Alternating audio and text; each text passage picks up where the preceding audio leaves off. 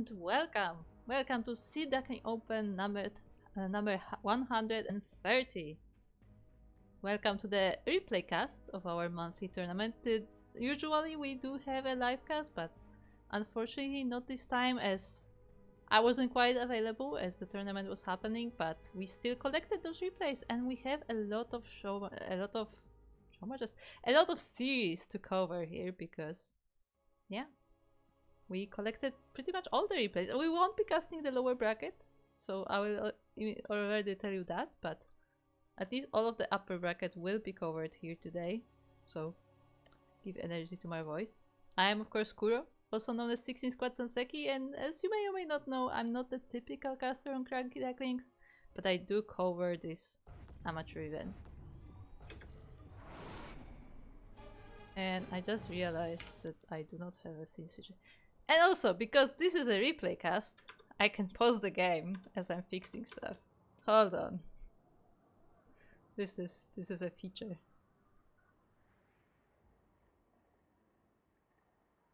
Yes, I definitely remember to do everything. Don't worry about it. On that note, shout out to Jadolf, of course, who did make our new scene switcher plugin. And thanks to that, you can see our players. Okay then, back to the game. So welcome to Frostline LE, of course, where in the bottom left corner we have our red Protoss player. It is VGD, but it is actually CostPhoenix. Meanwhile, across the map we have our blue Terran player. It is a new arrival in our tournament, I believe. A player from Singapore, if I remember correctly. It is Dception. Yeah, I was informed that Dception is actually an old school player who has not touched the game for quite a while, so it's interesting to have him here. Oh, I realized mistakes were made. Hold on. My OBS is way too small. I cannot see what I'm doing at all. There you go. Fixed. I have not casted in a while, in case you can't tell, so now my setup is all wrong. Okay. Now we're gaming. So, what do we have here? We have a Protoss player in CostPhoenix. Going for the gateway on the high ground here. Into Cyber. And our Terran not doing anything tricky either. I don't know how common proxies are on Frostline, honestly. So, yeah, looks like we will have a proper macro game in our first series. Of course, we have our Duckling on the map.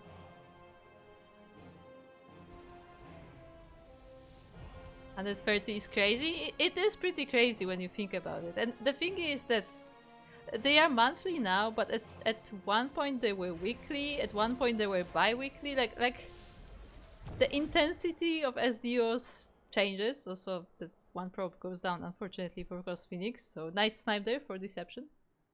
But yeah, the consistency, I guess, of the tournament varies depending on the season. But yeah, SDO has been here since 2017. Our first SDO tournament was in the October of 2017. We actually posted about it recently because it was an anniversary of our first tournament, and yeah, it's been running ever since. Now we have the Reaper processor. Ooh, CostPhoenix traps that Reaper and will take it down, but pulled pretty much almost all of the probes with it. So, and yeah, and now the mining is not quite set up. So it was nice for CostPhoenix to kill the Reaper, but he also sacrificed a lot of mining time. At the same time, though, his units are across the map and already taking down 2 SCVs. That bunker will of course stop the follow-up aggression from those 2 units, but it's still nice to take some SCVs when I don't think he lost probes of his own. He lost one. Okay, he lost one. Because one of the probes was to the SCV and I guess one was to the Reaper then. So the players have evened out the odds. Adepts, of course, go past the bunker, but there are no SCVs to kill here yet. So we will have a little bit of a dance between those first units here on both sides. At the same time, at home, CostPhoenix is going for a robo opening. Robo with a few gates to support that. We have 3 gates, I believe. Yeah, we have 3 gates, so 3 gates with a robo support there. Still trying this aggression here, but the bunker is now too strong for those units. The adepts didn't quite shade in time, but ooh, he may get this one SCV. Yeah, he gets the 1 SCV that was already pretty low. That's pretty nice. Meanwhile, what is our Terran player doing? We have Steam on the way, we have Factory with an add-on. So we have a bit of a 2-on-1 here with +1. So yeah, we'll see how that goes for Dception.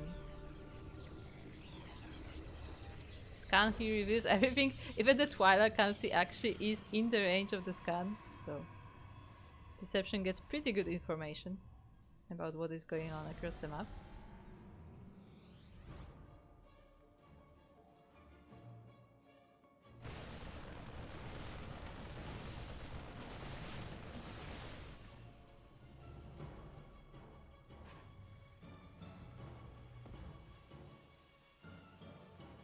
And yeah, we're waiting for those upgrades from our Terran player, and I assume once those are done, he will be moving out with this bio army. 2 medivacs are on the way as well. At the same time, CostPhoenix is working on Blink. He is sending a Phoenix right now, a hallucination, to see what is going on across the map, and he will see the production, he will see the medivacs popping out. So CostPhoenix knows what is coming, but is he ready for it? He has the Stalkers, an Immortal and a Sentry. He's still working on Blink, it's not even halfway done. Forge is on the way, and it looks like CostPhoenix is actually going to expand.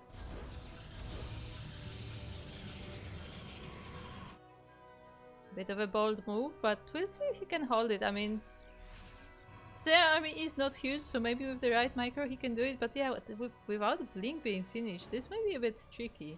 I mean, the base is not ready, so there are no shield batteries there or anything. Warping in a few more Stalkers, concussive shells are about to finish as well. Dception steams forward. Oh, he's focusing the Immortal, he wants to take the Immortal, and he's so close to getting it. He will get the Immortal, and yeah, CostPhoenix is pushed away, the Nexus had to be cancelled, and the 3rd base will be denied. Yeah, a bit too bold from CostPhoenix to try and take that 3rd base in the face of the Terran. Dception is trying to rotate, but CostPhoenix is keeping an eye on that. So yeah, this force was only there to pressure that 3rd, to make sure it doesn't go up too early. And now it will be transferred into those 2 medivacs and dropping right into the main base. Of course, CostPhoenix has seen those medivacs flying away, or at least the units being left alone after the medivacs flew away. So he has a few Stalkers prepared here in the main base. Blink is about to be finished. Oh, but he's moving away. He puts a spotter pylon, but I don't know if that will be enough, if he will be able to come back here in time. It looks like Dception is not going to use the drop just yet. Looks like he will use it for a bit of a double prong, as the main army, now joined by Widow Mice, will be going to the front side of the base of the Protoss. Most of the forces of CostPhoenix are at the 3rd. They are also revealed by the scan, so Dception knows exactly what is going on. The drop is going into the main. At the same time, the main army is coming closer. The main mineral line is in danger. At the same time, we have the main army here at the front. Ooh, the Widow Mines do dig in, and they will cover these Stalkers quite nicely. A lot of damage has been done. A lot of Marauders are still left over, so they will be able to deal with these Stalkers quite easily. But in the end, the numbers are on the side of CostPhoenix. But that said, the drop is joining with the main army, and now suddenly the roles reverse, and Dception has a pretty good army. But you have to remember, you have the shield batteries. We have the defense advantage, but it's still not enough. Dception is taking game number 1. Yeah, the one downside of covering the replays is that we don't get the victory sound at the end, but what can you do? GG. Yeah. GG. So that was game number 1 between CostPhoenix and Dception, and we have game number 2. Let's get ready.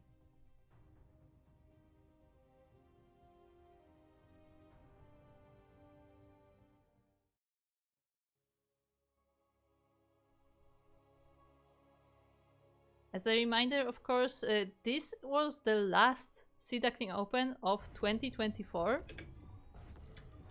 But as we know, I mean, 2024 is about to end, so don't worry. Sea Duckling Open will be coming back in the next season. I don't remember the date exactly. I think it's like maybe 3rd week of January. I would have to double check on the calendar to confirm that. But Sea Duckling Open will be coming back for the next season. I can tell you that much. How many players were in this SDO? This month we had 8 players. We had exactly 8 players. That's why this is a double elimination bracket.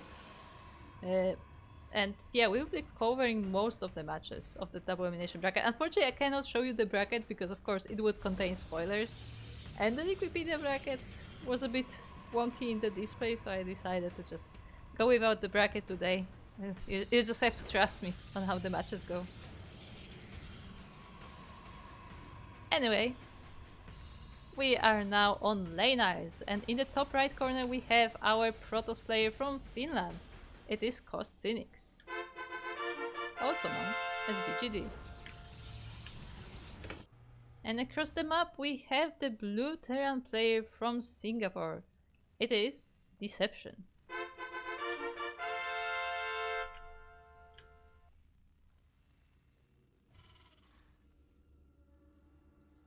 This time we have a Rax expand before the Reaper. We're completely skipping the Reaper actually. So there will be no Reaper coming there from our Terran player. Meanwhile, from the side of Protoss, we have 2 gateways on the ramp as well, so... I say as well, I mean, it looks like it's CostPhoenix who is more careful this time. Meanwhile, Dception feeling more confident, deciding to skip that first Reaper and just focus on building up at home instead. But that said, he is getting a few Marines, he is still getting that bunker. So that seems to be his go-to, to protect his base early on.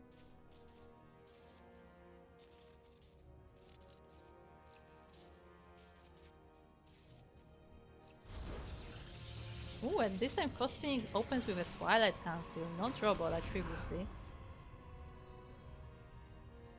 Also, Dception did see that there are 2 gateways and both of them were chronoed, so he can expect some aggression coming from our Protoss player.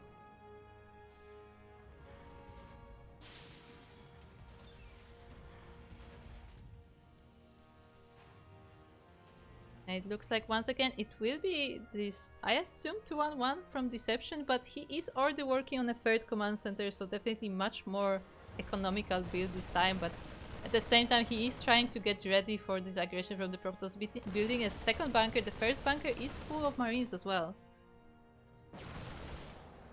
He pulls even a lot of SCVs with this as well, and I don't know if that's wise. There are actually 3 stalkers, 4 stalkers on the map. No, there are more, I was like, is actually CostPhoenix like stopping this? Is he transitioning? But no, more stalkers are on the way. Gateway is not researched yet, it's about to be, so he's relying on the regular production from the gateways for the time being. And yeah, Dception has to be ready because more stalkers will be coming soon. Oh boy. Yeah, we will be taking a bit of a break. I'm pretty sure that Light has mentioned it already, but we are taking a bit of a break during the end of year season. That doesn't mean that there are no streams on CranKy Ducklings, because there still will be a bunch. but we are taking a bit of a break from organizing the event, so our tournaments will come back, I think, around 13 of January. Like, we usually take like at least like 2 weeks off, you know, to regenerate, to reorganize stuff, to make sure that everything is cleaned up and proper. Gotta get ready for the new year, you know. All those spreadsheets won't make themselves. Those who know. I do a lot of spreadsheets.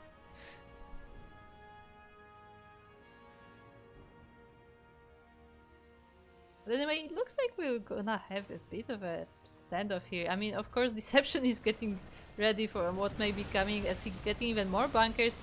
The bunkers in the natural though still haven't fallen, and yeah, it looks like he's pretty ready. And at the same time, CostPhoenix is working on that Warp Priest, but he doesn't have high ground vision yet, so he cannot quite blink on top. And by the time he will be able to, like, I mean, Dception is already prepared, he already has that bunker, he's building even a second one just in case. He doesn't have any tanks. Usually you would see a tank in the main base to protect it. He's going for a Widow Mine instead.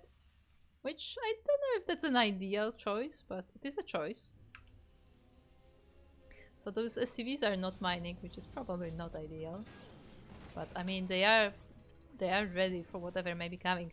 Oh, even getting a turret here, just in case there are DTs coming. That's also very, very smart, very careful from Dception. But the first bunker looks like it will finally be going down. The repair is not quite enough. But a lot of the Stalkers are already damaged as well. A few of them have fallen, I believe. Yeah, we have 3 Stalkers dead so far. But with the Warp Priest now, we have reinforcements from the Protoss. Make sure that the damaged ones are on the back as well. And the SCVs have to be evacuated. Ooh, the Observer does go down to the turret though. Nicely done there. And looks like Dception is leapfrogging the bunkers around his bases, but the command said that the Orbital will be going down. Or it will be going down, maybe, potentially. It looks like it got the hug of health, I guess. And yeah, actually the Orbital is safe for now, but that said, the units have to retreat to the bunkers. But yeah, the Orbital got saved. It was just in time, just enough forces to push away CostPhoenix. As I realized that I didn't actually mark the score on the screen. There you go. But now the blink in, the bunker falls, the SCVs are not there in time, and the second bunker is actually empty. The Orbital is being lifted, but I'm not sure if it will be able to escape. It's already burning, so probably not. We have a few more forces on the high ground, but not that many actually. Most of our army was focused on the natural. The Widow Mine will help slow down the Stalkers, but it looks like they will be marching forward. They blink on top of the ramp, and yeah, there are not enough units here for Dception, I'm afraid. The SCVs are being pulled off the line. The boys are trying to do what they can, and they will actually do a lot of damage to the Stalkers. But there is more coming. We have to remember we have the reinforcing Warp Priest. At the same time though, we have a drop across the map. Some of the forces of Dception snuck away. And yeah, actually Protoss suffers great losses as well. In fact, CostPhoenix loses all of the workers. There's 0 probes on the map. We have 0 probes to 4 SCVs. A very close game there between our 2 players. But there are still a few more Stalkers. I mean, there's still that Warp is just chilling over here, warping in Stalker after Stalker, and Dception doesn't quite have the production to stop this. But at the same time, yeah, it's a matter of time basically, because CostPhoenix had no workers and he was not really able to do much because the drop was still hanging about. And even if he made more workers, they would just die. And just like that, Dception will be taking the 2-0.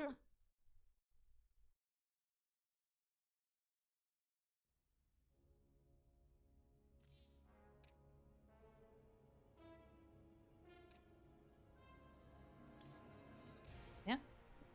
It is a 2-0 for Dception, so GG, nicely played. Again, like in that second game, like Dception was just so careful. So like he was playing macro. Don't get me wrong. Like he made his command centers, but like he made bunker after bunker after bunker.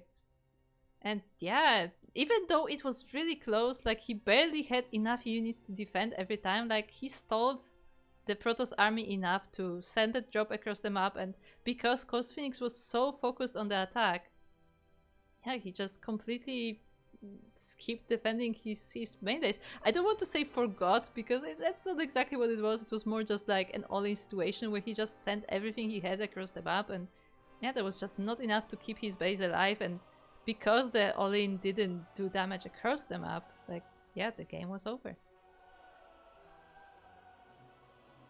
Yeah, nicely done there by Dception, who will then be advancing to our next round.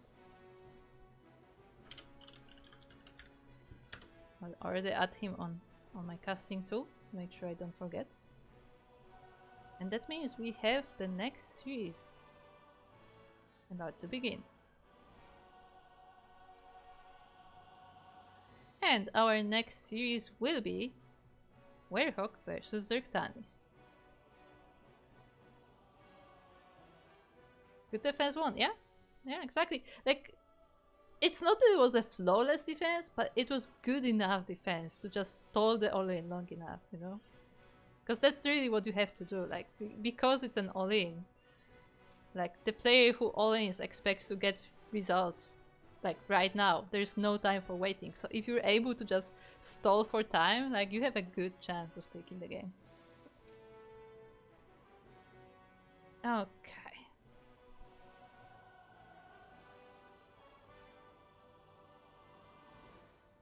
So with that, we are ready to start our next series. This is also the upper bracket quarterfinals, so the first round of upper bracket. And I believe this is between two Australian players.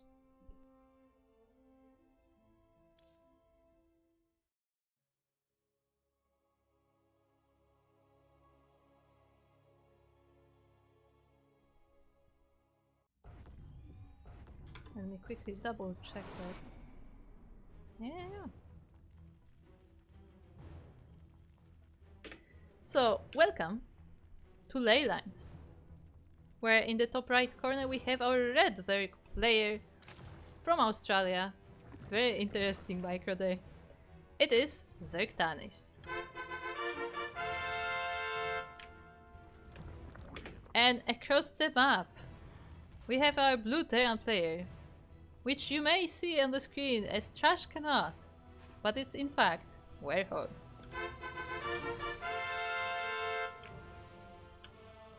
Let me fix up those names real quick. There you go.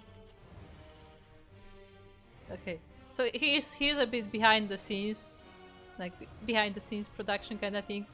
You have no idea how happy I am with doing this whole like name thing, because for like the past year or two, I've been using Stream Deck, and like it brings me so much joy to just make a button that just does things, and just press the button and it does a thing. It's just, look, I can't describe, okay? That's it. I just enjoy pressing buttons. Anyway, we have a pull first. I mean, it was gas pull, I guess. Gas pull from Zergtanis into the hatchery at 19, so, you know, not too early, but still not overly cheesy or anything. Meanwhile, we're going for the Reaper expand, so fairly standard things going on here. First SCV is also going for a scout, and we'll see this natural base being already morphed. We'll not go to deny the third, we'll go to scout the main base instead.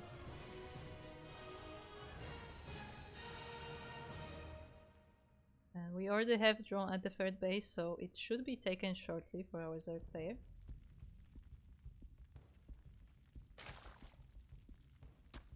Firstlings will of course nibble on the CV. And the third has been taken.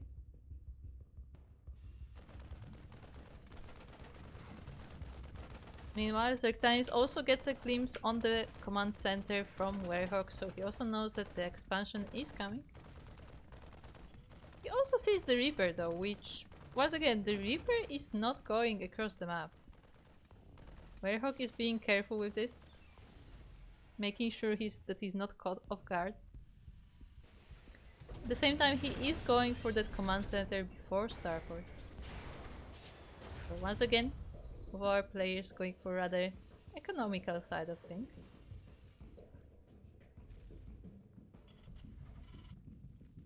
But only for so long, because we have 14 Zerglings on the way from Zergtanis and a Roach Warren to add as well. We have that SCV still somewhere on the map. I think that SCV might have died to Zerglings, in fact. Yeah, I don't see it anywhere, so I'm afraid that Werehog does not have vision across the map anymore. And again, we saw that the Reaper was staying at home. But because it's staying at home, I think Werehog must have seen that build before, and maybe he expects the aggression from Zergtanis. He has no idea about the roaches, but he definitely knows that something is coming his way. He has Hellions prepared as well, but is it enough for all these Zerglings? With a good micro it may be, but the Reaper order falls and so does the Marine. Ooh, the SCVs are trying to help with that whole position micro there and some repairs. Maybe? No repairs? Okay. So just some SimCity, like quick SimCity from the SCVs themselves. And yeah, that's enough to fend off these Zerglings, but as we know, roaches are next on the menu. That poor drone is stuck, by the way. It was just doing its best, doing its work, gathering minerals, you know. They told him to get minerals, and he got minerals, and now he's just there. Forever.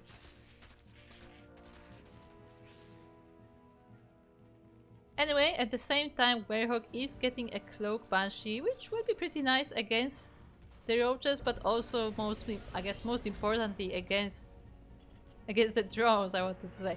Like just as a harassment unit, because, you know, again, Zergtanis will be focused on the aggression most likely, so it will be a good time to harass his mineral lines at the same time.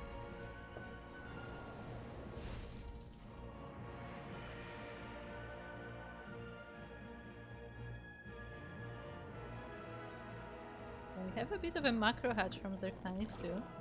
The lair just finished, so I assume the roach upgrades are coming as well. Yeah, we have the roach speed on the way. Taking a break to supervise the roach warren. Sure. So, you know, just a break. Forever. Most likely. I guess no, it would be really...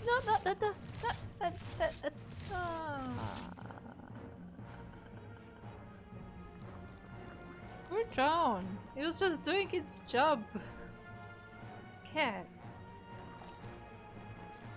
I was about to say it would be released once this one of these fields gets mined out, but yeah, I guess we will not find out. Sad story, really.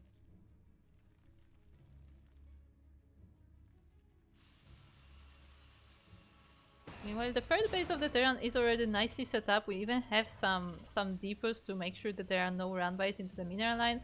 Although I'm pretty sure they can still go like towards this bottom side, like behind the geysers. So it's not the ideal setup, but I mean it's already helpful. Like it already like breaks the formation of the Zerg. So any kind of wall, any kind of SimCity is already a bit of help. Oh, as I totally missed that.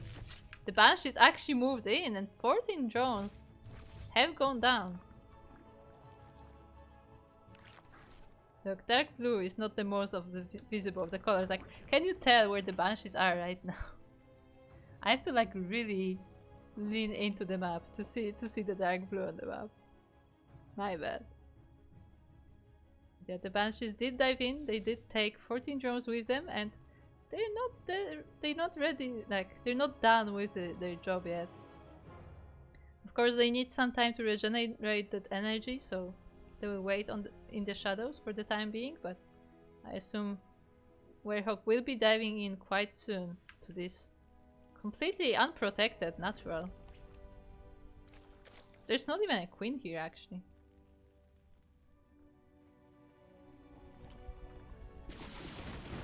Yeah, the Banshees don't even cloak. I mean, there are no defenses here at the moment. And neither the Roaches nor the Zerglings shoot up. The Ravages maybe can try, but yeah, we need the Queens, we need the Spores, and it looks like Zergtanis skipped on a bit of a defense, and he is now suffering for it. There is of course a Spore in the main base, so the Banshees won't have such an easy time over here. They're trying to focus it, but it's not a good idea, and with the Queens they are being focused, and yeah, the Banshees are going down, but at the same time we have the main army pushing towards the third base of the Zerg. We have tanks here, we have Hellbats as well. The Zerglings melt completely in the fire. The Roaches are trying to help, but they can't stand against the Marines, and the Terran is moving forward. The third hatchery is going down. Zergtanis is unfortunately also supply blocked, so he cannot really make reinforcements. There are 12 Roaches on the way already though, so he already was able to kill those before the hatchery went down, I guess. Some of them are trickling in, unfortunately, but they are doing good damage on the Marines. The Medivacs are a bit behind. But yeah, it looks like Zergtanis just does not have the numbers, and Werehog will be pushing forward. 12 links on the way. This is mostly a Marine army at this point. We have 2 tanks to support this. But yeah, the Zerglings are trickling in. There are no banelings with this army. The Queens are trying to help. The natural hatchery does go down. One of the tanks will be focused by the Queens, so that's a nice little victory there for Zergtanis. The other tank is actually left behind too, because the Medivacs were not able to dive in, so both tanks of Werehog will be going down. So, you know, small victories for Zergtanis, but it's definitely rough for him because the army has already been remade. In fact, it has doubled in size on the side of Werehog. So the next push will be even more painful. Meanwhile, Zergtanis is trying to remake that natural base. He of course has the macro hatchery in the main, so he's not out of production by any means, but you know, not having that mining definitely hurts. He doesn't have the mineral income, he doesn't have the supply, because if you remember, he had to remake a bunch of supply just to make the reinforcement, just to make the units, so that also takes time and resources. Meanwhile, we have those double medivac drops going across the map on both sides. Werehog preparing for a bit of a double prong attack. Actually triple, as it looks like the main army is also moving forward.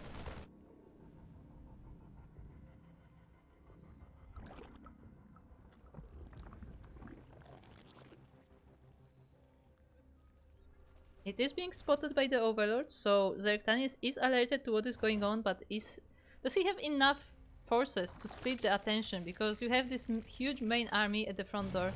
You have the double medivac drop in the main base, and another double medivac drop is getting ready in the natural. Yeah, and with that is too much, and Werehog will be taking game number 1.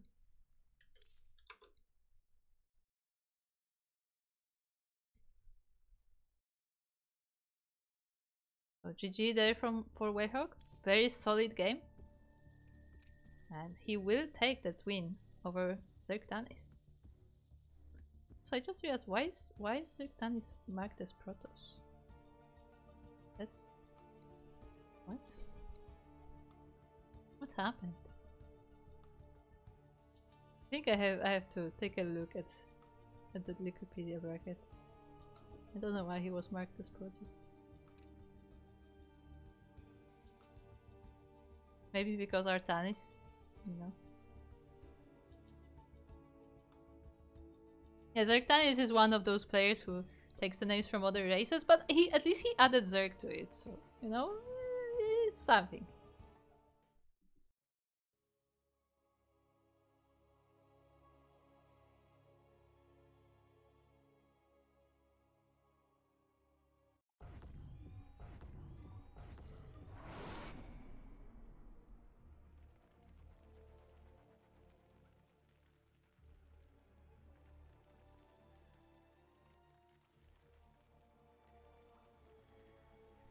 And welcome this time to Kingscope. We did not have that map yet. And we are looking at the base of our Red Zerg player from Australia. In the top left corner it is Zergtanis. Presenting Angel A, which... it says Armada, so is it Angel Armada? Maybe? Potential? Not sure. If anybody is familiar with the clan, do let us know. Meanwhile, across the map we have the blue Terran player representing the Donkeys. Also from Australia. He may be known as Trash Cannot, but he is a Werehog. Whatever a Werehog is, to be fair. I think it's like a werewolf, but it's a werehog? Question mark? Or is a werehog an actual animal? There are a few different hogs, but I think werehogs is one of them. Question mark. Yes.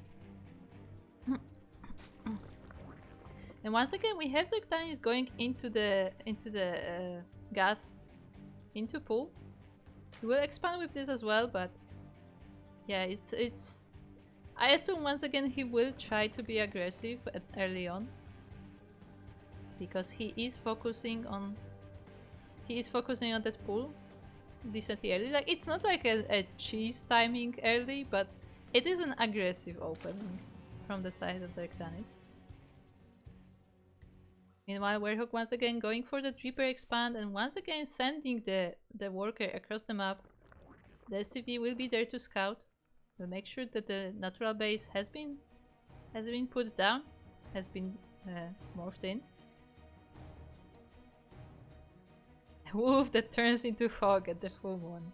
Sure. This time Werehog is a bit more adventurous. He actually does send the Reaper across the map. And he will try to poke a bit at the Zerg. Oh, and then we have a different opening from our Zerg player as well. Zergtanis is going for that macro hatchery immediately. If you remember in the previous game, as I once again forgot to put the score on the screen. In the previous game we had Zergtanis take a third base at the normal location, and then the fourth hatchery was a macro hatch, but this time goes for the hatchery immediately before taking a third. And yeah, I guess we will be playing this slightly differently, but in the end it's a similar strategy, still going for a lot of Zerglings, waiting for the speed to finish, and then we'll probably try to go across the map, maybe deny some bases. But once again, Werehog was able to see this, and this time he had that Reaper across the map. He was able to already get a few Zerglings down, already shy of the count. And of course he was able to scout it. His units are also positioned in a nice way to gain a bit of a choke point there. To make sure that they don't get surrounded as easily as previously. Hellions are also on the way, so I assume there will be a very similar defense from Werehog. And yeah, Zergtanis is moving out with those Zerglings. Funny enough, they are split into two groups. I wonder if that is something that Zergtanis will be trying to use, but it looks like they may meet in the middle anyway.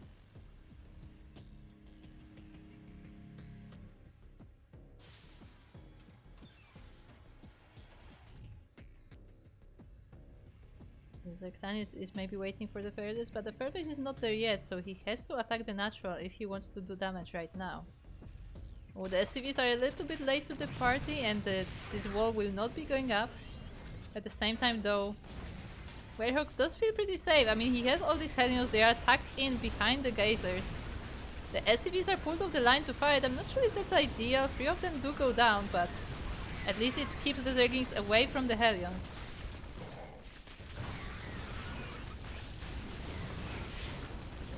Looks like the Hellions survived. Some of them did go down, but we have enough here to fend off this entire attack.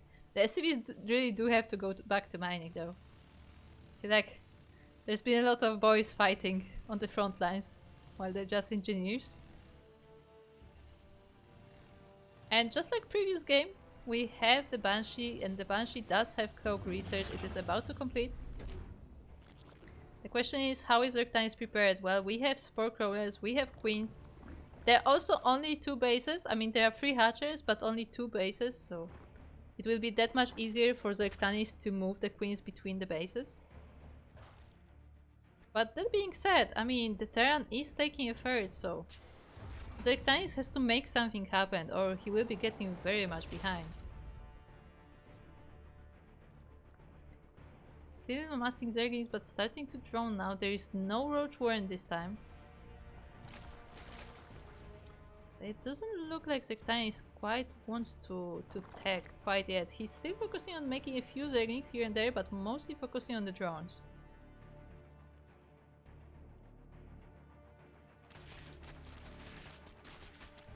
So yeah, we'll see. This is a very dangerous game to play without Banelings. As you know, with those masses of Marines that Werehog is definitely going for, apart from the Hellions, of course. Like, that's a very dangerous game with the DPS that Marines have. You need some Banelings. I mean, granted, a lot of the Banelings will get sniped by the Terran, most likely, but still, like, you will be able to maybe connect a few nice chunks. Meanwhile, we have the Banshees coming in. They are of course clogged. We have 1 Queer here to defend together with that Spore. The Spore will of course provide detection, so the Banshees cannot stay here for too long. We do have that Baneling nest as well that I have been talking about.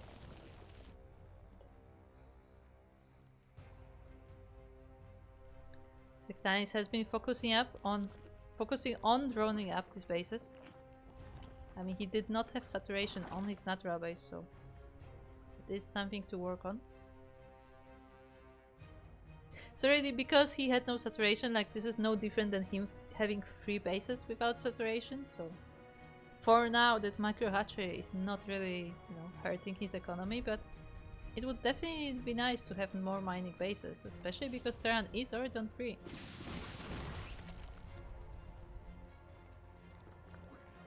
So again, the Banshees are only poking in, not taking any chances with the Queens. So Werehog is just looking for an opening, waiting for the moment when Queens are out of position. At the same time, he is amassing an army at home. We have Marines, we have Hellions, we have tanks to join as well. We have an armory. There is no armory yet. We did see it last time though, so we may still see Hellbats potentially. Oh, but interesting enough, Zergtanis goes for a completely different follow-up now, and looks like we will have Link Bane Hydra this game. Maybe he just wants to deal with those Banshees constantly flying in. He has enough Queens now to successfully scare them off. Oh, he's using Overseers to keep an eye on the Banshees, which is really nice. Of course, Banshees only shooting down are not able to deal with those. But the Terran army is on the move. And Zergtanis prepared. I mean, we have 23 Zerglings. That's pretty much it. The Banelings are not morphed in. The upgrades are on the way. So, you know, the units that Zergtanis will have will be well upgraded. I mean, the Hydras, I guess, mostly. He's getting all the upgrades. So yeah, the units he will have will be stronger, but he needs to have the units out. He made more links. There are a few Hydras as well. They will be trying to do with the Banshees. One of them did go pretty low, but was not able to be killed. The Hellbats are here. They will help with the Zerglings tremendously. They will burn them all to the crisp as the Marines behind are cleaning up the rest. The Banelings were not ready and they will not be able to morph. The Terran forces are marching forward. And just like that, Werehog will be taking game number 2 at the series.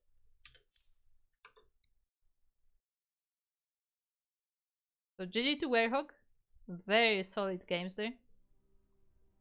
And he will be able to take this series 2-0. As a reminder, that means that Werehog will be meeting Dception in the next round. So we will be getting to that series later, but not quite yet, because we still have 2 more series in this upper bracket quarterfinals. The first round of the tournament, it consists of 8 players, so 4 matches, and we will be covering all. Normally when we do the live cast, we can only really cover one series per round. Sometimes 2, if it just so happens that the series are a bit desynchronized. But most of the time we only cover 1, but because this is a replay cast, we can actually cover the entire round, all of the series that have been played.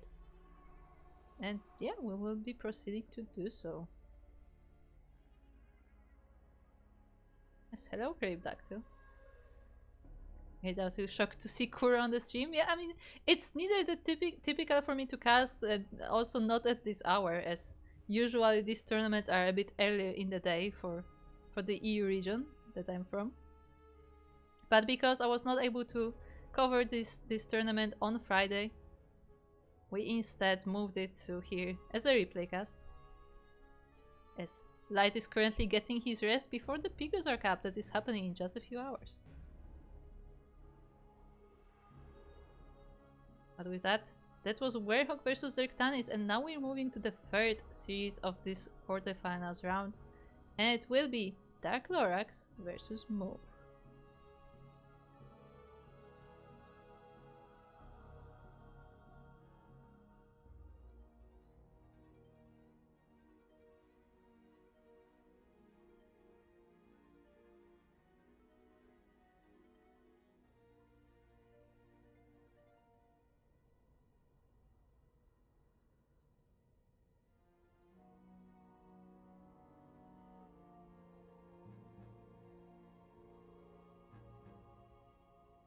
Of course, don't forget to hydrate your hydras, so your voice doesn't start dying like mine does sometimes. Don't worry about it.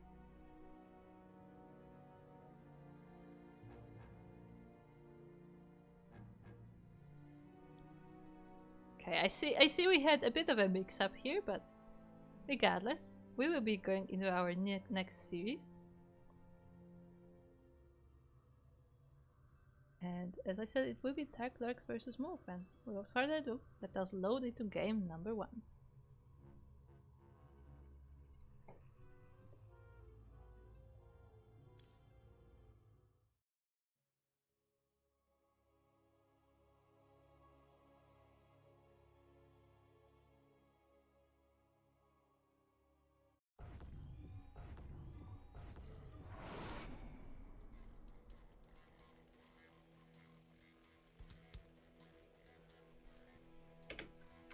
Yes, we are now on Abyssal Reef, Ellie. That's not quite the map I expected to see right now, but that's where we are. And in the bottom right corner we have our green Zerg player, representing MD3.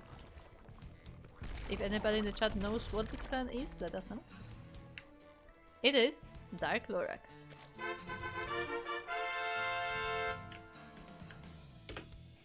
And across the map we have a blue Protoss player. Not quite sure what clan they are representing, if any, but it is Move.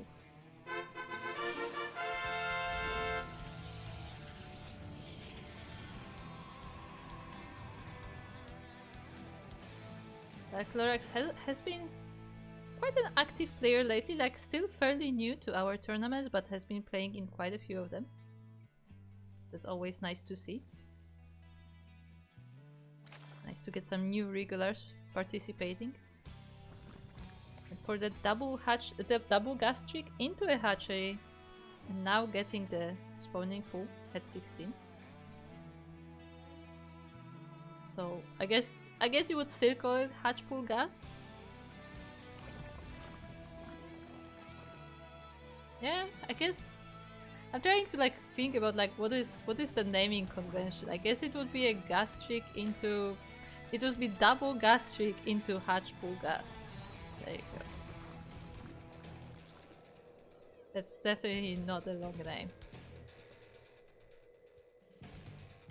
Meanwhile, our Protoss player is actually expanding and building the wall on the low ground, which is It's definitely something that you can do here, although it is not ideal because you have two entrances to worry about. Like you have the one next to the rocks as well as the one on the left.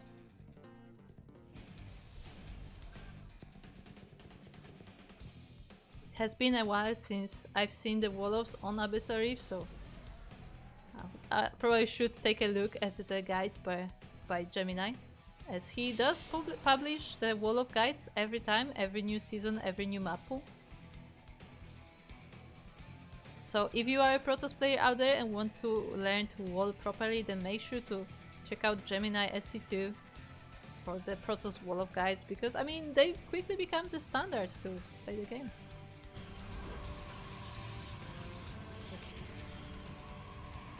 The Protoss players have found out the most efficient ways to get their wall-offs, and they share that knowledge with each other through the Kala.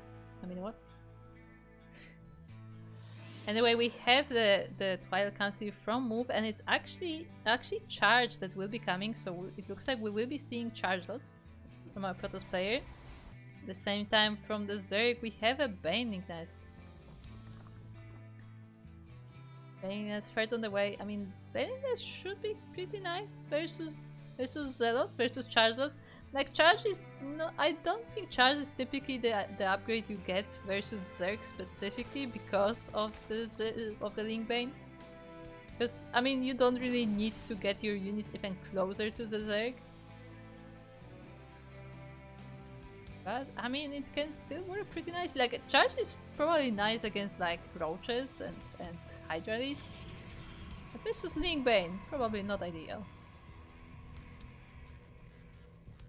But we have a lot more gateways coming. Oh, a lot more gateways coming actually. We have 4 more gates. There are 2 gates in the wall as well. So this will be 6 gate charge lot.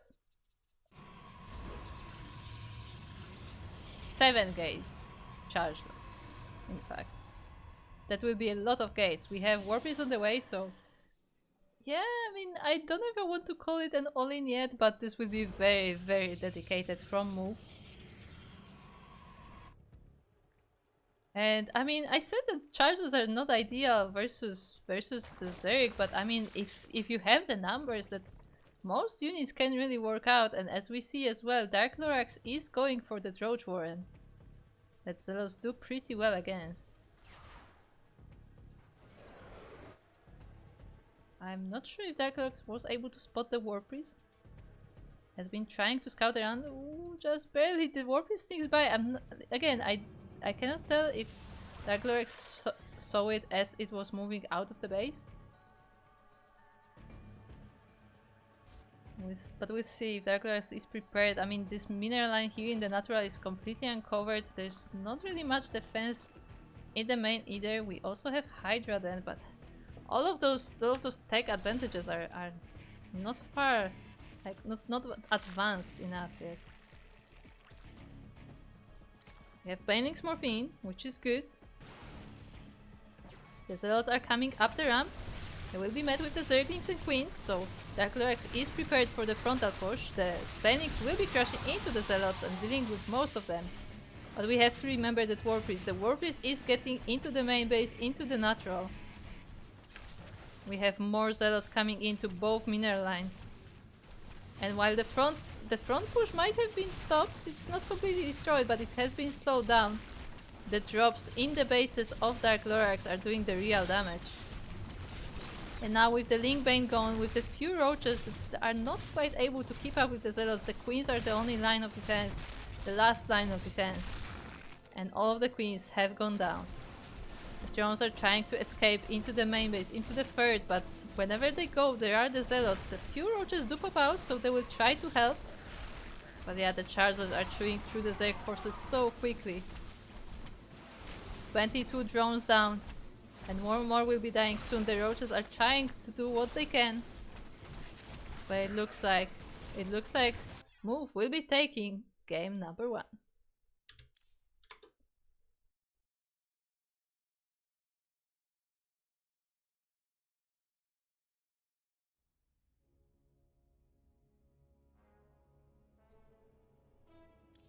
Yeah, very decisive the game there from move. Of course, you know, on the back of the charges. I mean, Move knew exactly what he wanted to do. He just went straight up for the gate, straight up for the charge. That was the build that he wanted to do, and he just went for it. And, you know, that all-in did really work for him. DarkLorax had a good idea, like the Banelings definitely helped, but firstly, there was not enough of them, and secondly, the real problem was that the DarkLorax only really expected the frontal attack. It was the backstabs behind, it was the harassment in the bases themselves that really decided the game.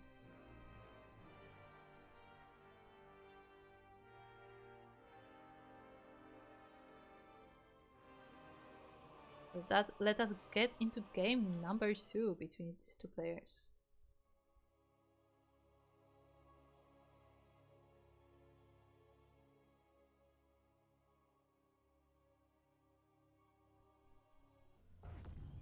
And game number 2 will be happening on Neon Violet Square. By the way, I cannot help and call it Neon Violent Square. Thanks, Stillmold. I think it was him who first said that.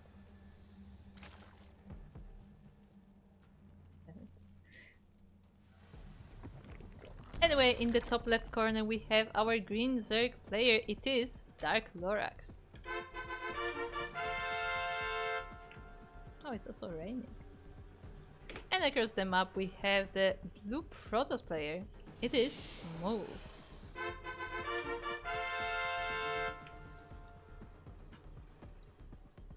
We'll see what the plan is this time. Once again, Move going for that wall on the ramp leading into his main base, or rather into his natural base. So quite a forward wall there from Move. I mean, Neon Violet is a pretty big map, so I guess he's not too afraid about some cheeses. DarkLorax meanwhile once again going for that pull. I assume there was a gas trick involved. But it's taking the pocket base instead.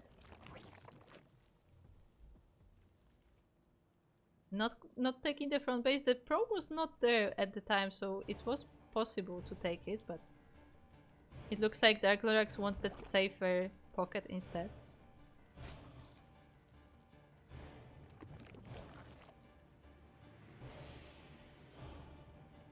Darking should be supervising anyone who's using the prefix Dark. I mean, fair point. We can ask Darking about that. This drone is trying to take the natural as a third base, but is not able to do so because of the probe. But ooh, just enough, enough of you know, drifting here around the probe to be able to take the base. The hatchery will be going up. At the same time, the wall of Move is now ready. We have 2 gateways in the wall. Adepts will be on the way, so no all-in this time, or at least not yet. Instead, a bit of a more standard play with, I mean, still aggressive opening because the Adepts will be going across the map. Oh, but the Zealot does move in, and the Lynx are led into the base. There are only 4 of them, so they shouldn't do too much damage, but that's still a bit of a mistake by Move. We'll be chipping away at these probes. Move has to be careful to not lose too many. He lost 2 probes to this. The Zealot is chasing the Zergtanis away. So I mean, while this is not like game-ending damage, this is still quite painful to Move. Like, that is something that should have not happened. And I wanted Zealot to be on hold position. You have to make sure that the wall is closed at all times, because otherwise the Zerglings will find a way.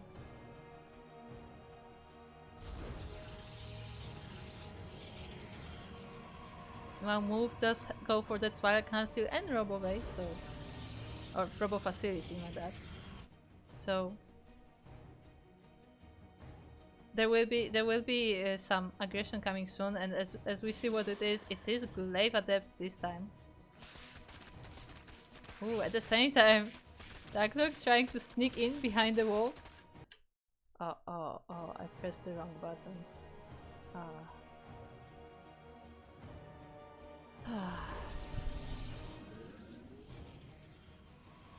Bear with me. This will be a long cast. Anyway, what I was gonna point out is that Move does have vision of the Zerglings coming in, so he knows exactly what they are planning. He sees that the Zerglings are chipping away at these rocks. And he was considering moving the stock away, but he also wants to make sure that the wall is actually secured this time, so... yeah, he will be focusing on that instead. At the same time, we have adepts going across the map, and Move sees that there are actually no drones on this base. In fact, there are only a few of them on that half base in the pocket as well. I don't think Move is quite focusing on this attack right now, but he should be soon, as the adepts are now shading in. He will try to check what kind of worker count is there in the pocket base. That should be able to do short work of this mineral line, as there is no defenses here.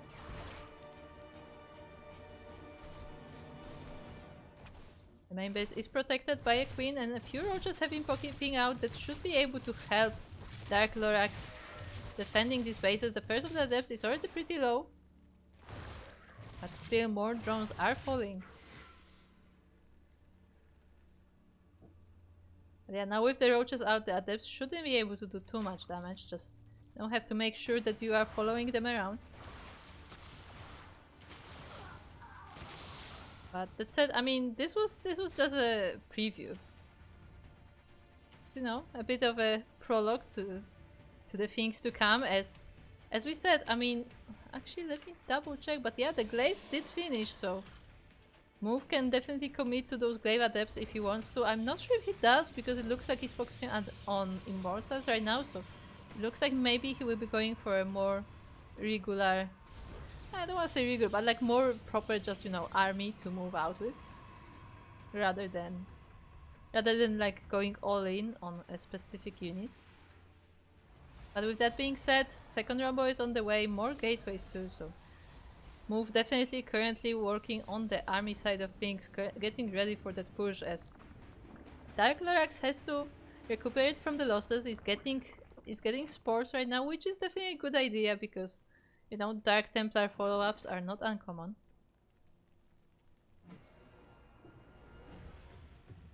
But is DarkLorax ready for what is coming? Because a lot of immortals are on the way. And all those immortals can make short work of all the roaches.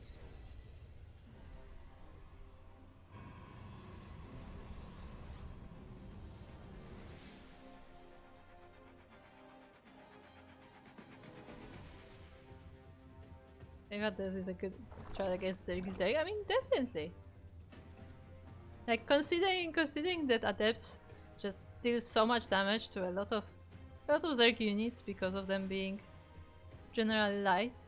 Like, I mean, definitely a good unit to have in those early game scenarios, especially. Like, DarkLorax is getting ready to get a 4th base, but the Protoss army is already going through the pachinko. Yes, this is a pachinko. The overlords should be able to alert the Zerg player to what is coming, but is DarkLorax ready? We have a few roaches here at the ramp, quite a few actually. But ooh, this Immortals packs so much damage. And with the adepts joining in as well to deal with the rest of the units, I mean, the queen just fell almost immediately. The roaches are actually hiding in the main base. The base is going down, and yeah, the Protoss army is marching forward. The roaches are still not able to approach because of those immortals. The drones are actually forced off the line, but they are no match for all of these adepts. Move will be going into the main base. The observer is there as well to help with the vision, help with up the ramp. Of course, we will split the army, so it's easier for the Protoss to deal with. The roaches are being dealt with, and GG is called. Move will be taking this series 2-0.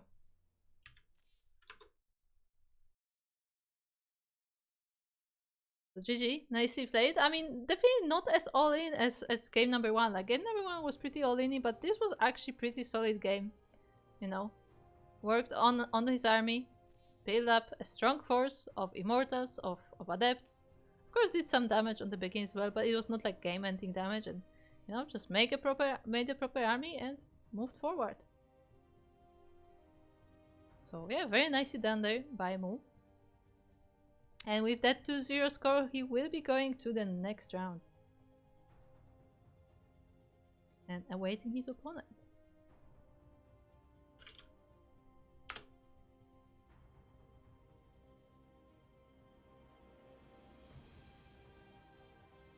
Which means that we are now ready to go into the last series of the upper bracket quarterfinals, the 4th series of today's tournament. And it will be BattlePants versus FizzSerpent.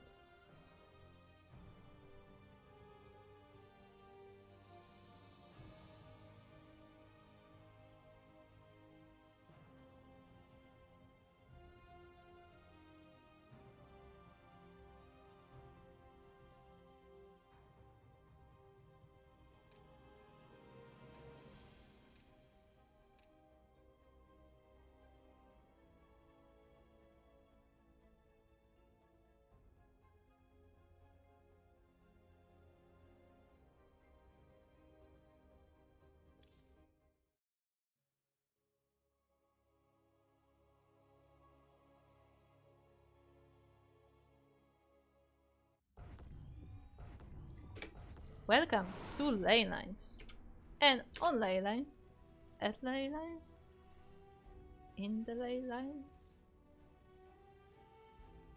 We have the two of our players. It is in the top right corner, the blue Terran player. It is BattlePants.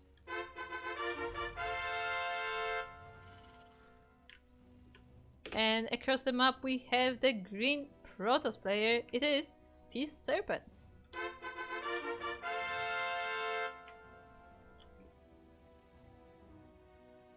You may recognize these names as both of these players are fairly regular players in our amateur tournaments.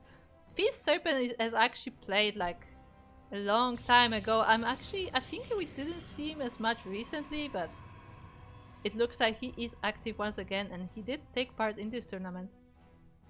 And for the first time today we see a proxy. So FizzSerpent is building that pylon on the right side of the map, and it will be a gateway proxy, 2-gate, 3-gate proxy.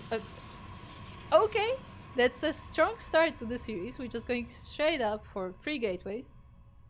3 gateway proxy from our Protoss player. Meanwhile, at the same time, looks like BattlePants is opening fairly standard. Still working on his racks, probably going for a Reaper expand. Oh, 4 gateways, my bad. There was another one. So yeah, again, strong start from FizzSerpent, and we will see how that works out from him.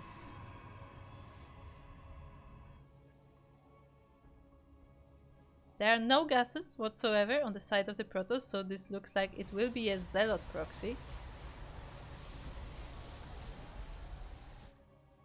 Meanwhile, BattlePants taking that command center on the low ground. He's not expecting anything to happen. He did not SCV scout, and the Reaper is only about to pop out. Now the Reaper is moving across the map.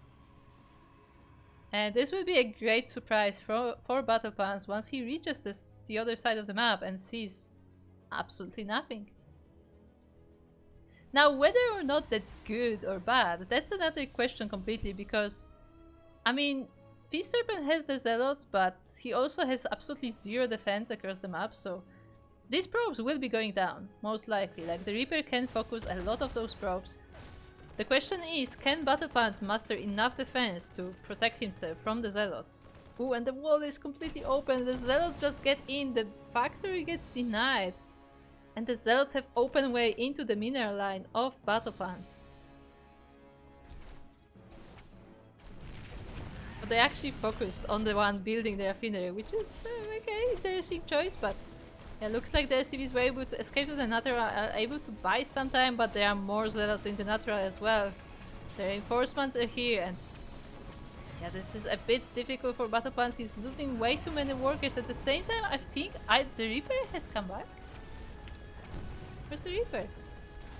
Oh no, the Reaper did come back. It's actually in the main base trying to deal with themselves as well. So yeah, the probes are not falling across the map. Meanwhile, the base of BattlePants is in shambles. I mean, the natural is still mining, so that is good. But yeah, the barracks are about to burn down. A lot of SCVs have gone down as well.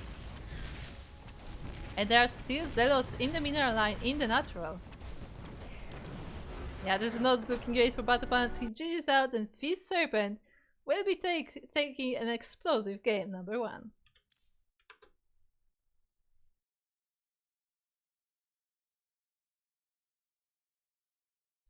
So again, a very strong start there from FizzSerpent. Very aggressive start. Yeah, but I mean, it worked. It worked out. BattlePants was clearly caught off guard. And I know that the chat is waiting for the line. Was BattlePants caught with his pants down? There you go, chat. Just for you.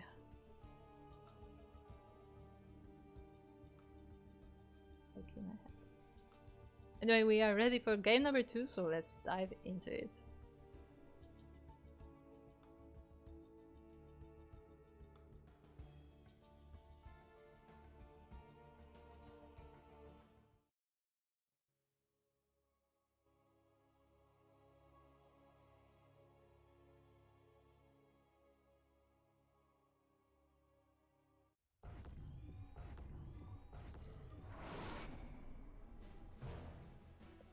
And welcome to Ultralove. Ultralove has been chosen as the second map of our series, and we are now in the bottom left corner of said map looking at the blue Terran player. It is BattlePants.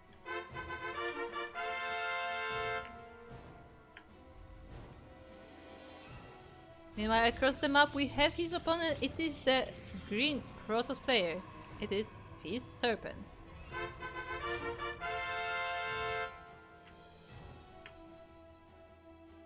I do wonder if FizzSerpent still streams. I believe for a while he did stream on Twitch as well.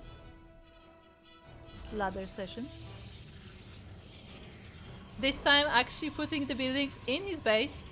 Not getting any wall up, just, you know, just SimCity around the base itself. Anyway, I think BattlePants is going more or less for the same build, most likely the Reaper expand. Also, this building is units look very shiny in this lighting. I mean, Ultralove is a shiny map in general. Like there's a lot of particle effects going on, among other things. And also in this version of Ultralove, I noticed that this was not the case in the PTR version of Ultralove. But yeah, I remember seeing this map in TLMC. And yeah, Ultralove is actually double colored. Like one side of the map is red, the other side of the map is blue. And that was a fully intentional thing by the map creator, as far as I remember. So yeah, the map that we got on the ladder is the updated version with those colors. So that's very nice. Looks pretty interesting visually. The probe gets a little bit stuck here in the wall and will be going down to the Reaper. At the same time, we see that BattlePants does not want to get caught off guard and is scouting around his base quite carefully, make sure there are no more proxies around. Oh, look, they're both colors here.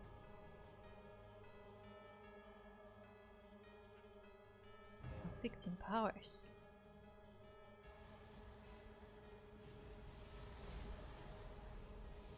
Stalker is waiting for the Reaper already, but it looks like the Reaper will be going through the natural base instead.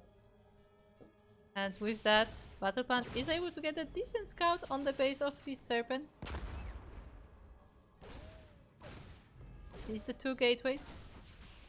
Tries to poke at the pros, but the Stalker will be enough to protect the mineral line from the Reaper this time.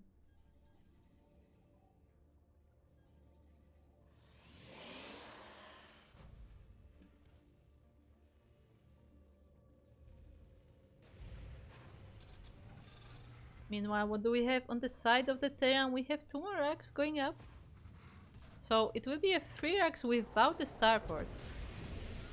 The third base is already finished. Actually no, what am I saying? This is a second base. This is an orbital for the natural. It was built on the high ground. There are a few stalkers trying to harass here. The bunker is not quite finished, so they are able to do so, and they are sniping one marine after the other.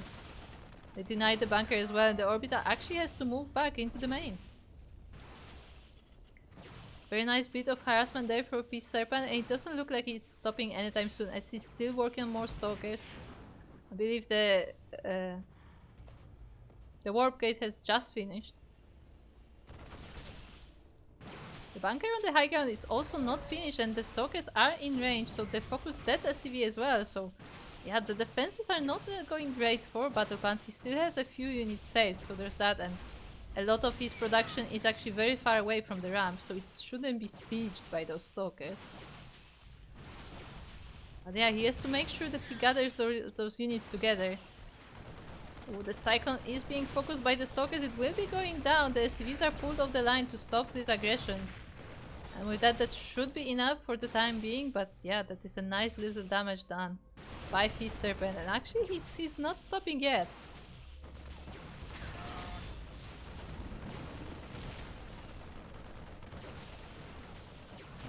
Not stopping yet. There are still more stalkers coming. The bunker did finish, so now these bio units are a bit more protected.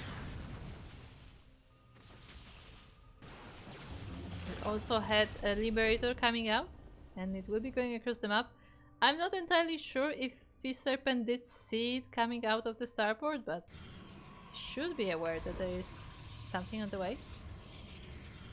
He did decide to go back home with his stalkers, so maybe he is preparing for that. Oh, but the natural base is now under siege, and there is no reaction. The probes will be going down. Yeah, we had like maybe 5 probes going down. Oh. Thank you, StarCraft. That's always fun when that happens. You know, sometimes there's this thing where sometimes StarCraft just forgets to have a death animation, you know? Like, sometimes like the unit just flies and it's just like gone. You know? Gone.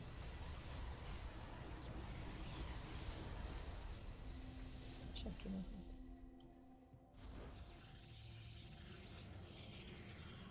So this looks so much like a probe. Look at them. They're like cousins. It's like Terran probe. Like if Terran made probes, that's what they would look like.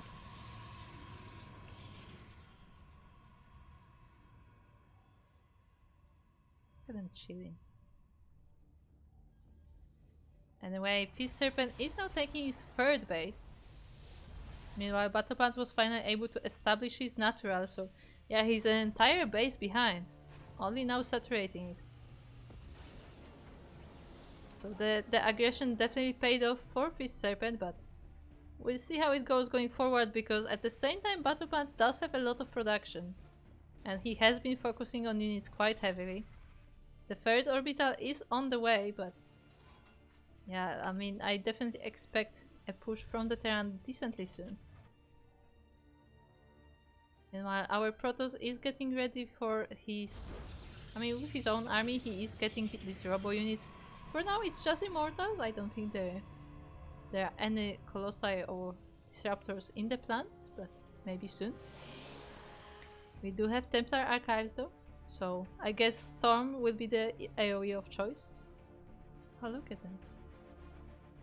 Oh, look, he's trying to mine the minerals. Like, he has the minerals, he's like trying to show him, and like, yeah, the other bot doesn't know how to mine minerals. And while we have the 2 armies clashing in the middle of the map, the Terran was about to move out and he met the army of the Protoss, but yeah, FizzSerpent does not have enough to challenge this with all these marines and the tanks. The Stalkers stand on chairs. With the single Immortal, it was actually lagging behind, and now it may be caught. The shield does help it for a little bit, but it's not enough. Yeah, BattlePants is moving forward. FizzSerpent is forced to warp in reinforcements. And that may be enough to push away this attack, but yeah, those were some unnecessary losses for our Protoss player.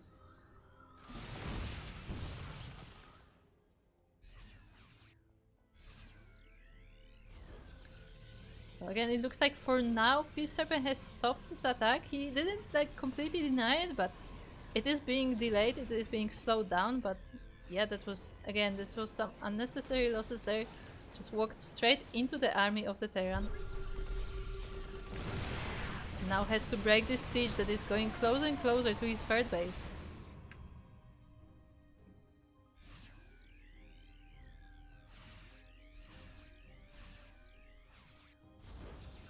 With more medivacs joining it as well.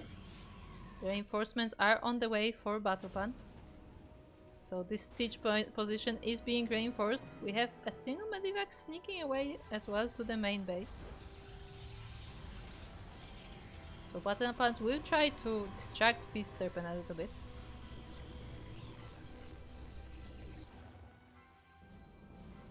FizzSerpent is paying attention though. There is a defensive warping in the main base. And BattlePants actually is forced to pack and leave. Oh, but he's not able to. The medivac gets sniped. At the same time, FizzSerpent is trying to break the siege, but I don't know if he has the firepower yet.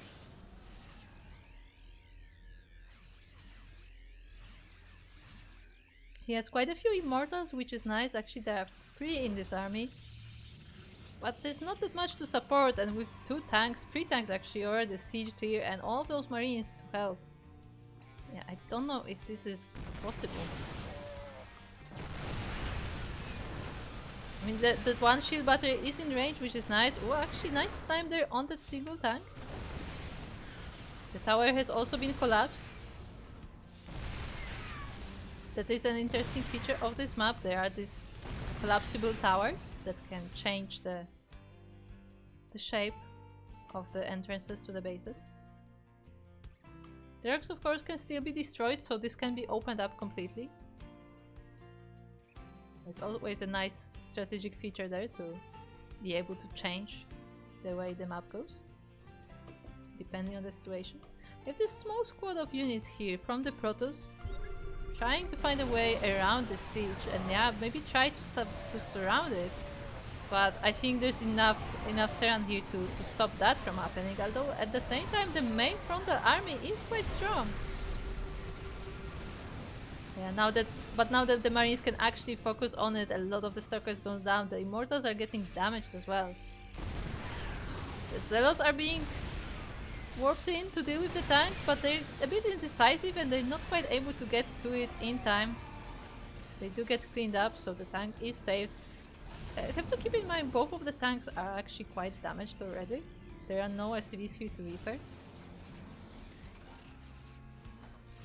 But there is a third reinforcing tank as well.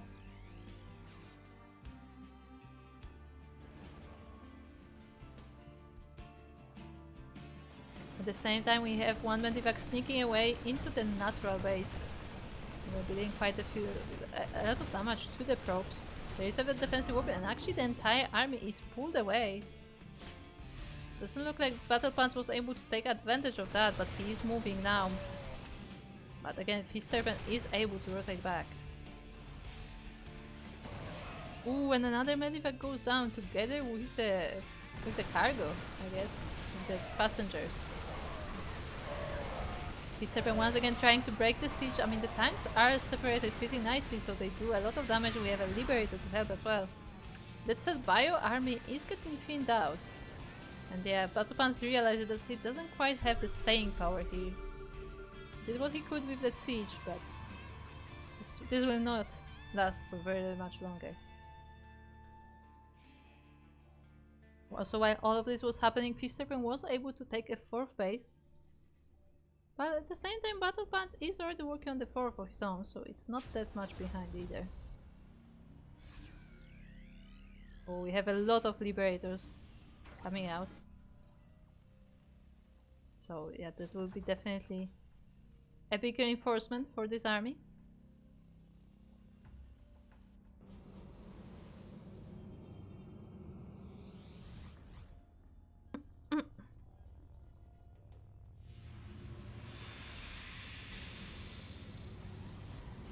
Meanwhile, the first Archons are being morphed in on the side of the Protoss. At the same time, we have the Terran army going exactly towards this base. There are a few cannons here to stall it, but that's not enough to defend from this strong push.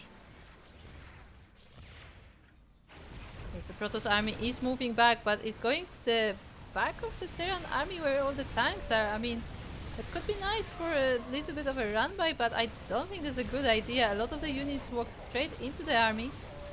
All the Archons have went down and the Immortals are starting to get low. We have some Zealot reinforcements too, but they don't quite have very well there. And more reinforcing bio is there to deal with the Immortals as well. 2, 3 of them, almost all of the Immortals are going down. And the Protoss army has been mostly cleaned up. And this 4th base is still sieged. The Liberators are still there. Stalkers are trying to blink in to deal with that threat, but I mean, every time they do, they get taken down by the other Liberators.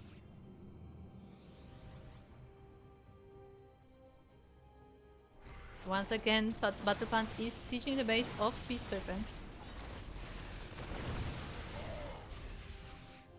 FizzSerpent once again trying to blink into the Liberators, but all of these freedom circles are going across each other, so every time he does, he is losing a few units to it. The army is also being reinforced by the Terran, who EMP lands on the army as well.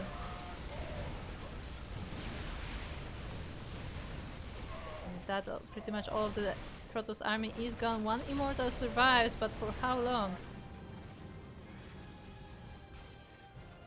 Shield battery is out of energy, so there will be no more healing for this army. And yeah, with that, BattlePants is taking down this base, is moving forward. The cannons will not be able to stop him. That said, this is just a Bio-Liberator army, there are no tanks with this specific push. But it's enough to take this base. Meanwhile, the tanks are at the 3rd. There's more army joining in there as well, and that will be another siege location for BattlePants. There are a lot of Archons in the 3rd base, but I mean, they can be focused by the Bio as well. Ooh, the tank was actually not sieged. BattlePants not quite paying attention to that. As he is at the same time in the natural base, and that is enough. GG's called, and BattlePants will be tying up the series 1-1. Very nice game number 2 from BattlePants. Again, in game number 1 he got a bit caught off guard, but in this game he played really solid. And yeah, with that he was able to tie this series, and we are going into game number 3.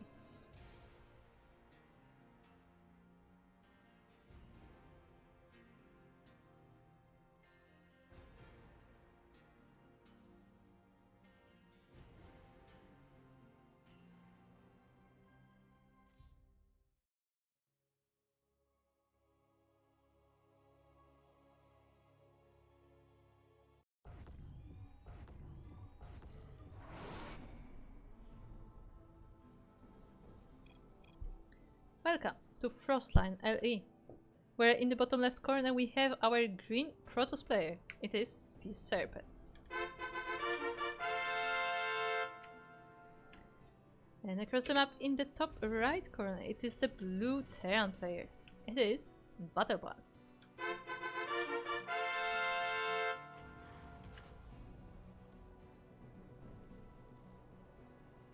BattlePants showing us some really strong plays in that previous game. Some nice siege positions, nice reinforcements as well, so good macro, good Terran macro. We'll see if FizzSerpent can get something done, because I mean, both of these games he did start aggressive. Of course, game 1 was a proxy, game 2 was more economical, but he still put a lot of pressure on the Terran. But it was not enough pressure, you know? Like, in the long run, it didn't pay off for him.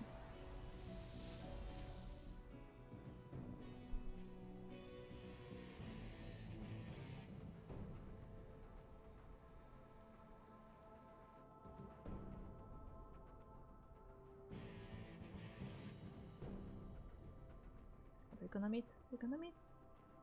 Ah, we did meet. Wait, so if SCV is high 5 and probes blue, what was that?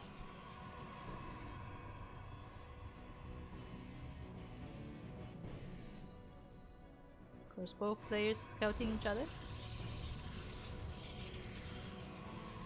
Players going for expansions as well.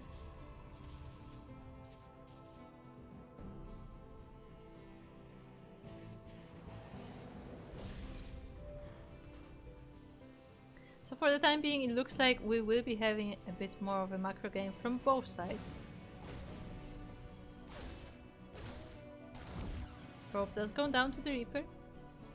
Once again, BattlePants is making sure that he is not surprised, so checking out the area around the base. But not as thoroughly as in game number 2.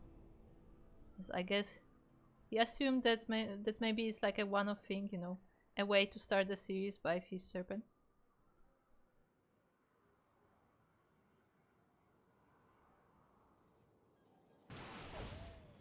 FizzSerpent once again is going for those stalkers. They definitely helped deal with the Reapers. There was a nice grenade there to save the Reaper.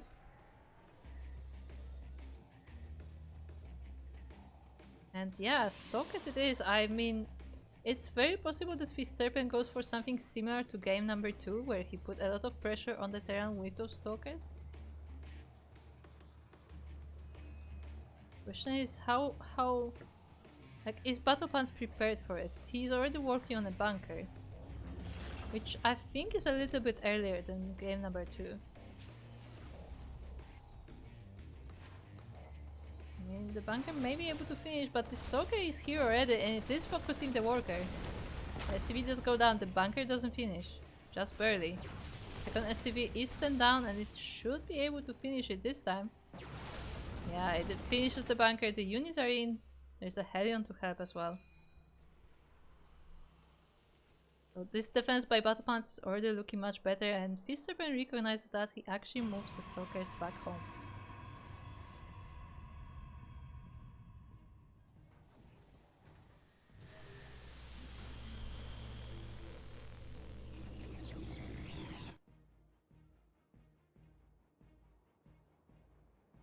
Hellion is just scouting the surroundings, going the long way around to not meet any units of the Protoss. But eventually he will, as all the stalkers once again are home and are getting ready for potential aggression from the Terran.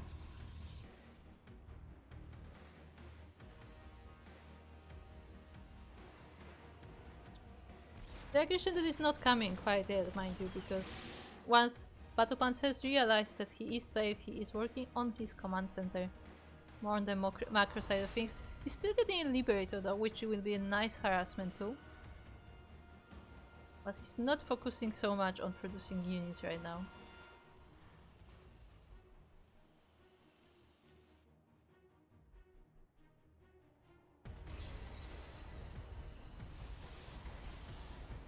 Stalkers of course are in the natural base, but they are not in the main, so that is a prime position for the Liberator. Double Forge is going down as well. Blink is about to be ready, but again, these units are not here in the base.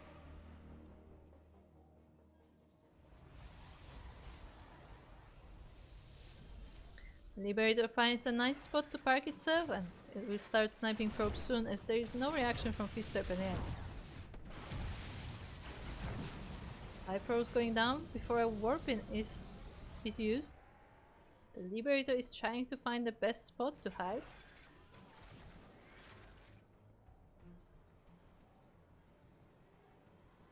It looks like FizzSerpent was a bit afraid that maybe the Liberator will change positions into the natural, but that is not the case. Just staying here in the corner, in the bottom left corner of the map, and we'll surely go, yeah, we'll surely go for an attack once again. This time the Observer though will keep an eye on it, so it will be dealt with eventually. So BattlePants actually has to manually focus the probes and still gets 4 more, which is really nice.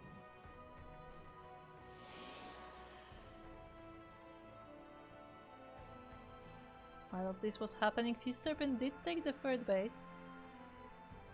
Of course, still warping in. Pirates stay on position. Cyclone does scout all of that and is able to harass the probes a little bit. Forcing some defensive warping from FizzSerpent. Again, 4 probes going down. That is a pretty good number for just, you know, a random Cyclone drive-by. Cyclone does go down, unfortunately. Meanwhile, BattlePants has secured a third of his own. And the army is ready. We have bio, we have tanks to support them as well. Or the other way around, too.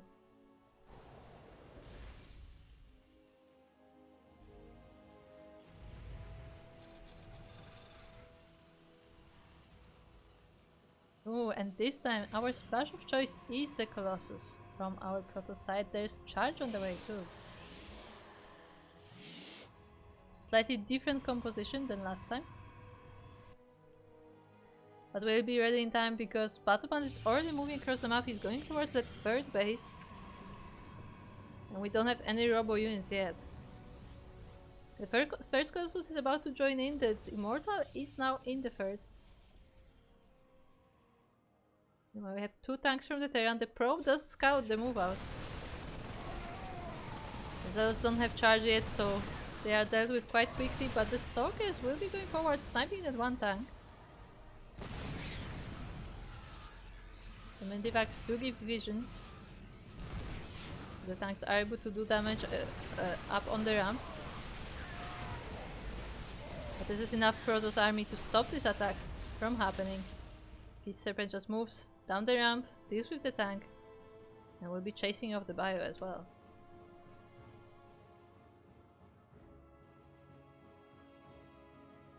And now we have the first Colossus joining the Protoss army. So this bio force will definitely not have such an easy time here.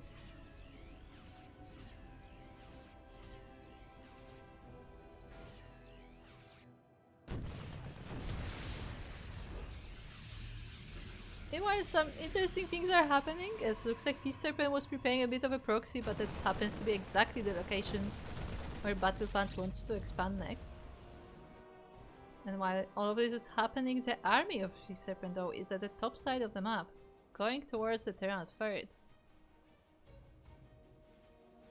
There are no units here yet, but they should be here shortly. Actually, it looks like BattlePants was busy setting up a drop instead. So all of these workers are in danger, but now the armies do join together. 13 SCVs down, and Protoss army is still here, but there is so much bio from the Terran. The Colossus gets focused immediately, and the rest of the Protoss army is starting to go down as well.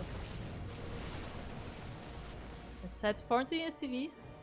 The base had to be lifted. I don't think it was down. Yeah, it was halfway down, but it was not destroyed. But yeah, BattlePants is chasing down this army, only a few Stalkers left of it. There's another Colossus back at home that has been since made. But I mean, still, this is a lot of Terran coming across the map for a counterattack. The Liberator will help with the zoning as well. But yeah, BattlePants has to wait to heal up this army because it has been badly damaged. There is a shield battery here as well, so that will definitely help in the defense, but it is out of energy now, so it's not helping so much anymore. Ooh, we have the first Viking on the battlefield too. Once again, there are only a few Stalkers because most of them have been destroyed. Now more are being warped in. But they also walk into the Liberator range. And ooh, the Colossus is focused once again and will go down. Another one comes in. So I guess one Colossus goes down, another one comes together with the army, but it will also be focused by the Vikings. There are not enough Stalkers to stop it. And BattlePants is moving forward. Another warping from FizzSerpent, but that is enough, and BattlePants will be taking this series 2-1 and advancing to the next round.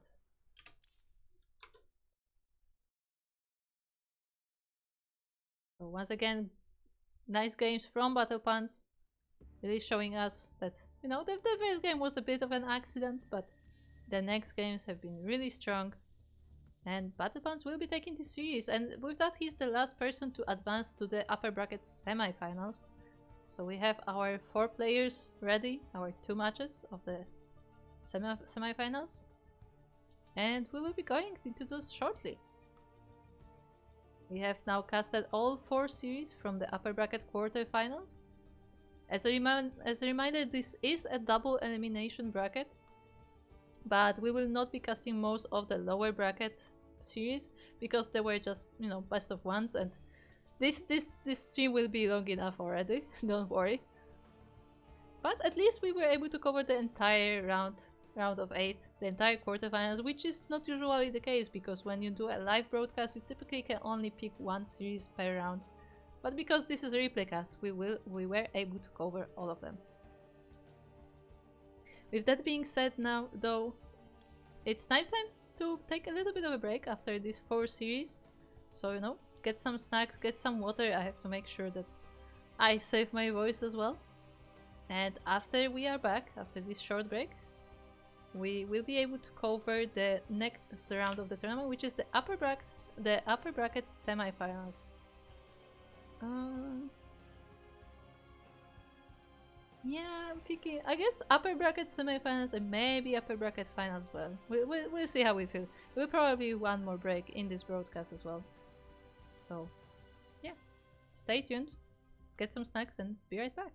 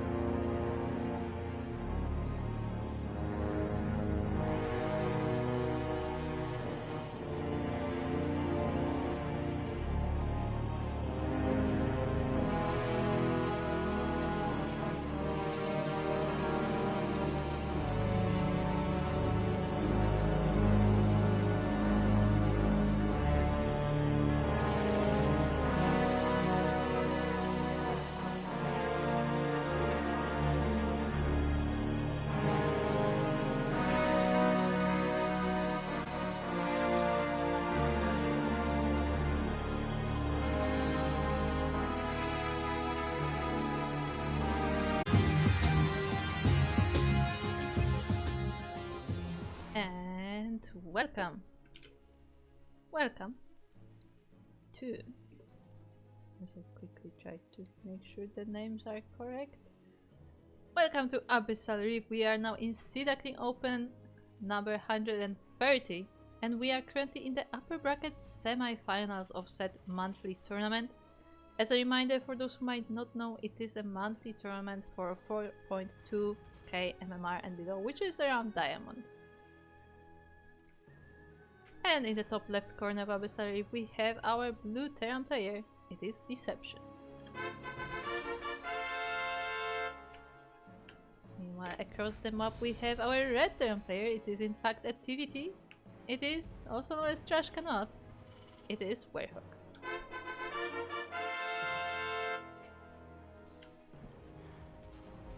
If you have not heard before about Sea Duckling Open, this is our monthly tournament for the amateur players.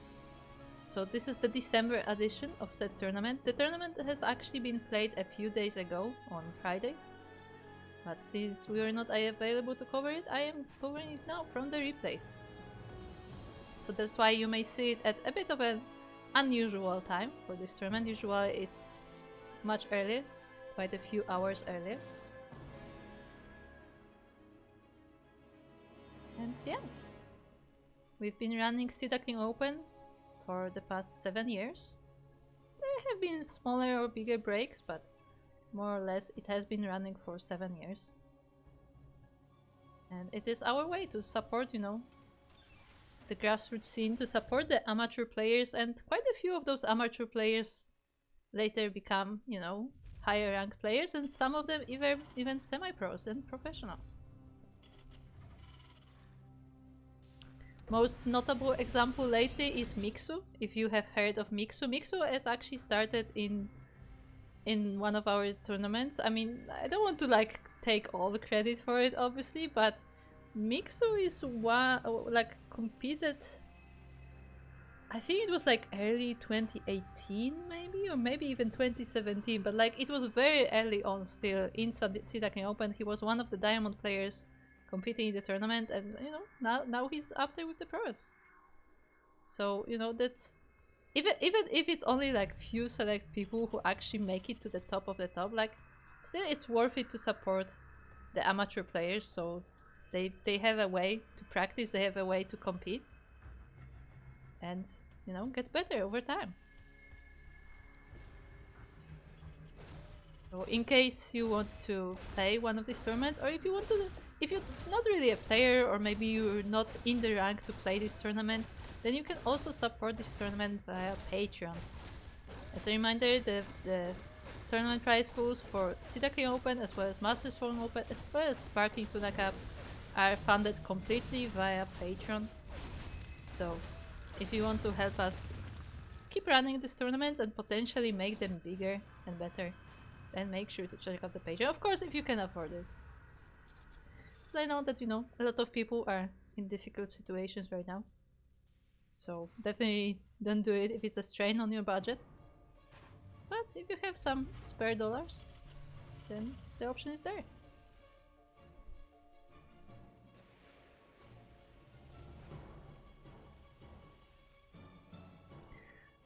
That being said, we are now in the TVT, as we said, and we see a lot of Reapers coming from Dception, but Werehog is here with 3 of his own. Oh, very interesting, as the armies both pass each other. Werehog actually gets into the natural base of Dception. Dception has to go back with his entire army, and again, he has quite a few Reapers already. Reapers will be quickly able to deal with the Hellions, and what about the mineral line? 2 SCVs are going down, and the Reapers are going away. I don't know if Werehog will be able to save these. Yeah, the Reapers do eventually find them. And in the end, I think it did work out for Dception pretty nicely. Yeah, the entire army of Werehog was destroyed. And Dception still has quite a few Reapers there. Like, it's a bit unusual, I feel like, to go for 6 Reapers. I don't know if there were more, maybe. I think it was 6. Usually you don't see more than 4, but yeah, Dception went a bit more aggressive on the Reapers and it paid off for him. He will try to use that advantage now to push forward, and he may be able to take down this Cyclone, which is definitely a nice catch. But while doing so, also loses most of that army, though all those Reapers are now gone. And the Hellions are very low on HP as well. Oh, nice little bit of micro though. Takes another Hellion of Werehog. So yeah, all in all, I mean, it looked like Werehog was trying to be aggressive. He found a good moment where Dception has just moved out of the base. But Dception has superior numbers and was able to come back into base. Come back to his base in time. And yeah, eventually he was able to get ahead. That being said, it looks like Werehog wants to focus on Ravens. Already having 2 and making more. Researching the Matrix as well. Meanwhile, Dception much more straightforward, focusing on the bio units instead. Getting Steam researched. Both of our players are currently working on their third bases, of course, in the main, and will be lifting those third bases later. For those wondering, there is no bracket command in the chat because this tournament is casted from replay, so as to avoid spoilers, we are not posting the bracket. Because, you know, a lot of times it happens that people don't really realize that it may be spoilers, and when they realize, they have already clicked it and it's already too late. So to avoid that happening, we just didn't put it there. But it is both on Challenge and Wikipedia in case you do want to check it out.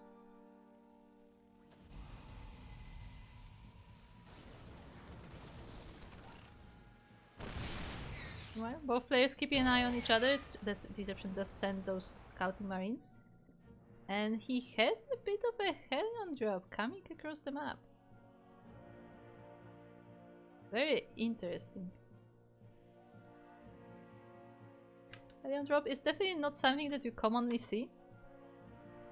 So interesting there to see how it goes for Dception. I mean, there is a tank in the main base, but there's not much, like there are many units otherwise, but it looks like it was spotted by Werehog. The Ravens are here to help out. They will be chasing that medivac, but meanwhile, can the SCVs be saved? And it looks like, ooh, 3 of them do go down, as do they do. All hack that refinery, they do. Yeah, 5 SCVs in total are going down as they clamp together. And the Hellions were able to get quite a few shots. So, I mean, I don't know how much worth it was, but it's still a nice bit of damage there for Dception. He's also aware of this third base being landed. Meanwhile, Werehog is keeping an eye on the main base of Dception as well. This is all the production going up. Once again, Dception is focusing more on the bio-tank side of things. Just very straightforward strategy. Meanwhile, Werehog, I mean, he also has bio-tank, but he also mixes in some Vikings, he mixes in some Ravens in that composition. So, a more sophisticated army, if you will.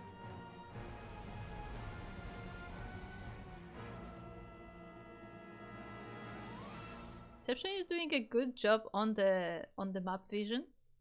He has a lot of scouting marines, just spread across the map. Even some very hidden ones. I just realized you can't really see the guy. Now this is camouflage. Like, can you tell that there's a marine over there? That's so good. I mean, like StarCraft now has the thing where like if a unit is covered by something else, like it will show, but wow, I guess not always. But we have a big doom drop coming from Dception. Most of the army is loaded into those medivacs, and all of that army is going towards the natural base of Werehog. At the same time, Werehog is moving out. Oh, that is such an interesting timing here. Looks like both players will be missing each other. And will Werehog commit, or will he go back to defend his base? The doom drop is going towards the main base. The units are being unloaded. One marine was actually sent to the ramp to scout for the reinforcements, and it looks like Werehog commits. So while Dception will be destroying the production in the base of Werehog, Werehog is going with his entire army across the map, sieging his tanks, flying his Vikings over for vision. And yeah, it was not fast enough. Dception destroying the entire base of Werehog, and that was enough to take the first game.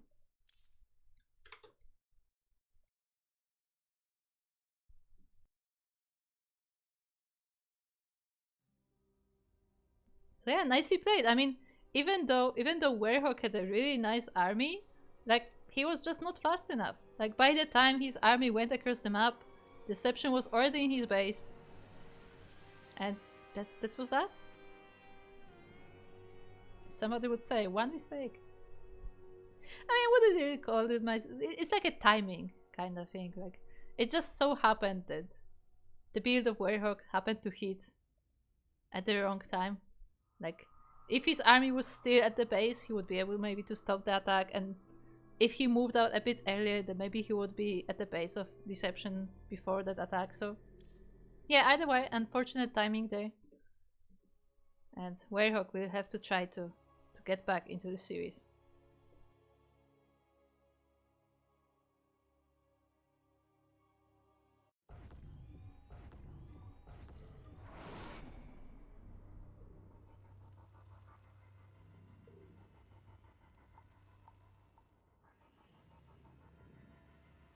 Welcome to Amygdala.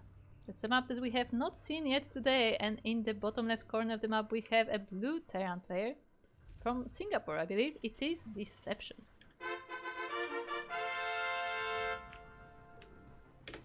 While across the map we have his opponent, also a Terran, but in the red, from Australia, representing the Donkeys. It is Werehog.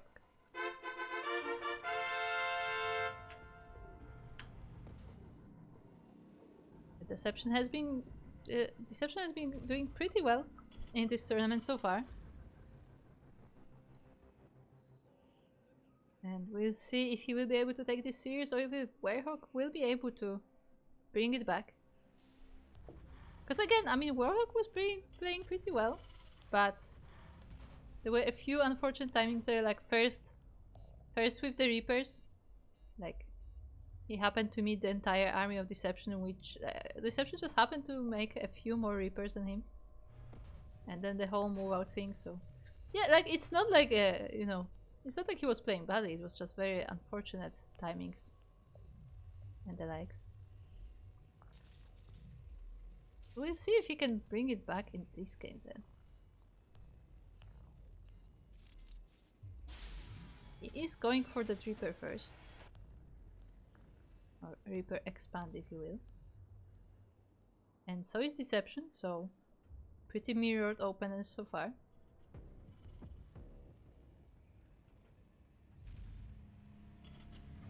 Oh, but actually, it's not expansion for Werehog. Werehog goes for a factory first.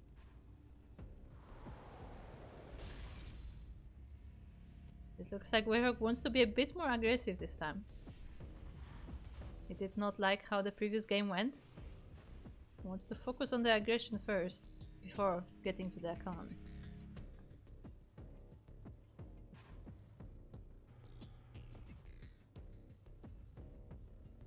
Of course, this is not like hard commitment yet. It can also be just for safety, you know, to have the units out, so you don't get surprised by your opponent. But nonetheless, it is a bit of a deviation from what our Terrans are typically doing.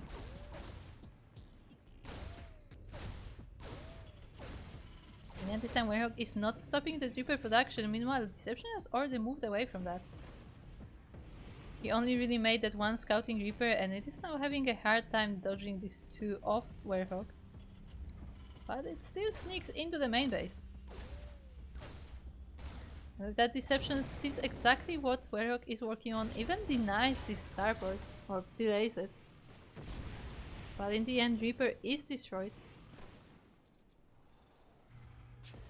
And Werehog can breathe for a little bit.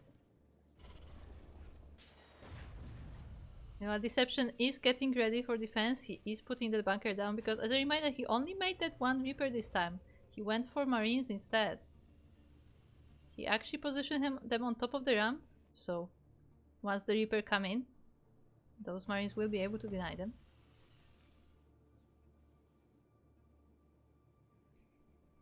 It looks like the army of Werehog is looking forward to go through the main gate though. Bunker has just finished. Now the Reapers will try to dive in through that little entrance, and the Marines are there. First Reaper goes down, second is damaged, and the third is focused by the Cyclone. So yeah, it doesn't look like Werehog can do any damage to Dception.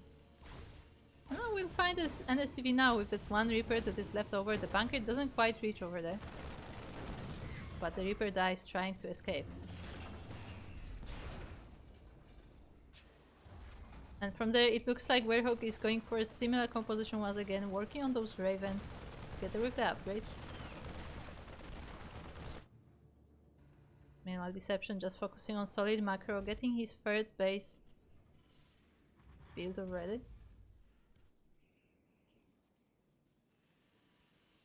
Oh, and also going Ravens this time, it looks like. He's getting the upgrade first. Yeah, his supply blocked. I was like, why is he not making there? Yeah, supply block. I mean, that happens to the best of us.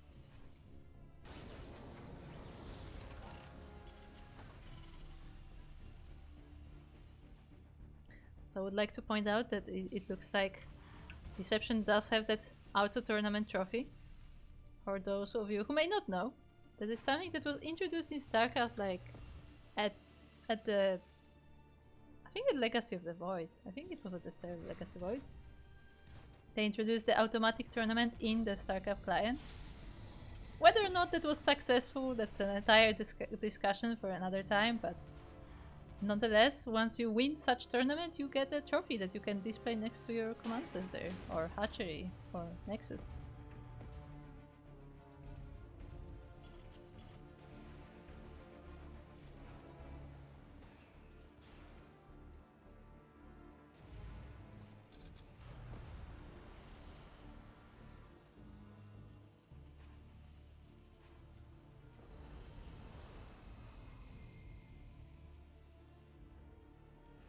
Once again, Dception is working on that map vision, sending out scouting marines all over the map. Werehog, though, is opting for a scan instead, checking what is in production. And a tournament, I think, correct me if I'm wrong, I think any tournament gives a trophy, but like the kind of trophy maybe varies depending on the rank. I also don't know how long you can keep the trophy. I don't know if this is like seasonal or if like once you get it, it's just permanent. Like I honestly don't remember what the rules were on that.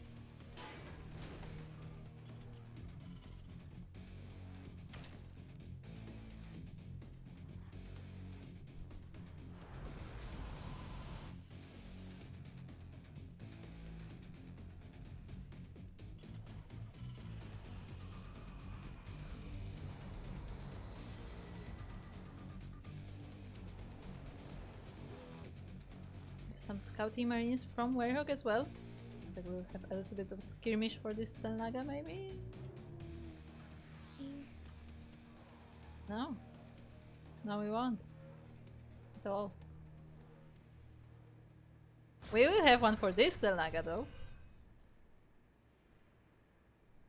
Okay. Yeah, now they're fighting. Now that I'm not looking. Oh, as we have a fusion core for Dception. I mean, that's it. I don't know. It's gonna be seized. That may very well be just liberators for the lip range. As the ravens are trying to get some damage done. Ooh, you have 4 ravens from Dception. Putting down some auto turrets, but one of them already gets sniped. What's happening to these cards? Why are they bouncing? Sorry, I'm distracted, but the Vikings have landed in the main base of Werehog. We're able to take a few SCVs, but unfortunately they will also be going down, so that's definitely not ideal. So Dception, like nice moves there from Dception, but I'm not entirely sure if that was worth it. If it was worth sending all these units over, and yeah, Dception is going BCs. Okay. I mean, Dception is in the lead, so he can try some interesting things in game number 2. At the same time, getting a 4th base. Werehog is scanning frantically, but doesn't see the army in either of the bases. He's considering moving out. But will he do it? The ravens are coming in once again. The turrets are about to be done, but they are not yet. The turrets are being dropped and CVs are dropping as well. 5 already dead and there may be more. So the ravens just go straight up for a run by just dropping turrets whenever they can. And I mean, it does do some damage. 10, 11 SCVs, some of the reinforcing marines I think were caught in the fire as well. And it looks like the ravens will survive, although they are being chased by the Vikings, so they cannot stay here.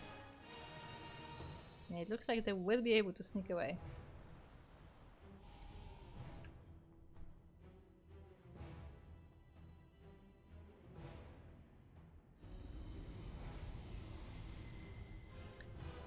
Werehog still considering that move out, but it's not quite decided yet.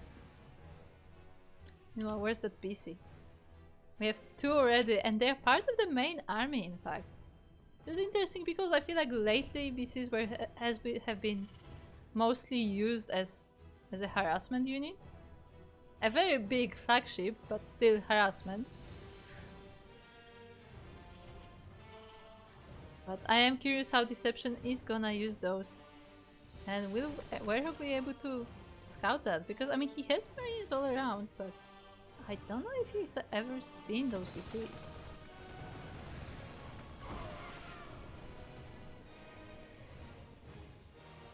But Werehog decides that this is time to move and is going toward that 4th base. There is a planetary there, a tank is siege as well, so it will be able to hold for a little bit, but obviously not for long. Ooh, and it is being disabled as well. Dception notices what is happening. The army is moving towards this location.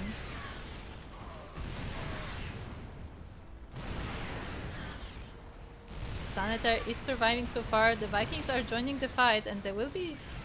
yeah, they will be getting the dominance in the air, and now the BC showed up. And just like that, Werehog sees the BC, is like, nope, no, we're done, we're good. GG. And with that, Dception will be taking the series 2-0.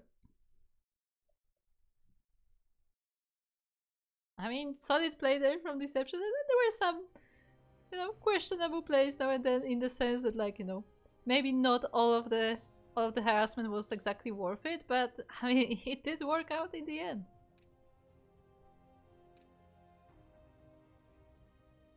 So with that, congratulations to Dception, as that means he is moving to the upper bracket finals.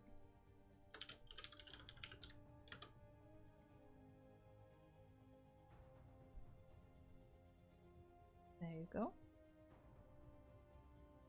So Dception is now waiting in the upper bracket finals. Yeah, Dception was hitting at the right time, that is very true. But we have another series ready. The second series in the upper bracket semifinals. And this, Move versus BattlePants. We only have 4 more matches left in this series.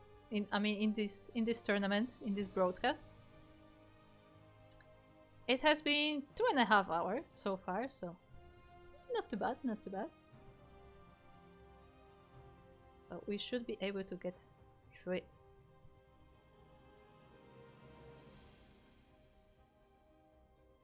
Okay, everything seems to be updated, so let us dive in.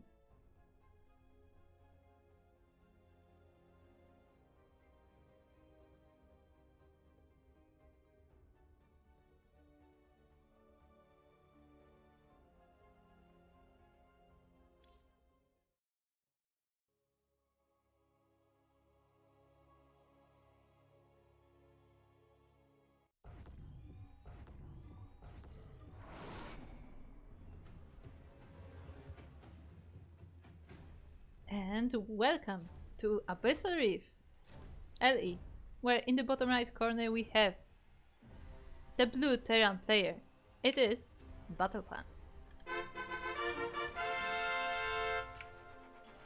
And across the map in the top left we have the red Protoss player. It is Move.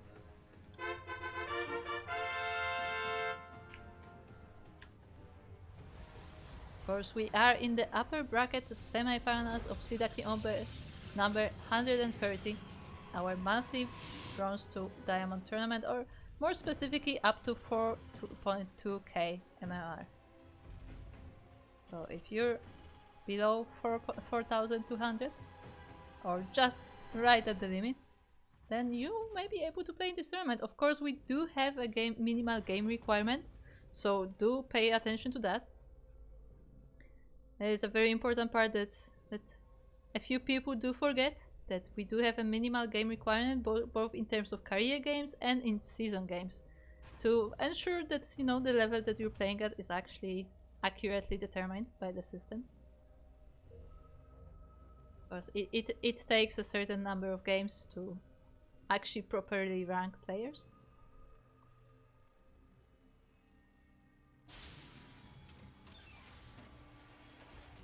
And of course, for those who don't know, this is a monthly tournament, so this is the tournament for December.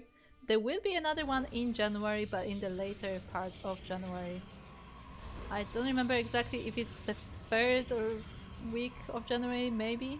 Something along those lines, so keep an eye on the calendar.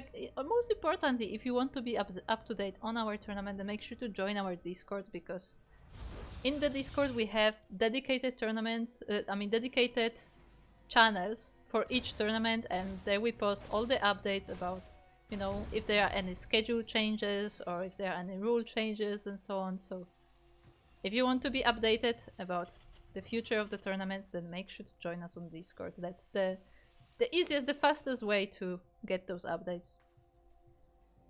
Of course, we post about the tournaments themselves, like when the signups go live and so on our social media as well, so feel free to follow us there. But if you want, like, you know, live updates, then make sure to check out the Discord.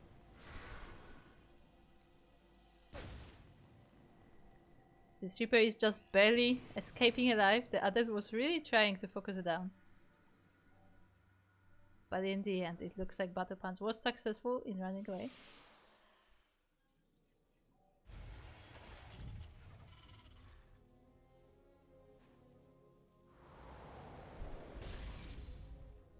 Of course, BattlePants getting that bunker on the front, so he should be decently safe from anything coming.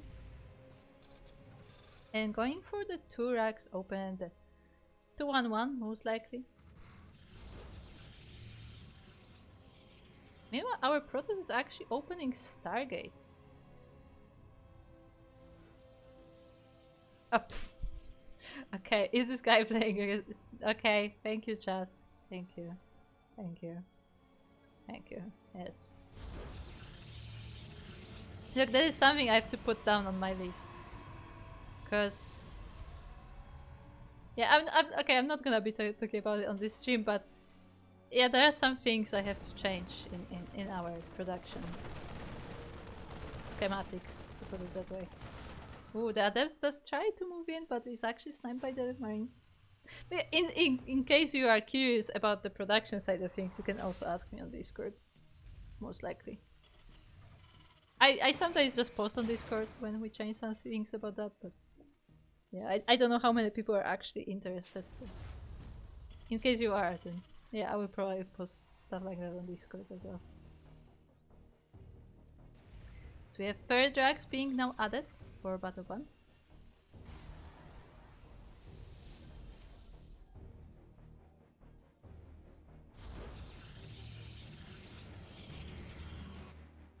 And the Oracle is now moving across the map, going all the way around to make sure that it is not spotted. The Cyclone was there patrolling, but it's actually moving out now. And that's a bit of an unfortunate timing for BattlePants, as that is exactly when the Oracle is moving in. Although the CVs are completely defenseless. And they will be going down one by one. The Marines are here to help, but I mean... even with that, 6 of them are going down. 6 SCVs. Ooh, the Cyclone is waiting for the Oracle though. And Move does not quite realize it, so it will be focused. So nicely done there by Pants. Sniping that Oracle, making sure that it doesn't escape, having one Cyclone in the base, another one waiting outside, so at least the Oracle has been dealt with.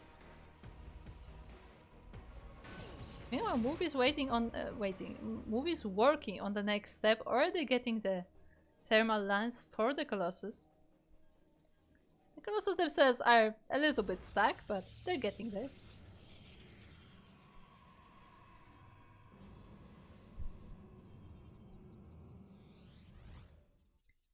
Meanwhile, BattlePants is ready to move out. He's going out with Marines and Cyclones. There are no tanks in this specific attack. In fact, there are no tanks on the map yet. The first one is still in production. So yeah, BattlePants relying on Cyclones in this phase of the game. Steam Pack has just completed, so that's definitely a nice bonus there.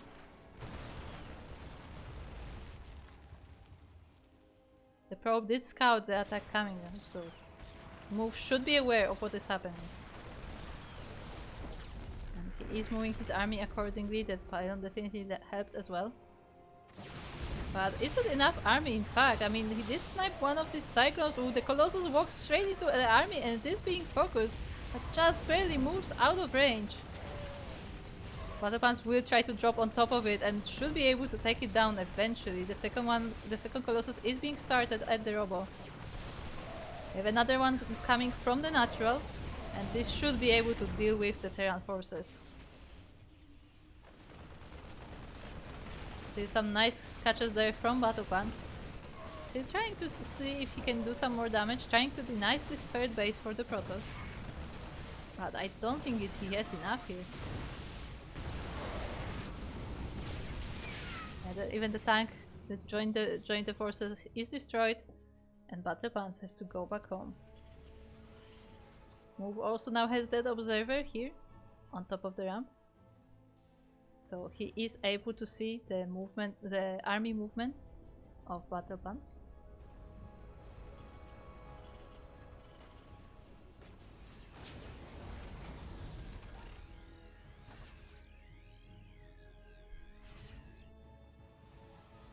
Meanwhile, Move is going for Phoenix Colossus with a Twilight Council as well, so just, you know, just getting all the tech basically. I would say this Robo is kind of funny because the Colossus have to go all the way to get out of there. But I mean, at least it's tucked away, and it did help Move in the previous fight because the Colossus was not sniped early. It was able to join in the fight to help in the defense.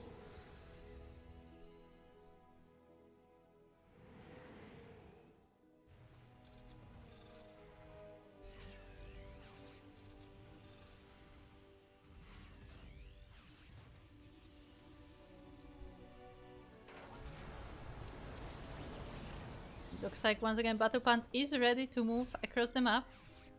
This time it is a Biotank army. We have a few Marauders added to the mix. But Move has a good vision on the map, has those spotter pylons all around. That observer is also still there, so he was able to see when BattlePants was moving from his base. So Move should be getting ready. But is he ready? I mean, he has quite a few Colossi, he has Zealots, the charge is not finished, but it is about to be. The Colossus already got the first shot on the Bio army. The tanks will help, and the Vikings are trying to focus the Colossus, but they can't because of the Phoenixes. It said the Phoenixes are slowly going down, but by the time they do, there is no standing ground Terran army to help. And in the end, everything gets cleaned up. While Medivac is saved, it's trying to go back home as well as those Marines, but Move is chasing this.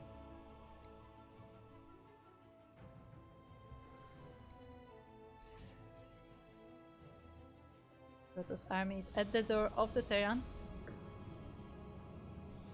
We have a War Prince for reinforcements as well, so yeah, Move has quite a strong position here, but so does the Terran. Oh, but Move is going forward. The Phoenixes are focusing the Vikings, so they cannot focus the Colossus. The Zealots get to the tanks, but they're not able to destroy them.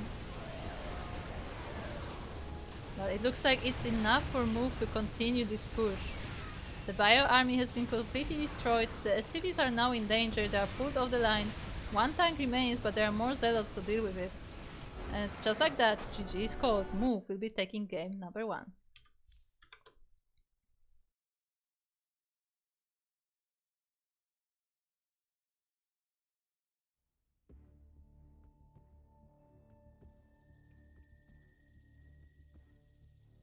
So yeah, solid defense and counter-attack there from Move. Thanks to that, he was able to take this game. Crazy shirt? Yeah, didn't you know? Did you remember for sure? I'm the best casting jersey. Because I'm the only one.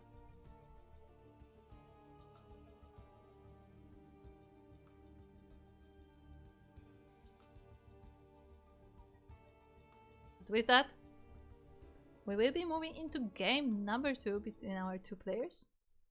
And it will be El Dorado.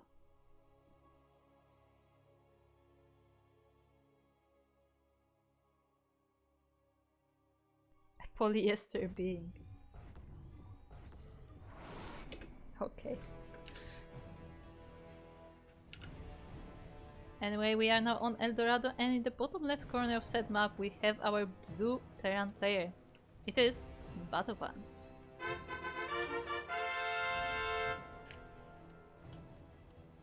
Meanwhile, across the map on the right side we have the red Protoss, currently up 1-0 in the series. It is Mo.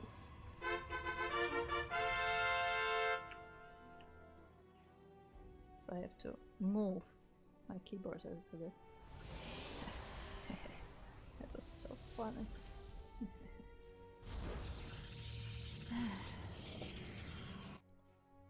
Ooh, and it looks like we're switching things up quite a bit, as BattlePants is actually proxying that first Rax. Up until this point, I mean, BattlePants has been playing very very standard, very proper, very macro. But now, enough of that. We're going for a proxy.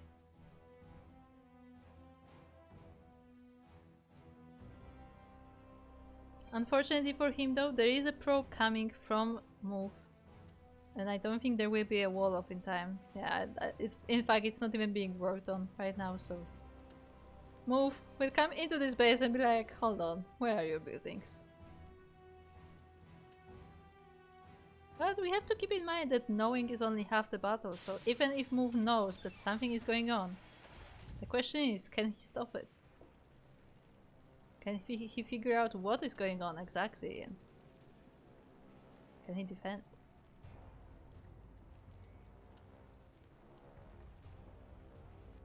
Looks like it is a Reaper proxy. It's only one rack, so yeah, I don't think that's committed. Like, you have BattlePants putting command center down, so this is more like to get the Reaper close to the base, and Royal will float the barracks back. But we are getting a few Reapers. There you go.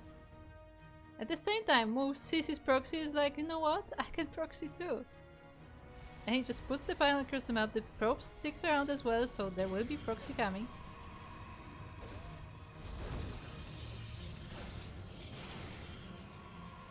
We have the first Stalker being chronoed to deal with that Reaper. So far, one probe has died, but the Reaper does escape. Oh, or does it? Or does it? No. Stalker just barely misses it, so the Reaper does survive and it will be able to dive in once again. And without any unit. Oh, the second Stalker does pop out just in time though. Just in the nick of time, and I don't know even if more probes will be dying. It doesn't look like it, they should be. One more, okay. It does get focused, but it also means that the Reaper will not be coming back. At the same time, Move is working on Gateway Robo proxy across the map. Not two gateways, but gateway with a Robo. Oh, one of the Stalkers did go across the map as well, and it will be focusing the CVs around here. As a reminder, the barracks of BattlePants is still across the map. There is a factory which is building Widow Mines. But yeah, that is pretty much all of the production he has on this side of the map. This is already a very interesting game going on. The barracks is still floating above the base of the Protoss, by the way, so BattlePants has constant scouting on what is going on, and I'm pretty sure at this point he is aware that something is not quite right either. That said, this orbital is already quite low and there are more Stalkers coming. The Immortal should be just finished as well. Yeah, the Immortal is about to join the army. And while this Widow Mine is nice, I don't know if that will be enough to stop this army. Oh, there too. They do deal with the sentry at least, so that's a small victory there for BattlePants. But this is still a lot of firepower, and this bunker only has one marine inside it.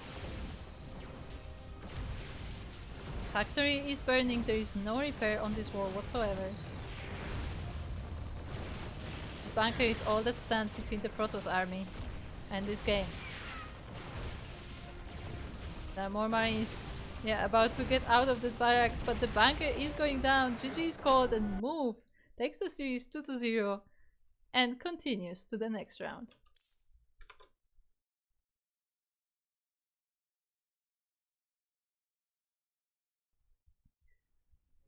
So yeah, very decisive game there. It was kind of funny because it was BattlePants who started with a proxy, but it really looked like Move just said like, you know what, I can proxy too, and his proxy just turned out way more effective in the end. And just like that, he was able to take this series 2-0.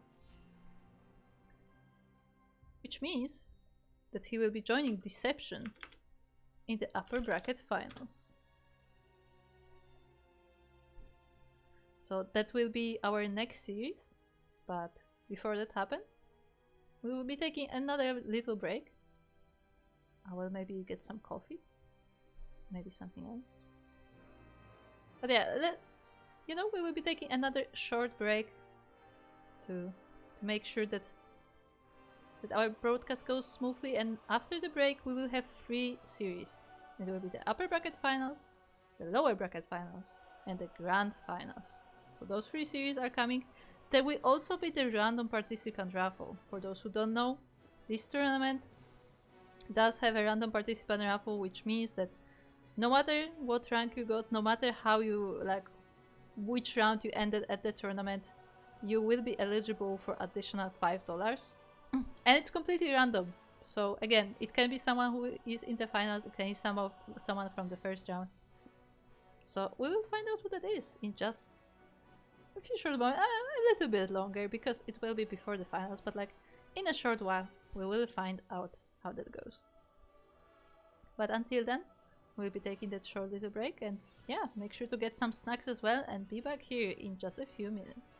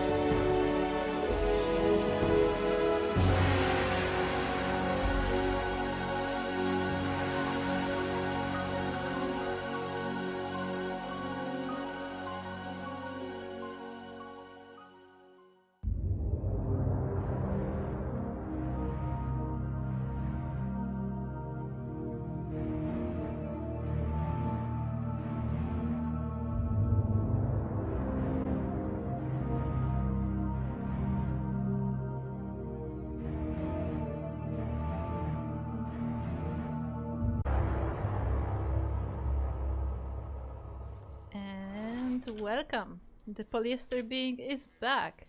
With Sea Duckling Open, number 113, we are currently in the upper bracket finals of said monthly tournament. And we are on Ultra Low. We're in the bottom, we're in the right, top, right.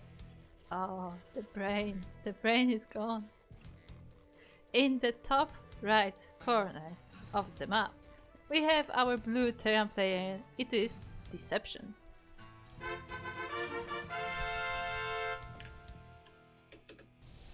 And across the map we have the red Protoss player. It is Move. I don't know why Move is such a good word to say.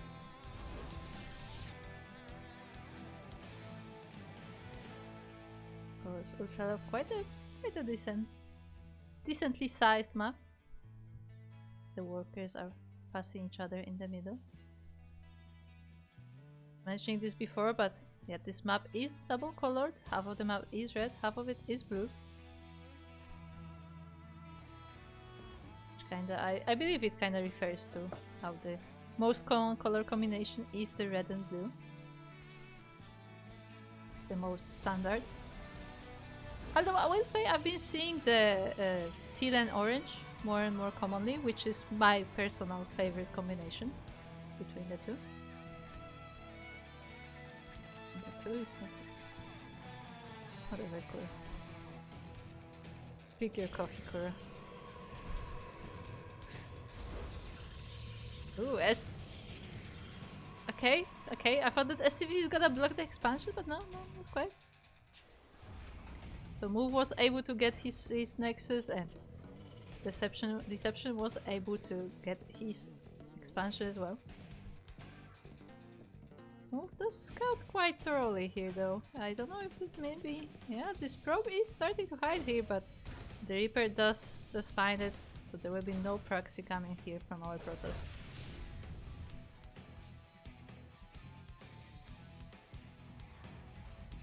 Like, I'm just so distracted by the shiny things.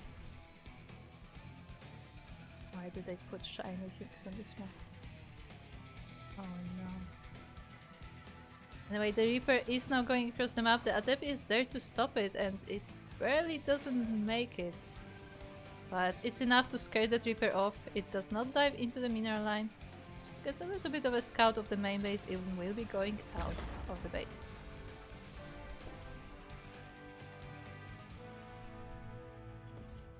Meanwhile, it looks like Dception is once again going for the Thorax opening. Definitely seems to be his preferred style, the 2-1-1 in general. Already getting an eBay with upgrades as well. I feel like that's quite early. Meanwhile, Move once again going for a Stargate, which was scouted by Dception. So Dception will be aware of the Stargate coming. We'll see though if he will be prepared. Because he has this bunker here on the front, he is prepared for a ground attack, but I don't know how much he actually pays attention to the air attacks. Like, will he be ready for an Oracle coming, potentially? And the Oracle is already in production.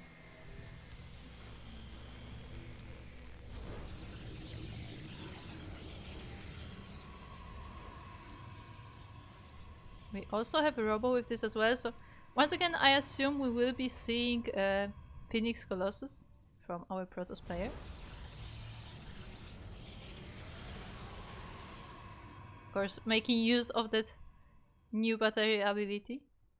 Actually, it's not battery, it's Nexus ability, right? Technically? Yeah? No? Yeah, it's Nexus ability. Yeah. Anyway, the Oracle is fully charged as it leaves the base. Looks very smooth as it just flies by the Nexus to get the energy. And yeah, it's going right into the mineral line. There are no defenses here whatsoever, not even Marines. The Marines are right at the ramp, but they only now react to what is happening. It will be of course enough to deal with that Oracle, but nonetheless 5 ECV is going down and a bit of a lost mining time as well. As I said, Robotics Bay is on the way. We will most likely be getting into that Phoenix Colossus. Some Immortals to help as well. While our Terran player going for that 2-1-1 with upgrades. Already has +1 attack for the infantry and looks like it's planning to work on more, just focusing the attention elsewhere for the time being.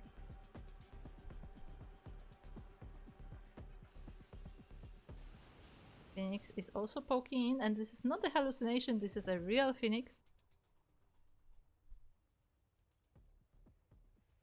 Oh, it looks like this Dception wants to snipe it down, he's looking for it. Yeah, Move has to pay attention to where that Phoenix goes. At the same time, the first Colossus is on the way. There's not a lot of support army, which is concerning, because Dception is getting ready to move out. He has 2 medivacs. That bio army does eventually snipe that first Phoenix. And I mean, there is a shield battery here, but is this enough army to face this Terran? It maybe? I guess we'll find out soon. It looks kinda close, but I think it should be able to do the job. But that said, Move has to be in position as Dception is going straight into the main base. All of the units are on the front.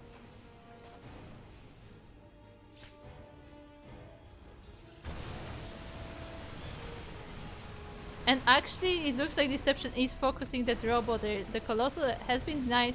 The second robo is still in production. It has not been finished yet. And that's a really nice snipe there for Dception, empowering a lot of the production as well. So that was a great move there. Like, it was unsure whether or not he could take the main army, so he found the right timing, he found the army out of position, and he did use the moment. Didn't stay too long in the base either, just, you know, sniped what he could and left.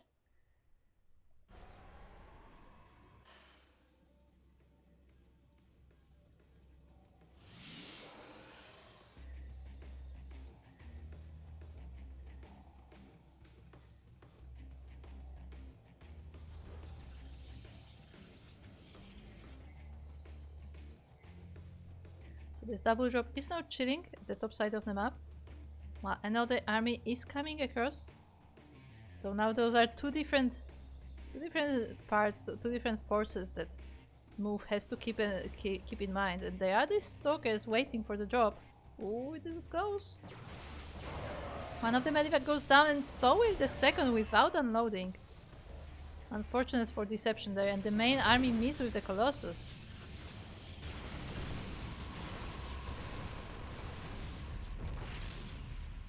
Yeah, so unfortunate there for Dception. His original drop was really good, but the second one doesn't seem quite as successful.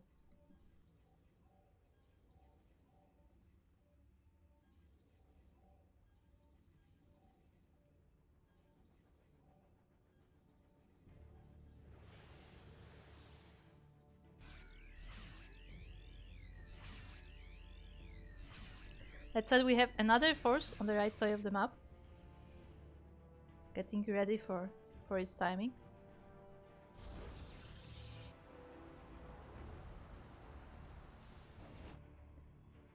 Move starting with the spotter pylons to make sure he's aware of the movement of the Terran army.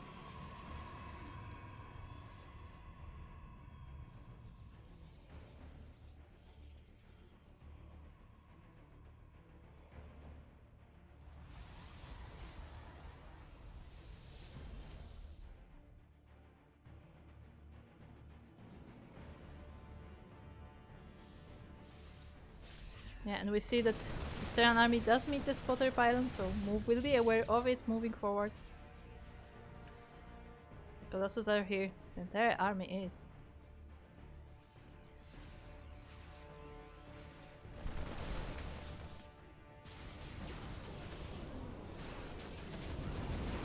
And yeah, the drop is forced to load and leave as soon as possible, but the Phoenix is a bit of a problem. As it chases one of the medevacs, doesn't quite finish the job though. Another drop is going towards the west. Get there with some more reinforcements following it. And it looks like Move is about to ready to attack himself as well. Protoss will be moving forward. It's a bit risky because once again there are those drops on the Protoss side of the map, so this may be a very risky engagement. At the same time, yeah, this drop is at the spotter pylon, so once again Move is aware of this, but he commits to the attack regardless. He does clamp the army together though, so he may be thinking about the recall. But yeah, the Colossus just chewed through this bio army. The entire base has been destroyed, and so have the 16 of the SCVs, so the entire mineral line does go down. Same time though, the drop is unloaded in the natural base of Move. But there are reinforcements there. Meanwhile though, the Colossus are out of support units. There are a few Zealots being warped in, but this is mostly robo units. And nothing shoots up. That single Viking is actually causing so many issues because there are only Immortals and Colossus here left. At the same time though, 24 SCVs dead and the Zealots are still dealing with that army. The Colossus will be sacrificed though, as once again, nothing can deal with those Vikings. Meanwhile, the drop was cleaned up, and yeah, Move will be taking game number 1. So very decisive game. Very decisive game there. So even though, again, I was praising Dception for that first dive in, for, you know, sniping the key components, the key buildings, and just, you know, moving away. After that, it didn't work quite as well for him. Like once Move was on top of it, once he was aware of where the army is, he had that vision on the map. See, this is something I feel like at this point this is like a theme of the games that I cast in these amateur tournaments. I keep stressing this out because this is something very important that often gets neglected. Vision in this game is so important. Like, if you can learn to keep an eye on your opponent at all times, that is already helping you so much. That's why it's so important for Zergs to spread creep and even to spread overlords. Why it's so important to have those spotter pylons, those spotter marines, and so on. Like, it seems like it's not a lot, but if you're able to, you know, cover as much map as possible, if you're able to decipher the movements of your opponent, if you're able to keep an eye on what's going on, you're not surprised by an attack. Like, that gives you so much of an advantage in a match of StarCraft. So yeah, if you're an amateur player out there, definitely focus on getting that vision. And of course, you still need to know what to do with that information that you have, but the vision is definitely important. And with that, Move is now leading 1-0, and we are going into game number 2.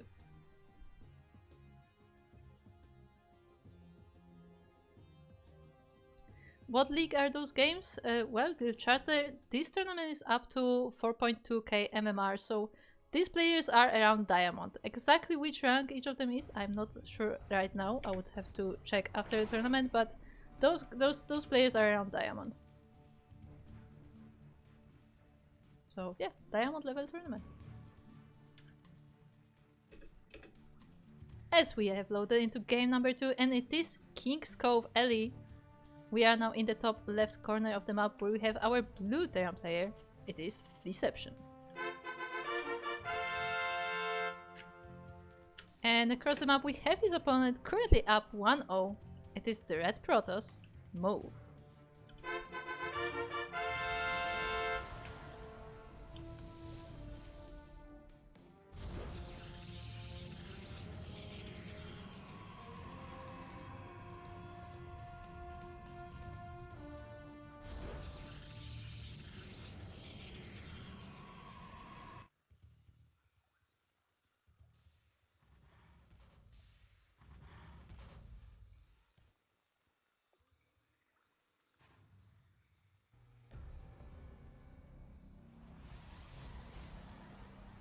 As my voice is starting to struggle, so I'm sorry in advance.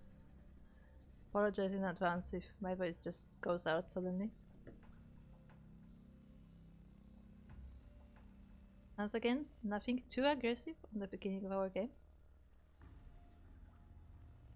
Both our players focusing on the macro in their own ways.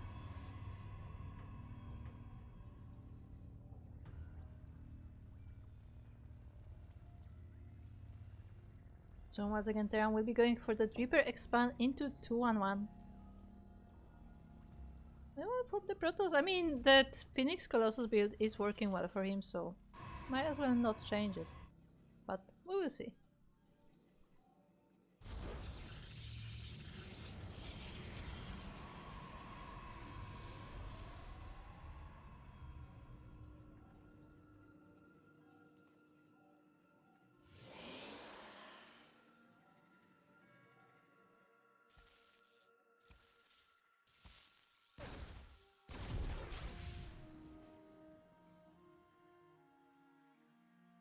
So yeah, as a reminder, this is a monthly tournament. So if you are interested in participating yourself, if you are a Diamond player or below, then make sure to check out our socials, make sure to check out our Discord, and you will be notified when the January edition of the tournament will be going live. You can then sign up and participate. We also have a sister tournament to this, Master Swan Open, which is for up to 4.7k MMR, which is slightly higher, generally around Masters, like lower Masters. It's kind of like a graduate tournament from Sea Duckling Open. So if you are interested in either of those, then again, make sure to check us out and you can also participate.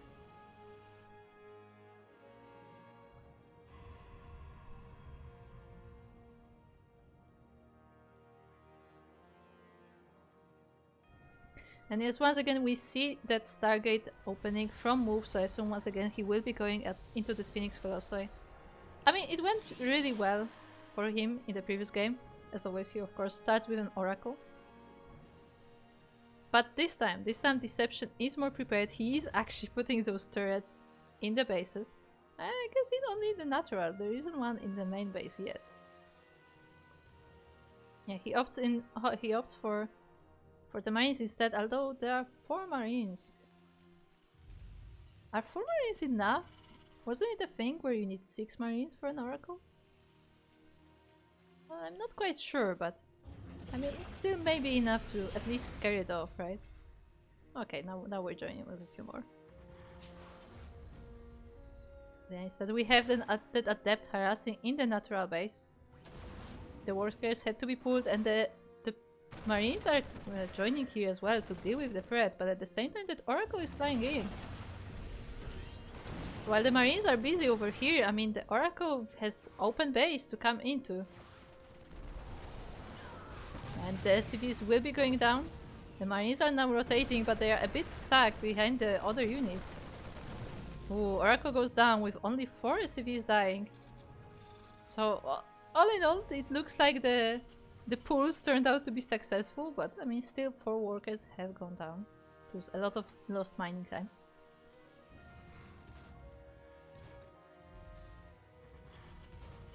Yeah, he does have an eBay for the turrets, that is true. But I mean, that said, like I noticed that Dception pretty much every game gets that eBay for the upgrades. Like he's generally very safe in that regard, like always gets the eBay, doesn't really skip it. So I feel like regardless who he would be playing, he would be getting it. But it definitely helped him in this case.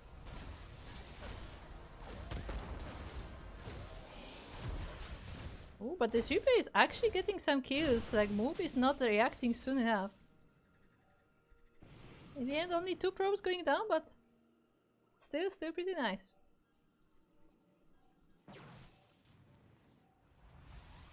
The Reaper is trying to find the sweet spot here, where the Stalkers cannot reach it. And it will be able to escape with its life. For the time being, at least. I forgot how colorful this map is. In some parts.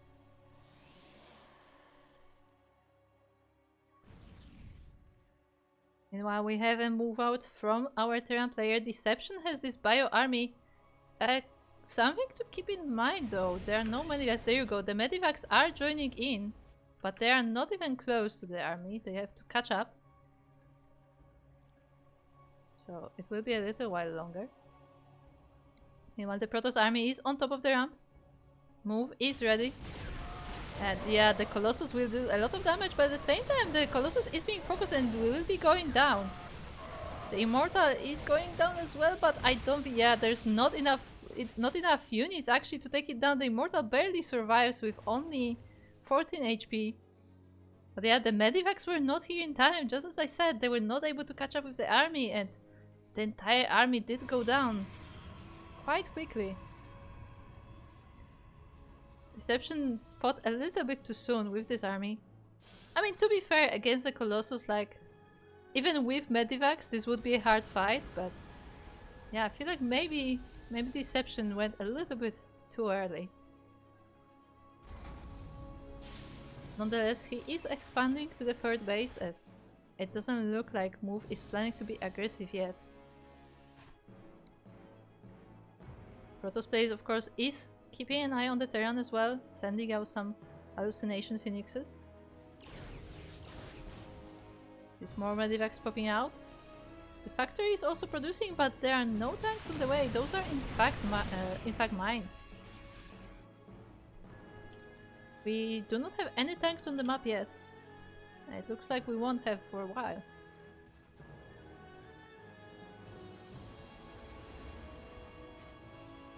In the meantime though, we have another double drop going across the map. And we see Move is ready for it. I mean, he still has those units in the third base. His natural is a bit less defended, but he also has quite an interesting Sim City, so I guess it depends what Dception will target. Does Move have an observer? It does, okay. Sometimes Move it was able to park the observer, but for now it looks like he just has those pylons.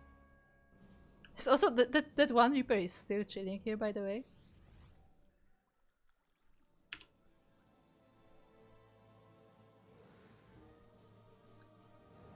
Yeah, we'll see how it goes, because I don't know if Move maybe wants to leave the base soon. And that job is definitely waiting for it.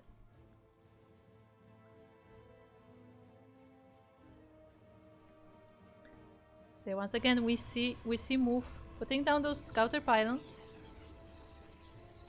He has 3 of them. He doesn't have one exactly in this part of the map. The Reaper does dive in and does meet its end eventually, but yeah, this part of the map is not covered by the scouting. Meanwhile, Dception is also sending scouts of his own. The Marines are being spread across the map. And yeah, this one will be going all the way across, but at the same time Move is now on the move. He's going across the map, and is our Terran player ready for it? It looks like he is, but will he meet the army? Just barely spots it with that scouting marine. He's trying to go around it, but I mean, this is a formidable opponent. At the same time, the drop is moving in, but I don't think Move will be coming back to defend. Dception is trying to go from behind, and he does take down the Colossus. So now this is just Stalkers and Immortals, plus the Zealots, I guess. The Phoenixes are fighting Vikings, but it doesn't really matter all that much anymore, as the Colossus are gone anyway. And yeah, it looks like the Protoss army may not be winning this fight, but it still will take quite a lot. This is a close fight. Yeah, it looks like Terran just barely does not have enough. The Colossus have gone down, but the Immortals stand. And with the help of the Zealots, they have a nice buffer in front of them. 56 workers went down, as at the same time these Zealots were getting into the natural base. And even though Dception took an entire base of the Protoss at the same time, I mean, the losses for the Terran are just so much worse.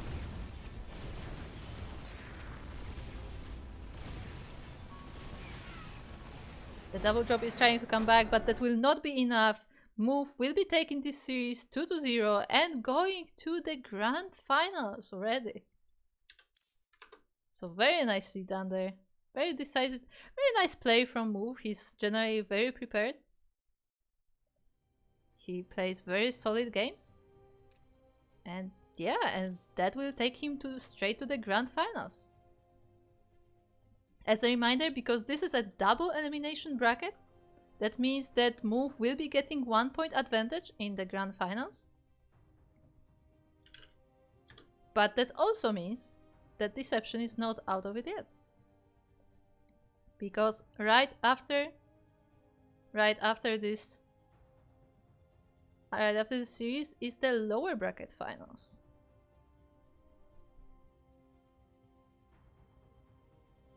Where we will have Dception, and here's the funny part. Again, as this is a replay cast, I did not look at how the bracket progressed, because I didn't want to spoil myself, obviously. But it also means that I actually don't know who's in the lower bracket finals.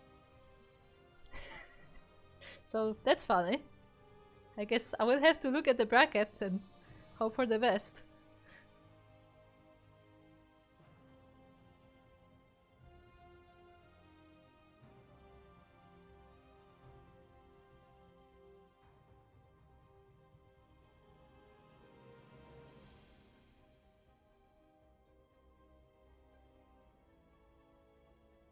So give me a moment while I try to not spoil myself and also find out who our player is. I'm gonna cover it so I don't see it. And, yeah, I don't see the scores. How do I hold my hand so I don't see the score? Okay. So this is Yeah, this is... yeah, this is loser round... Yeah, okay. Lower bracket finals. It's Dception versus BattlePants. I just realized I could have just opened the replay and see. But this is more exciting.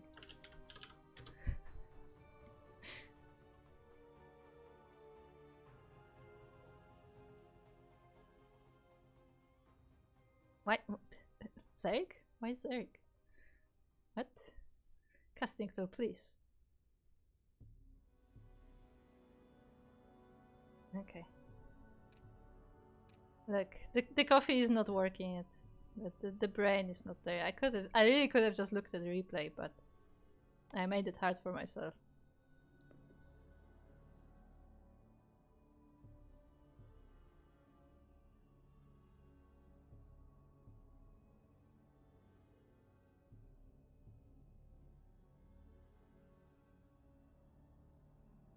Okay, hopefully powered by coffee, my brain will actually be more functional. Because we have our lower bracket finals, and once again, as I said, Dception gets a second chance. He gets that lower bracket second chance, and he will meet with BattlePants. This is, of course, even though this is a lower bracket match, it will be a best of 3. So, yeah, let's find out what happened.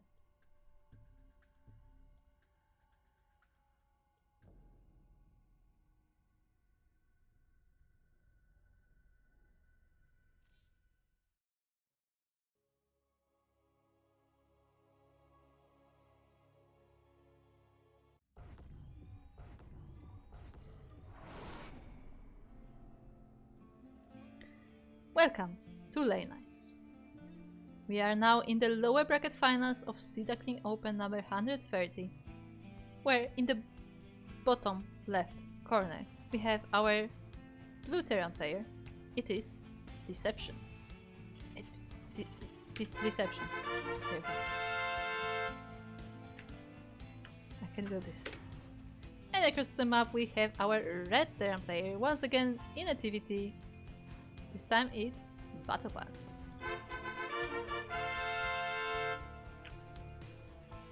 Have we casted BattlePants versus Dception? Have they met?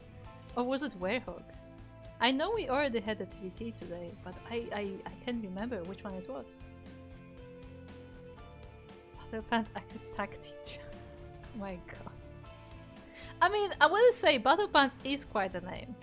It's very interesting, and now I'm kind of curious what the story behind it is. Because, yeah, there definitely must be a story for such a name.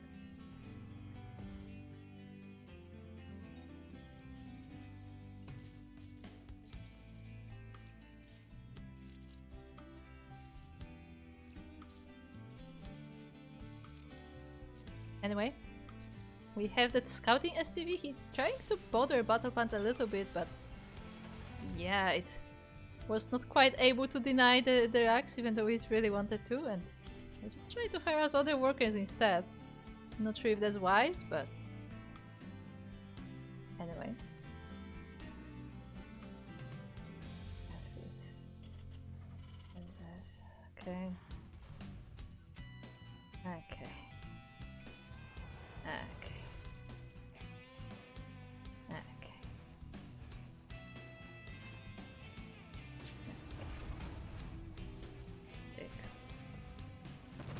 No wait. Oh, we lost the CV. Look, I was trying to deal with the chat. Okay. Chat, watch yourself. You're gonna distract the cast, and then what's gonna happen?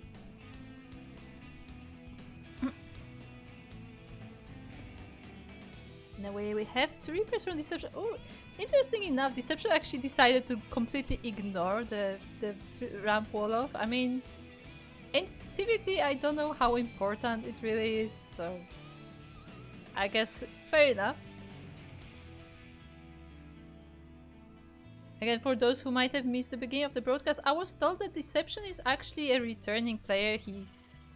I believe he said that he hasn't played since Heart of the Swarm. Of course, he has the ranked game, so he has been laddering lately, but he hasn't been like super active. Like, he only just came back into the game. only just started laddering not too long ago, so I do wonder, yeah, how he's... If this is like part of the fact that... If those are part of the old playstyles that he used. We have some interesting Reaper battle here, and even though Dception does lose the Reapers, he has the reinforcements coming, and that is enough to keep BattlePants away. I'm now remembering he was playing Werehog, right? It was that TVT. Because Werehog was also having these Reaper fights, but Dception just always had more Reapers. I guess one game? Maybe? Look, I'm not known for great memory, okay? Well, it looks like this base will actually be delayed. It's a nice pick off there for BattlePants, but he should not go up this round. Once again, Dception with a lot more units here. Reaper will try to rotate around, but it looks like all of them will be dealt with, don't even land on the main base. Yeah, now Dception is free to go for a counter-attack. What do we have? I mean, the base is just finished and we don't have any units. That said, BattlePants is working on Banshees. So they will be out soon, with Cloak no less. But for now, these workers are in danger, and I mean, the natural workers will be going down. Dception opts not to go up the ramp. I mean, there are defenses, they're prepared anyway. But instead waits for whatever comes his way from the side of BattlePants.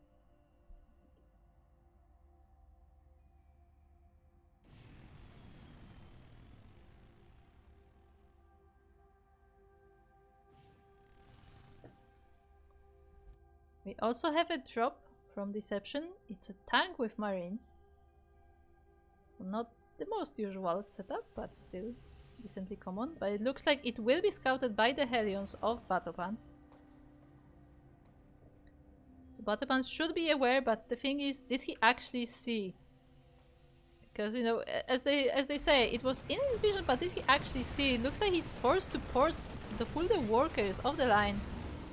The Banshee will try and help with defense, but it's not ideal, and the Marines are not quite there in time. So the drop does escape. And it will join the main push forces. This tank will be a nice reinforcement for this army. Dception is going forward. The Banshees are cloaked though, so without a scan they will be able to take down this tank at least. But I mean, Dception is focusing on firepower, takes the tank off BattlePants, and will be taking down a lot of the workers too. Now with the scan ready, first of the Banshees is getting low. Doesn't quite go down. Oh, there you go. Now it goes down, but the second Banshee is still there, and I don't know if there's enough. But I mean, there's still the Viking, I guess. So yeah, both Banshees go down. The single tank is trying its best, but it's actually being forced away by the SCVs as it's already very low. At the same time, there was the harassment across the map, and BattlePants was actually able to take down more SCVs. Yeah, he did kill 10 to 7 of the ones that Dception took. So nicely done.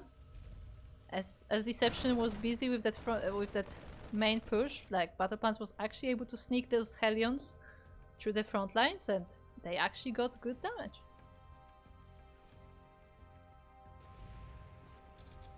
SCVs with a huge kill. I mean, yeah, look, you don't anger an engineer, okay?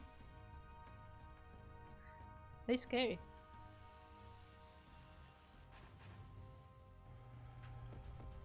As the game goes on, we get more production on the way, more racks being set up on both sides, really.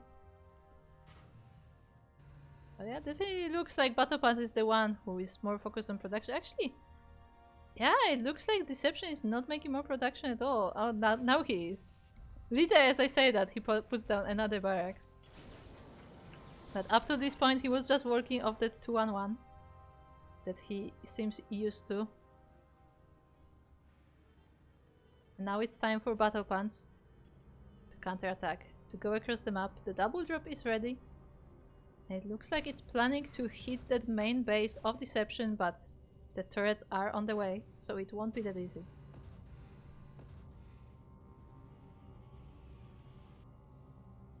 There's even a Viking patrolling as well, so Dception really is expecting the drop coming. And it should be enough to deter our red Terran.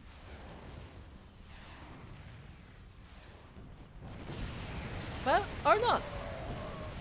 One of the medivacs does unload, the second one dies with most of it still inside. But this is enough to cause havoc in this base. Forsyth is already dead, and I mean, Dception at the very least is forced to pull the forces into the main base. There's a lot of lost mining time. And I mean, it's arguable whether or not this was successful. 5 SCVs for 10 marines and 2 medivacs. Yeah, probably not ideal. Lost mining time is of course nice, but probably not what you want from a double drop.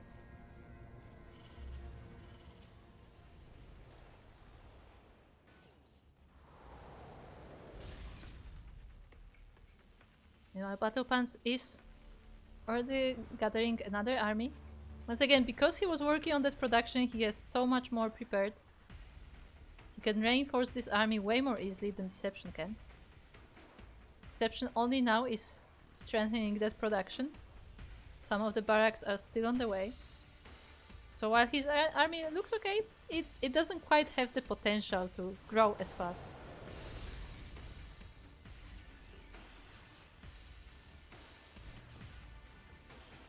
Both our players are starting to saturate their third bases. And he denied combat shield. Oh, true. Okay, I did not notice that. Thanks for pointing out. I actually completely missed the combat shields. But that is true. The combat shields are only now on the way, and they're still quite far, in fact.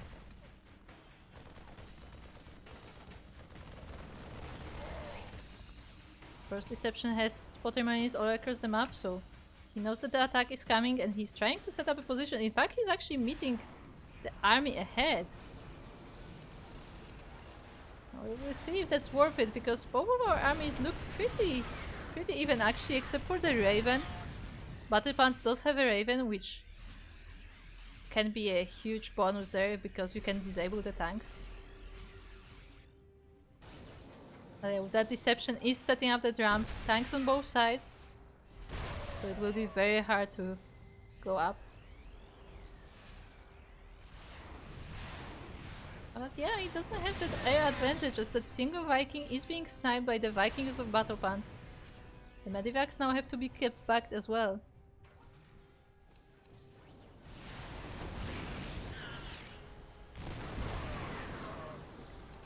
And yeah, welcome to TVT.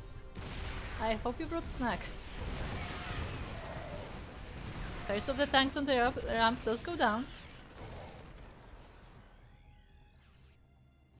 I mean, I have to say, BattlePants setup does look stronger, but I mean, Dception does have that ramp.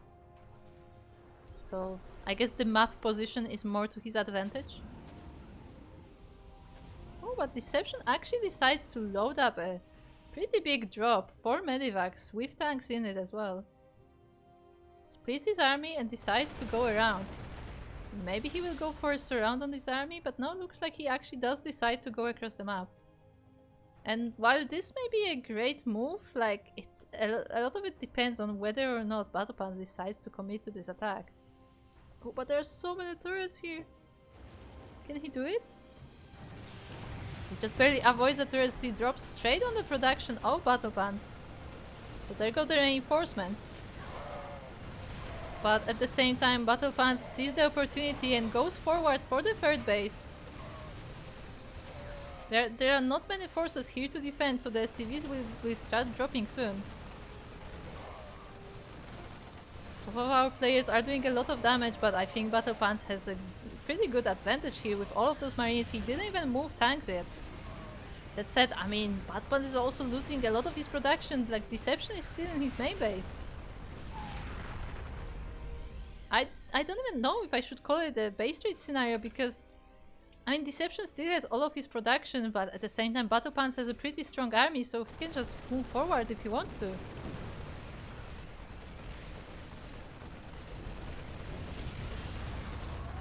Okay, so the natural base goes down for Dception and BattlePants is moving up a ramp. There are Marines from Dception trying to defend, another tank pops out, but it's immediately being shelled by the siege tanks of BattlePants. At the same time, the base of BattlePants is also in shambles, so I guess it's just straight up base trade, whoever gets there first. The CV is trying to hold the line in the base of Dception, but all of them are dying 62 at the same time. Dception is out of SCVs.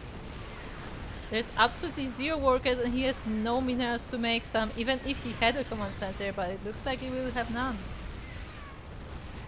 The army of Dception is coming back and it will try to face BattlePants head on, but the reality is, even if he does destroy this army, like, he has no way to continue. Dception drops on the army of BattlePants. Tanks are trying to find a nice position, and actually it's enough because all of the SCVs of BattlePants came here as well. BattlePants is out. I think BattlePants didn't know that Dception has no workers and no resources. I mean, he has no way to know. Am I wrong, chat? I feel like if BattlePants knew, like, he wasn't losing, was he? I am not sure. Can you tell? I don't know. Yeah, interesting. But yeah, GG is called. I mean, Dception was able to. Yeah, just see through the. I know, like you can. That's the thing about StarCraft. You don't have all of the information. But even there, like, interesting.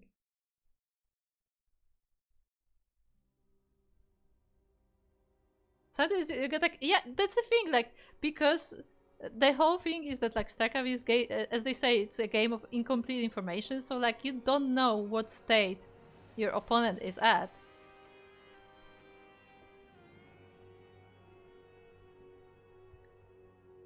So yeah, I guess I feel like if BattlePants just kept playing, like, technically he would win because Dception had no workers. He had no way to rebuild the army that he lost. And technically BattlePants still could. Like, I guess it's a matter of, like, how much army Dception was left with. Because if Dception had a lot of leftover and BattlePants lost everything and just wasn't able to remake in time, then I guess you could still argue that Dception had it, but, like, in general, I feel like over time, BattlePants would take it. So yeah, a bit unfortunate, I feel like, for BattlePants. But still a very, very close game. Like, it went down to the wire. Like, it was very close, TVT there, going into that base trade. And yeah, we'll see how it goes in map number 2.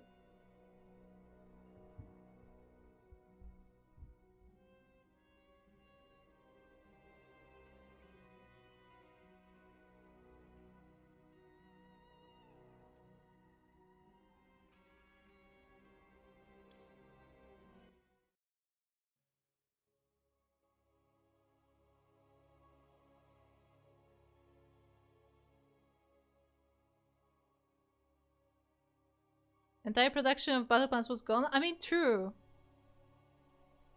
But he still had workers and resources. That's the thing. Which Dception did not. I mean, it's hard to say because, again, in the game you just don't know.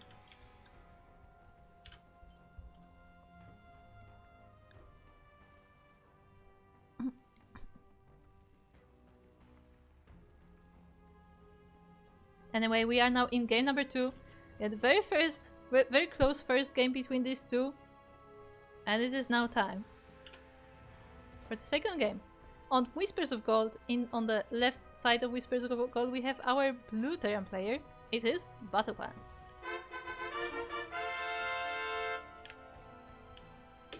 And while I cross the map, on the right side of the map, we have our red Terran player. It is Dception. And BattlePants decided once again, it will be enough of macro game. I mean, that macro game went really close. And now it's time to put the pressure on Dception. We are going for Turax. Judging by the gas, Turax Reaper. So we'll see how Dception holds that one, because I don't think Dception has deviated any like single game in this entire tournament. I think every time it's like either just straight up expand or Reaper expand into 2-on-1. I feel like 2-on-1 is generally his go-to. What he does with that 2-on-1 is another story, but like it generally goes for those 2 racks, factory and so on. But yeah, we'll see how it works for him, because I mean, there were a few games where Dception made quite a few Reapers, like early on, like he didn't stop Reaper production, so that's how it goes. I mean, still, like, is he able to outproduce a straight up 2 racks? I don't think so. And this time he actually goes for a Marine first, not for Reapers. With a bunker too. I feel like maybe he... Oh, okay, SCV did see the wall, so he knows. I actually missed that SCV, but yeah, he did scout, so he knows that there is a proxy. And now he sees the Reapers. So he has bunker near the mineral line. He has the Marines. SCVs are helping out as well. Meanwhile, BattlePants sets up a bunker of his own in the natural base.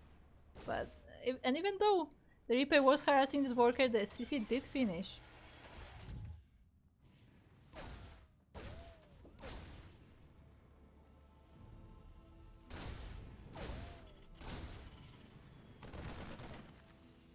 So I mean,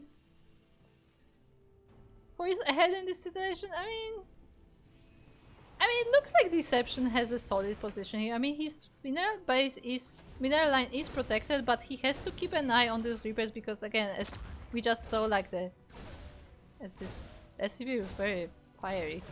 But yeah, on the edges of these bases, like the Reapers can still do damage.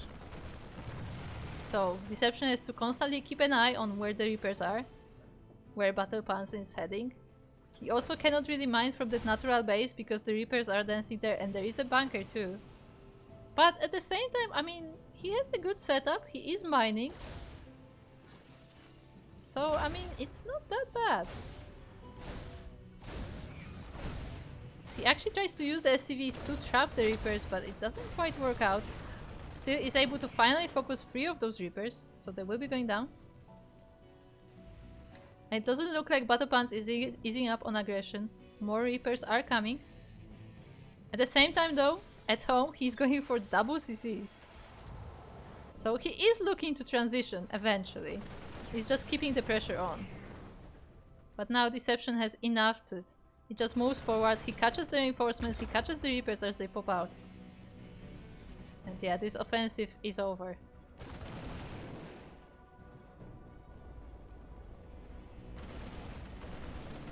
Reax is kind of awkwardly try to find a spot to hide, but with this many Marines, Dception should be able to deal with them fairly quickly.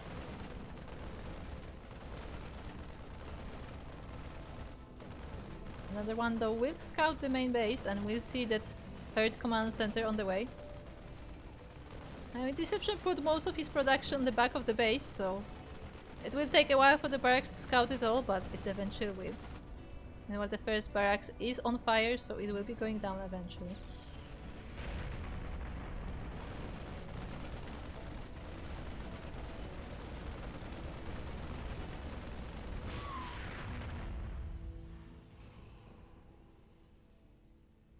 So yeah, looks like we will continue, but the question is, can BattlePants master up a defense? Because, you know, you poke the bear, Dception has made a lot of Marines. And now that he did, like, he's gonna do something with them. Cyclone joins the mix as well. And what do we have across the map? We have... Oh no. We have 3 factories, but the thing is, none of them is able to produce. One of them is, sorry, my bad. One of them is making a Helion.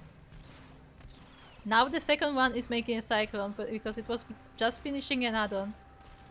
But I don't think any of those units will be able to help in time. I mean, the Helion will pop out, so it will help a little bit. But with all of these Marines, yeah, and just like that, she's called Dception will be taking this game and this series 2-0.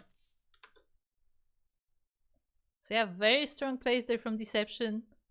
Nice defense, and I mean, after the proxy has failed, like, it was very hard for BattlePants to make anything happen. And just like that, BattlePants unfortunately will be finishing his round, but Dception is moving on to the finals. The grand finals, of course. As a reminder, this is a double elimination bracket. This was the lower bracket finals. And the next will be grand finals. The grand finals, of course, is best of 5, as the finals are always best of 5. However, because this is a double elimination bracket, the player coming from the upper bracket gets an advantage, as you know, as a bonus for coming from the winner's bracket, from the top bracket. Move, who did win all of his series, he will be starting with 1 point advantage in this best of 5. So at most we will play 4 maps. And, you know, whoever wins, whoever gets to 3 points first will be the winner eventually. So Dception definitely has a slightly harder task in front of him. But, I mean, not impossible. However, before we get to that, there is one more thing that we still have to do. For those who may not have heard, for those who may be new here, this tournament, as well as Masters 1 Open, as well as Sparkling Tuna Cup, all 3 of them have the random participant raffle. What is that? Well, if you have participated in this tournament, which means you have played an entire best of series. If it's best of 3, you play the entire best of 3. If it's best of 5, entire best of, and so on. You have to play at least 1 full series to be eligible for the random participant raffle. We want to avoid, you know, forfeits, people who just like sign up and don't show. But if you played, you may be lucky. You may be $5 richer. This is once again completely random, so it may fall to someone who is already in the finals. It may be someone who has lost in the first round. We don't know. Players don't know, and yeah, the chance. I said the chance will decide, but chance is also a player, so yeah. I should call him over to decide. Haha. Well, anyway, it will be completely randomized, and yeah, let's find out who is the winner for this Sea Duckling Open. We have, of course, 8 eligible players, as all the players who have signed up and checked in have participated. We had no walkovers there. So without further ado, let me randomize. And today, the random participant raffle winner is FizzSerpent.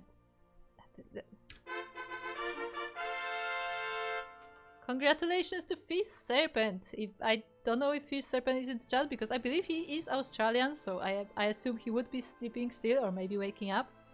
But yeah, if you hear this message, FizzSerpent, then make sure to join the Machino because you win $5 just by playing.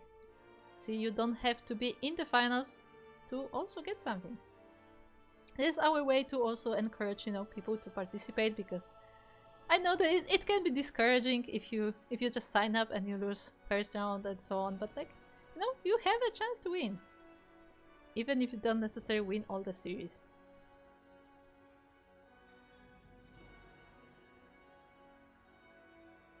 So with that now settled, we are ready to start our grand finals.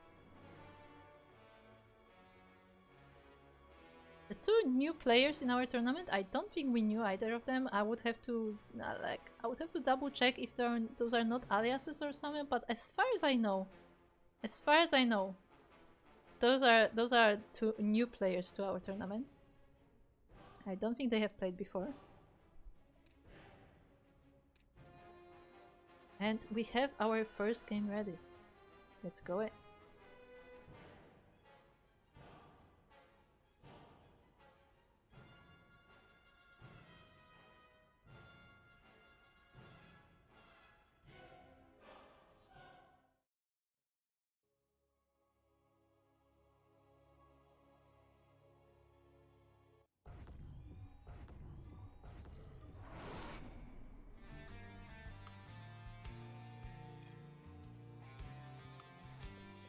Welcome to Frostline Elite.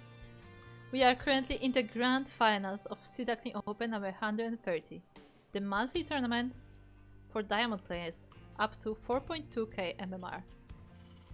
I mean bronze to diamond players. You can play if you are not diamond. Like the diamond is the upper limit. Again, we are in the grand finals, so this is a best of 5 1-point advantage to the player coming from the upper bracket, as this was a double elimination tournament. And that player is our red player, which we will introduce soon enough. But first, in the bottom left corner of Frost Line, we have the blue Terran player. Coming from the lower bracket, it is Dception.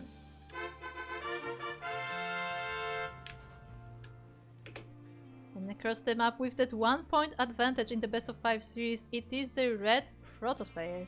It is Move.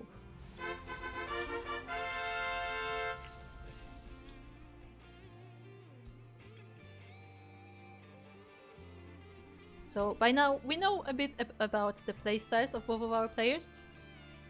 Dception generally likes to go for the 2-on-1 or variations thereof. Meanwhile, it seems like the preferred style of move in the PvT is the Phoenix Colossus. So yeah, we will see how that works for either of them. I don't think either of them has really cheesed much. I mean, Move did have some proxy gains, but it was mostly like a reaction to what the other player was doing. So yeah, we are expecting some macro games from both of those.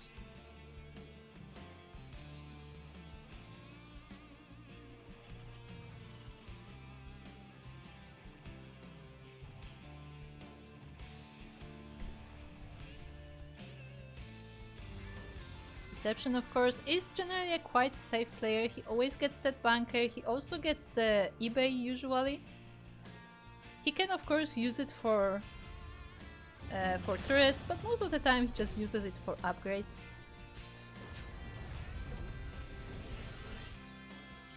Yeah. What is Move's opening here? As we have a Reaper already in the mineral line, and actually there is no unit to defend here. Nice micro though on the workers, only two of the probes falling down, but yeah, well, now with that adept, the Reaper is being chased off. It does survive, just barely.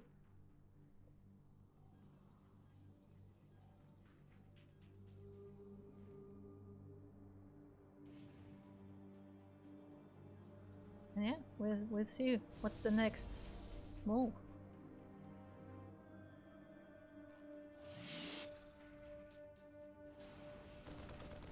You have no idea how hard it is to cast with player names that actually mean something. You just become like overly aware, like hyper aware of the word that you're using.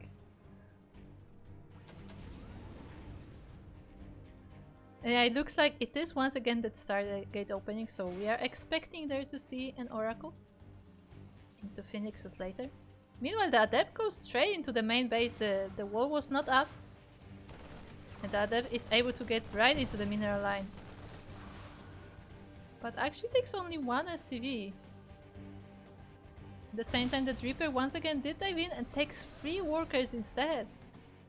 So yeah, definitely going better for Dception so far in terms of harassment. And we'll see if that stays that way once that Oracle is on the move though.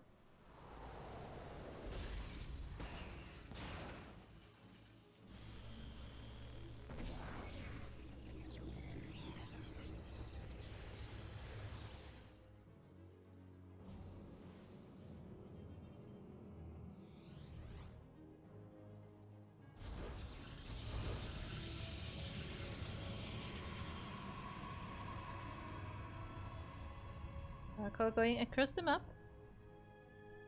Robo is already on the way as well. And what do we have? We have no turrets, that's for sure, and the eBay is only started. It's not finished yet, so the Marines just have to make sure that the Oracle doesn't do too much damage to this mineral line. And they are there, they are around. 2 SCVs do go down, but it's not the end of the world, definitely. And the Oracle does get dealt with. The Oracle has been destroyed, so there will be no more harassment from the air for the time being. Of course, the Phoenixes later can come in as well, but usually move does not make too many of the Phoenixes. They're mostly there to protect the Colossus. And sometimes for scouting, but really not much else.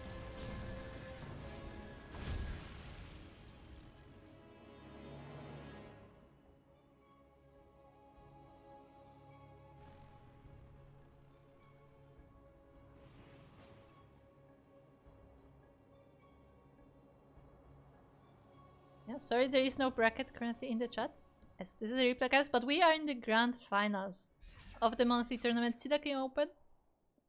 This tournament of course happened on Friday, but as we were not quite available to cast it, I'm covering it today from replays. We did cover the entire first round, the entire upper bracket quarterfinals, as well as semifinals, finals, the lower bracket finals, and now the grand finals of the tournament, as Dception is moving straight into the third base. Actually catches move a little bit off guard. The Immortal goes down, the Colossi are nowhere to be found yet. And yeah, this is just Gateway Army versus Bio Army, and that does not go too well for the Gateway, but probes are here to help out. They will help with holding this army, but it also means that a lot of the probes are dying. 17 are already down. And even that is not enough, as these Marauders make short work of all the Stalkers. And now they are demolishing the natural. That is a lot of damage from Dception. First Colossi is about to finish. And I mean, it will help, but 20 probes down. So many workers dying, and the Marauders are actually chasing the Colossus, and they will take it. So I mean, even though Dception lost his entire army, like still he took so many important units for the Protoss. And this is not even the end of the aggression, as the reinforcements are already here. And yeah, that is enough damage done by Dception. Very decisive push there, and with that, Dception will be tying this 1-1.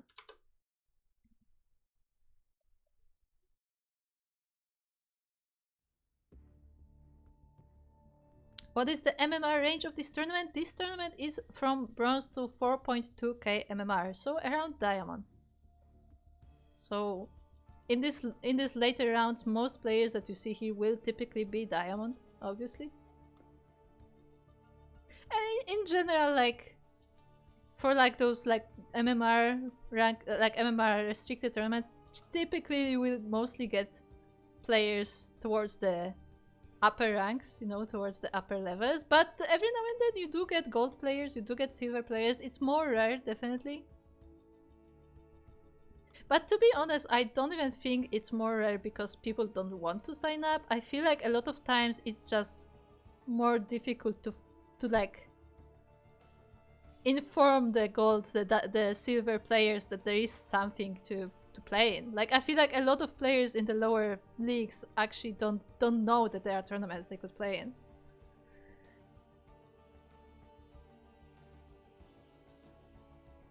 So yeah, that is a bit unfortunate, but that's just how it is.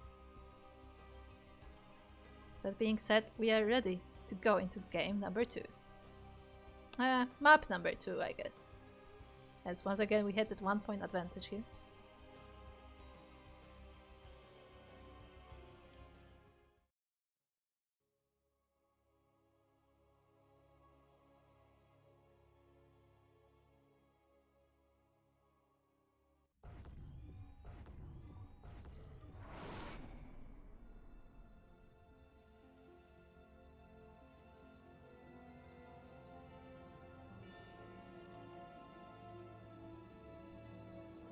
Okay, chat.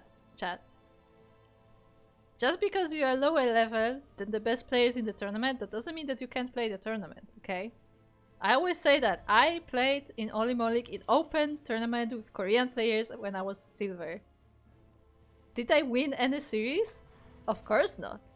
But I played quite a few interesting players, and that's always something, you know. That's experience. You get to actually play, sometimes versus other amateurs, sometimes versus actual pros that, you know, you watch in those tournaments, and that is always interesting.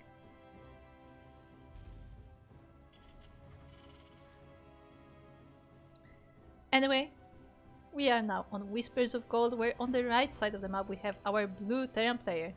It is Dception.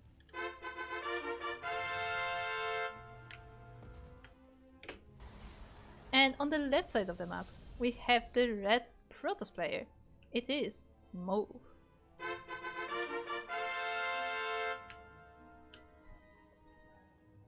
How do you keep yourself notified about these lower league tournaments, says Ahira. Well, that's the thing. It's not easy. I did make the sign-up list, if somebody can bring up the link in the chat. Actually, I'm just gonna bring the link. The sign-up list. There you go. Sign-up list, originally I had it split in both pro tournaments and amateur tournaments, but since there are less tournaments in general, I just connected the two, so you can see the MMR range on that list as well. Other than that, Discords are generally a great way to find tournaments because you know, tournament organizers tend to share the tournaments between each other's servers, just, you know, so more people can know about them. So for example, we run our tournaments, we run the Sea Duckling Open and Masters 1 Open, but also you have people at Magikarp Masters Cup who also run an amateur tournament, but at a more friendly time zone to, I think it's NA time zone, if I'm correct. But basically they also run amateur tournaments, but at slightly different times, so, you know, so different players can participate in different events. Every now and then PassionCraft has some amateur tournaments, but that are more like EU friendly, but I'm not exactly sure what their schedule is. So I feel like the easiest way really is the Discords, because people tend to share their tournaments on Discords. And of course, yeah, as I said, I did do the sign-up list, so hopefully we can get more tournaments on that list, but you know, that very much depends on which tournaments either the organizers add themselves or I am able to spot, you know, somewhere on the social media. So yeah, definitely having a hub for tournaments would be nice, but yeah. There is actually a tournament Discord. There is a StarCraft 2 events is actually a Discord that has been created with the goal of promoting events. So if you're able to join that, that's also a way to find it. Yes, you can also get notifications from Challenge, because most tournaments are made on Challenge. Most brackets are on Challenge, so you can also go that way.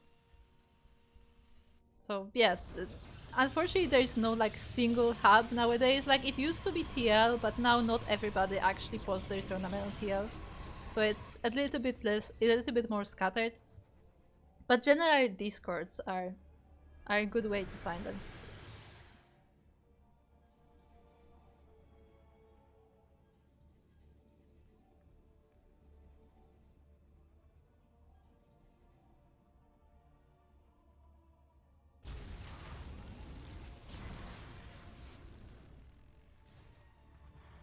Yeah, Chad is saying that like they saw a tournament and the first sign-up is incorrect. Well, once again, we organize tournaments both for amateur and pros, so if you're looking for amateur tournaments, it's Sea Duckling Open and Masters 1 Open. Meanwhile, you know, if you want more open tournaments, both with pros and amateurs, then yeah, then you have Sparkling Tuna Cup, then you have Tenacious Turtle Tassel. But the Duckling and Swan tournaments are for the amateurs, so those may be more to your liking. Meanwhile, we have a lot of racks coming from Dception. Once again, sorry I wasn't really commenting on the game, but we have similar openings from both our players, the 2-1-1 from our Terran player and the Stargate, the Oracle into Phoenix Colossus most likely from our Protoss. So in terms of builds, we have a bit of a repeat. Dception, of course, defended that Oracle pretty well, but did not kill it this time. So it's able to pester the units across the map.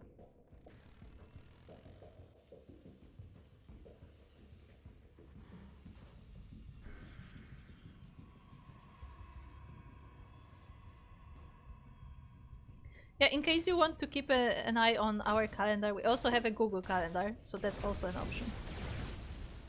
If that is the preferred way for you to keep track of events. As this small harassment force from Dception is now being dealt with.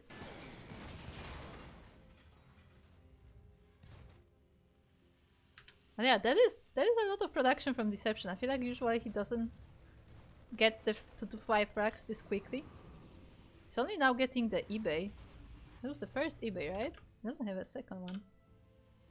No, that was the first eBay. So yeah, changing up the build a little bit.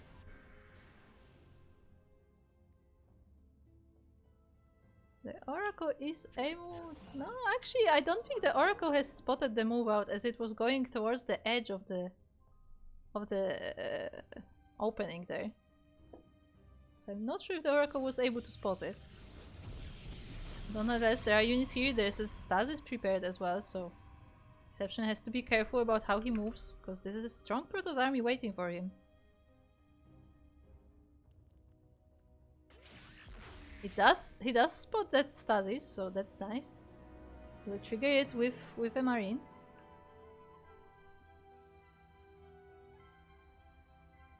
Hold on 1 second.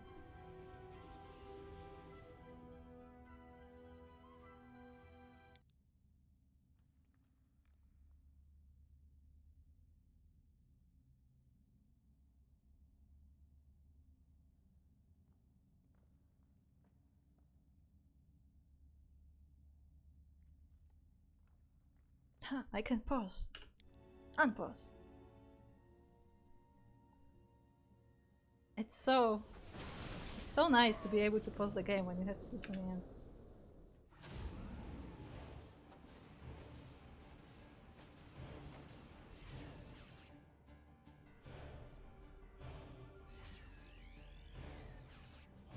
Yeah, we have the boys together with this push. The combat shield is not ready yet, but it's about to be.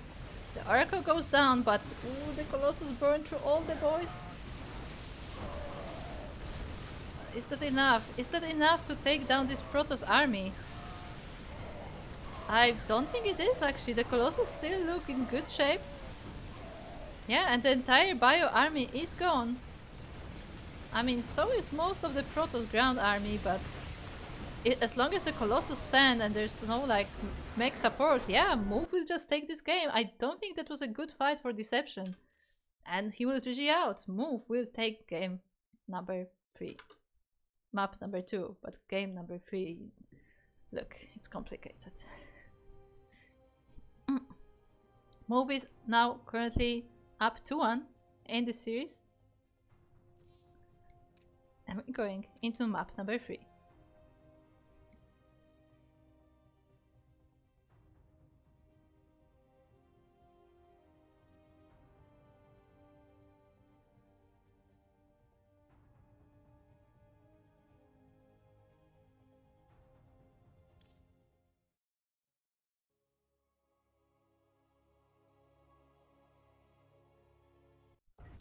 As a reminder, this is a best of 5 series, so Move only needs 1 more point to take this series, to take the entire tournament in fact, while Dception needs another 2. So the stakes are getting high, and we are now on King's Cove, LA, where in the top left corner we have the blue Terran player. It is Dception.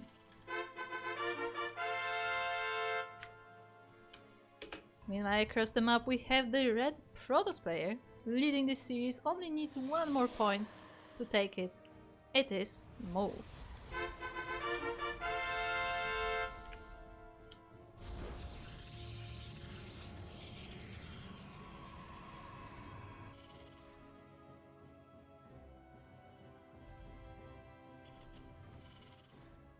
Let's see. I mean, I assume we will see more of the same in terms of build orders, in terms of openings. Our players definitely have their go-tos. Aw, let's just pass each other.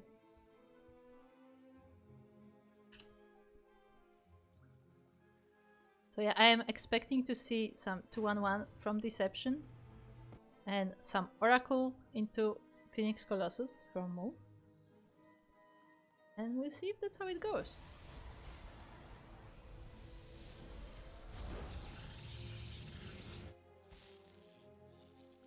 of course have some worker harassment going on.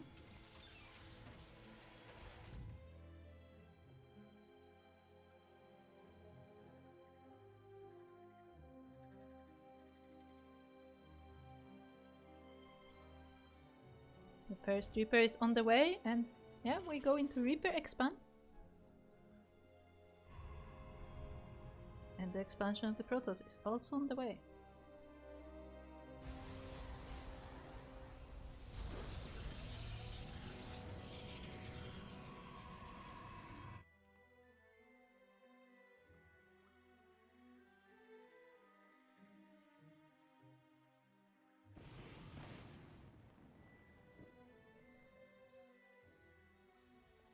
The Reaper is going across the map. The first unit is a Stalker.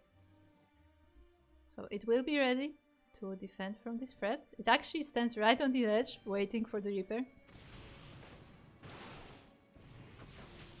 But the Reaper decides to not go too deep into the base. And moves mineral line. Say he also uses this walling off his mineral line actually. Which I mean is definitely useful for Reapers because they can't just freely dive whenever they please. But then once again we are seeing that Stardate. Oh, hello Raiders! Thank you Rushi for the trade. We are in Grand Finals of a Sea Duckling Open of our amateur tournaments up to 4.2k MMR, which is Air Diamond.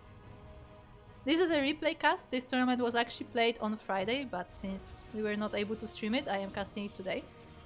So normally the streams are a little bit earlier than today, but this is an unusual European time broadcast. So yeah, I hope you enjoyed your stream, and welcome Raiders.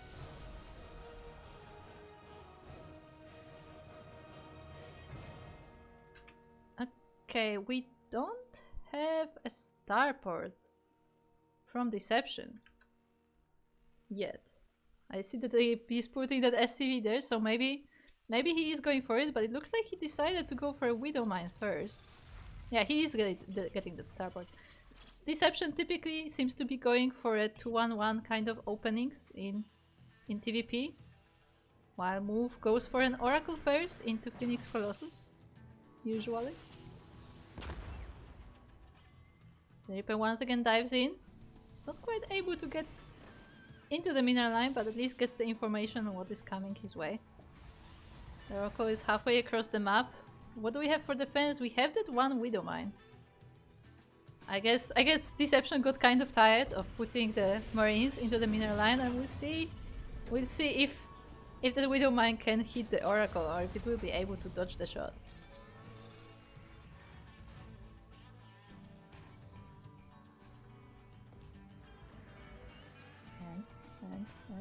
And so close. Yep, the Oracle does take it. Although a lot of SCVs also get friendly damage from it, so I mean, not ideal, but it did its job. The Oracle has been dealt with, and from what we've observed in previous games, the Move does not do more area attacks afterwards. Like, even though he goes for Phoenixes, like the Phoenixes are mostly part of the main army, they're mostly there for the air control, to deal with the Vikings and the likes, not so much for harassment. But at the same time, Move did take that third base, which he will now have to defend, because there's an army from Dception coming his way. It is a bio army, mostly Marines with the Medivacs, and also that single Widow Mine that killed the Oracle. I believe it's the same one, right? Yeah, it has a kill, so it is the same one. Looks like Dception is going for the natural base instead, but I'm not sure if that's a good position. I mean, he does catch the Gateway Army and the Immortal. The Shield Battery was quite far away, and actually, even with Shield Battery, this is enough firepower from the Terran to deal with this army. Dception is just going forward, completely destroying the Protoss. The third base is now in danger. It is under fire, and there are not enough reinforcement from Move to save it. So yeah, Move will just have to give up on this base at least. A Void Ray. Okay, that's not something we've seen before from Move. We actually have a Void Ray on the way. So this time Void Ray will be joining this army. Still, we're getting 2 Colossus at the time. 2 Colossi, I guess. And there's a Widowmine drop from Dception. So both of our players are mixing it up a little bit in this game. Because again, the entire tournament they were mostly played similar builds. It looks like here in the finals they are ready to switch things up and see how that works. The Widowmine drop is going towards the main base. There are no units here to stop it, but can move pull in time. Well, the first Widowmine shoots, the other one is not digged in. Dug in? My bad. Digged in is such a funny word. At the same time though, the main army of Dception is going once again towards the third. The Nexus have to be cancelled, but Dception does not overextend. Takes the base and moves back.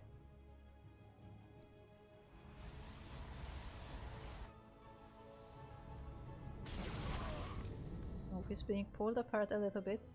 Takes a third base on the other side instead. The Widowmine once again took 2 probes. This Widowmine has not been cleaned up yet, and yeah, only now the probes themselves actually deal with it.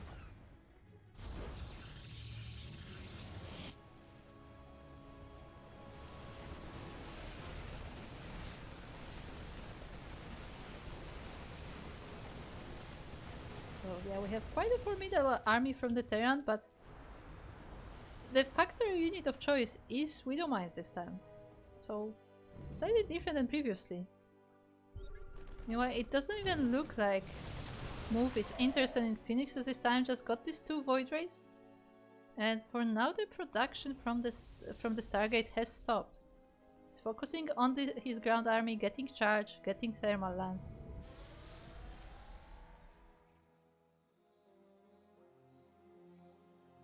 And yeah, I'm looking forward to seeing how those compositions work out in a fight. Because once again, neither of our players have played quite this way before today.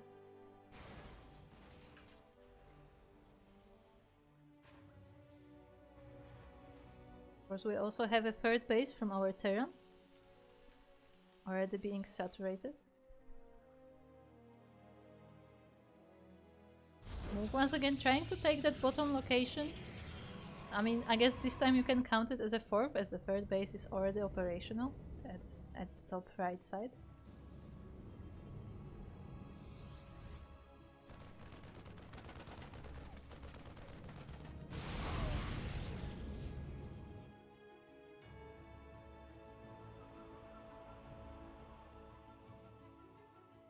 And now it's time for Dception to move out. The combat shield is about to finish. We have 3 Colossus on the side of the Protoss. First Phoenixes are also getting out, so I guess we will be getting Phoenixes after all. Move sees the Terran army coming towards that 4th base and just straight up cancels. Isn't even gonna try to find it, to fight for it. But now the main armies are about to clash, and we'll see who can come out victorious of this engagement. Both of our players trying to find the best position on these ramps. As the Vikings are already getting some shot on the Colossus. The Phoenixes are going down. The Immortal will too. The Void Rays are not really helping all that much, as they're not great finding Marines, but the Colossus definitely are.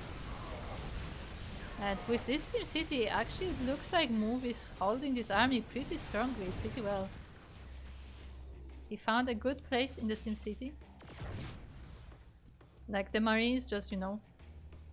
The Marines basically stood in a line which was ideal for the Colossus lasers. But there are reinforcements from the Terran already ready, and those Colossus are going very forward. The Vikings will able to snipe them. One going down, two getting damage. I mean, the Stalkers will come to help, but there are only 3 of them in this army. And all 3 Colossus are going down to a bit of a mispathing, really. Players of this Gateway army, as well as the Immortals, are also quite vulnerable. Of course, there's not that much bio here, but it's enough to overpower this. All Immortals are going down. The Gateway army will eventually be able to hold this, but I mean, all these valuable units are gone now.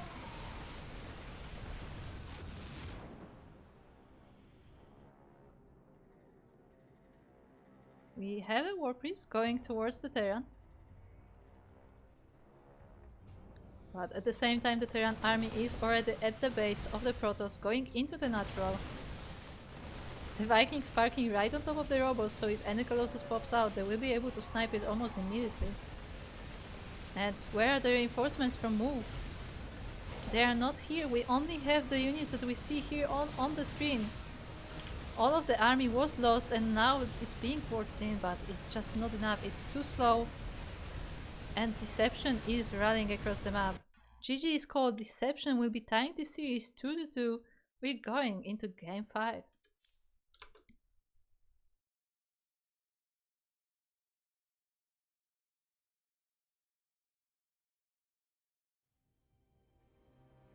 Yeah, very nice. We will be getting a full finals, a full best of 5 there. I mean, full 4 games, I guess, of this best of 5. As was again, this is a double elimination tournament for this edition anyway. So Move did start with 1 point advantage in the series. And yeah, Dception was able to bring it back, and we are now in a tight 2-2 score. So this next game, this next map, will be the final map of this series and of the entire tournament, regardless of who will be victorious.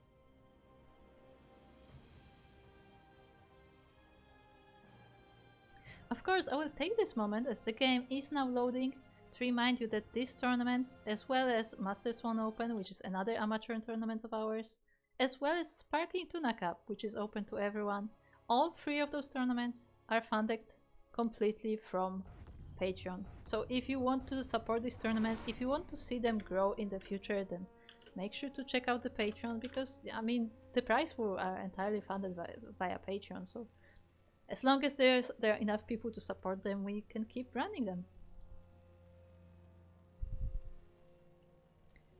Anyway, we are now in the final map, in the final game of this series, of this tournament. We are on Neon Violet Square, really. Where in the top left corner we have our blue Terran player. It is Dception.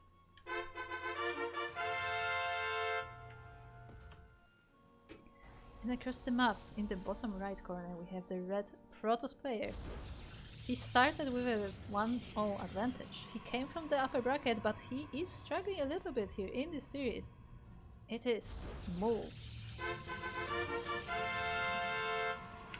So sorry if I'm like half whispering, but it has actually gotten quite late. It is past 10 PM now, where I am. So I don't want to annoy my neighbors too much.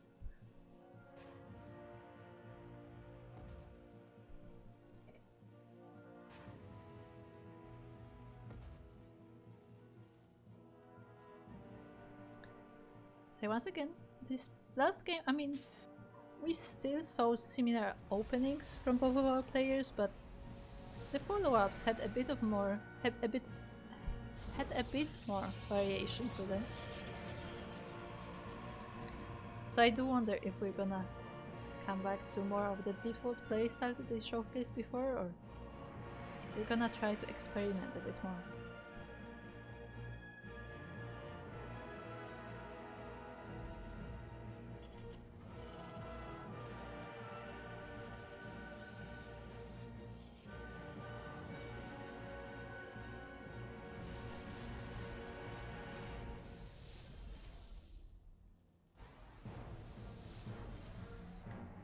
For the time being, we have expansion from the Protoss, expansion from the Terran, Reaper going across the map.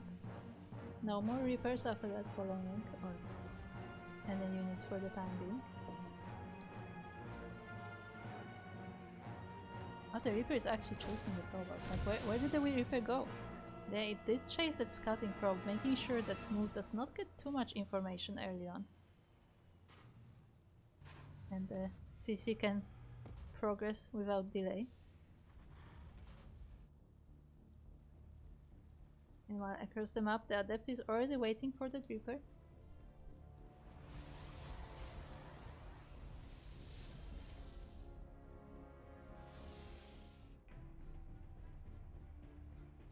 Let's see how that fight goes. And the Stalker is here to help as well. Reaper will try to find another way in, but I don't think there's any cliffs here. So he just has to chill and wait for his moment. You know what, again, we have that Stargate from Move, we have the Robo as well. So it will be, once again, I assume it will be Phoenix Colossus. Maybe once again he will mix it up a little bit. But I am expecting a very similar build there.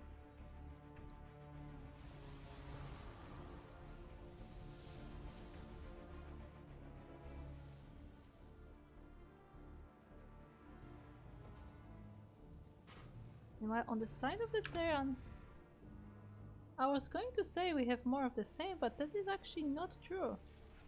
Usually we see a 2-1-1 from Dception, but this time it's just 1-1-1. There is no second Drax. There is a Liberator instead though. So Dception will try to get some harassment that way. But the Oracle is already going across the map, and is he ready? Yes, he is. He has once again that Widow Mine hidden in the minerals, in the SCVs. It is quite far, it is in the middle, but it should be enough. That said, Move actually decides not to go across the map with that Oracle, as he notices that, I mean, there are some units coming here. He decides to be safe, he decides to go for a status instead.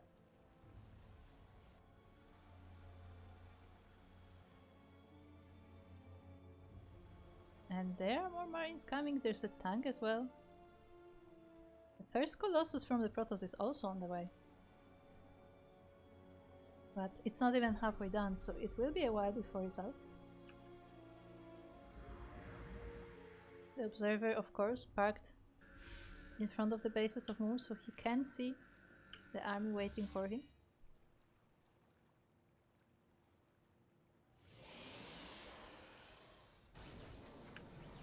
There is no high ground vision for the Terran. Ooh, and actually all of the Marines are getting caught in that stasis. A single Marine is trying to give some vision, but it's not quite enough, and with that this tank will be dealt with. This Liberator gets caught as well. And the Marines are kinda, you know, waiting for their part as well. And that's it, they're able to get a few units down at least. Colossus is a bit undecisive, but eventually the entire attack is dealt with, but oh! As all of this was happening, the second Liberator was in the main base and 15 probes did go down. Even I didn't notice that. And neither did Move apparently. He was so busy focusing on the defense that he missed the Liberator and lost so many workers to it. Now the Oracle is finally moving across the map, but that Widow Mine is still there. So it's still not quite safe to actually do harassment. It may be able to get a few of those workers on the edge. If Move notices them. But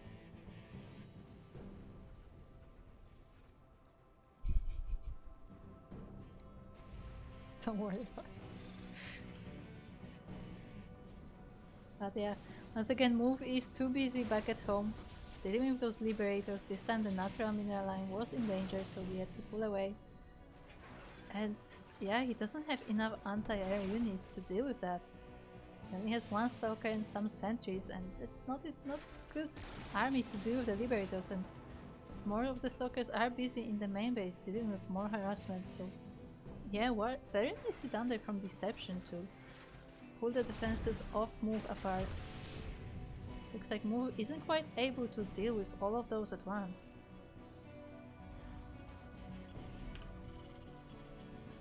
The Oracle once again went back home. So I guess yeah, Move decided against diving in as he was not quite able to focus on it. That said, yeah, we have all the Liberators done with, like, all of the Liberators have went down. Of course, Move has no way of knowing that. But there's no more harassment from the Liberators coming anytime soon.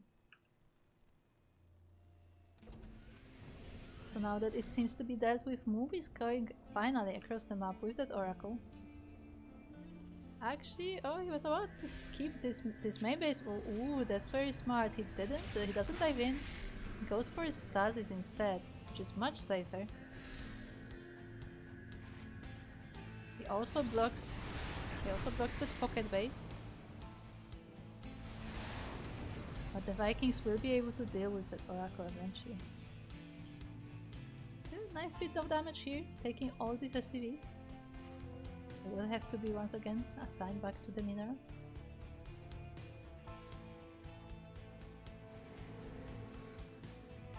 But there are now 4 colossi. Gateway army to support as well. Hallucination Phoenix is sent across the map to see it was a fun one. To see how the production Dception is doing. This met with the army though. And what do we have in the army? We have some bio units, with combat shields on them of course. We have marines, we have marauders, we have tanks. And we have a bunch of Vikings. So this Colossus won't be all that scary. Move is starting to make spotter pylons to be alerted ahead of time whenever the Terran is attacking. It's getting Twilight Council and we'll be working on the upgrades soon enough as well. Meanwhile, Dception is actually taking a forward base here at the gold. It's the 4th base of the Terran, although we have to keep in mind that the pocket base is only, as we call it, a half base. It only has 4 mineral patches, so it's not as rich as a regular one.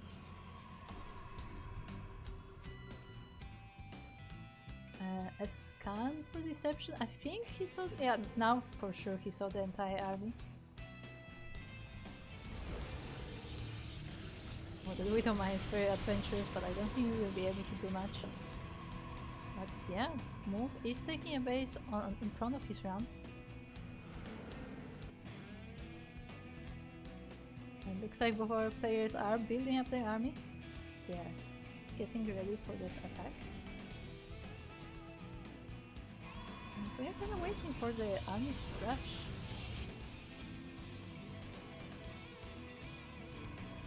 Charge is on the way, so are the upgrades. Temple Archives has been started. Meanwhile, the Terran also getting upgrades both for the vehicles and the infantry. Move once again has this really nice observer right in the middle of the ramp, so he can see all of the units going around. He knows exactly what is being reinforced in the army. And the first ghosts are on the way. So EMPs will be available for the next fight. So we will have very proper compositions for this final game today.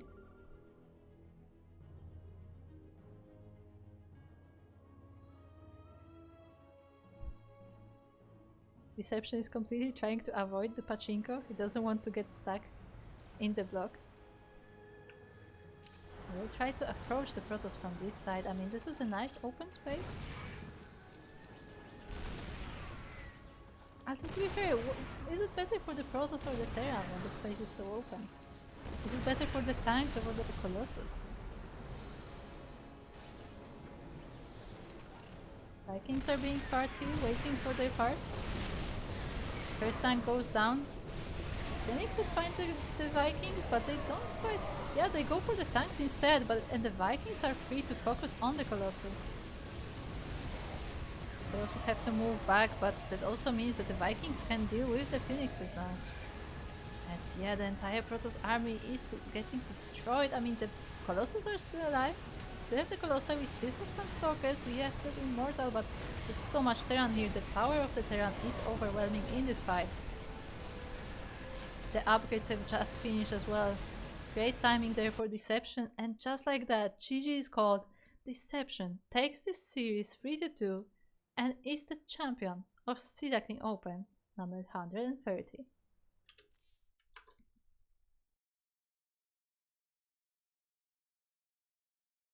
GG! Hold on. There you go.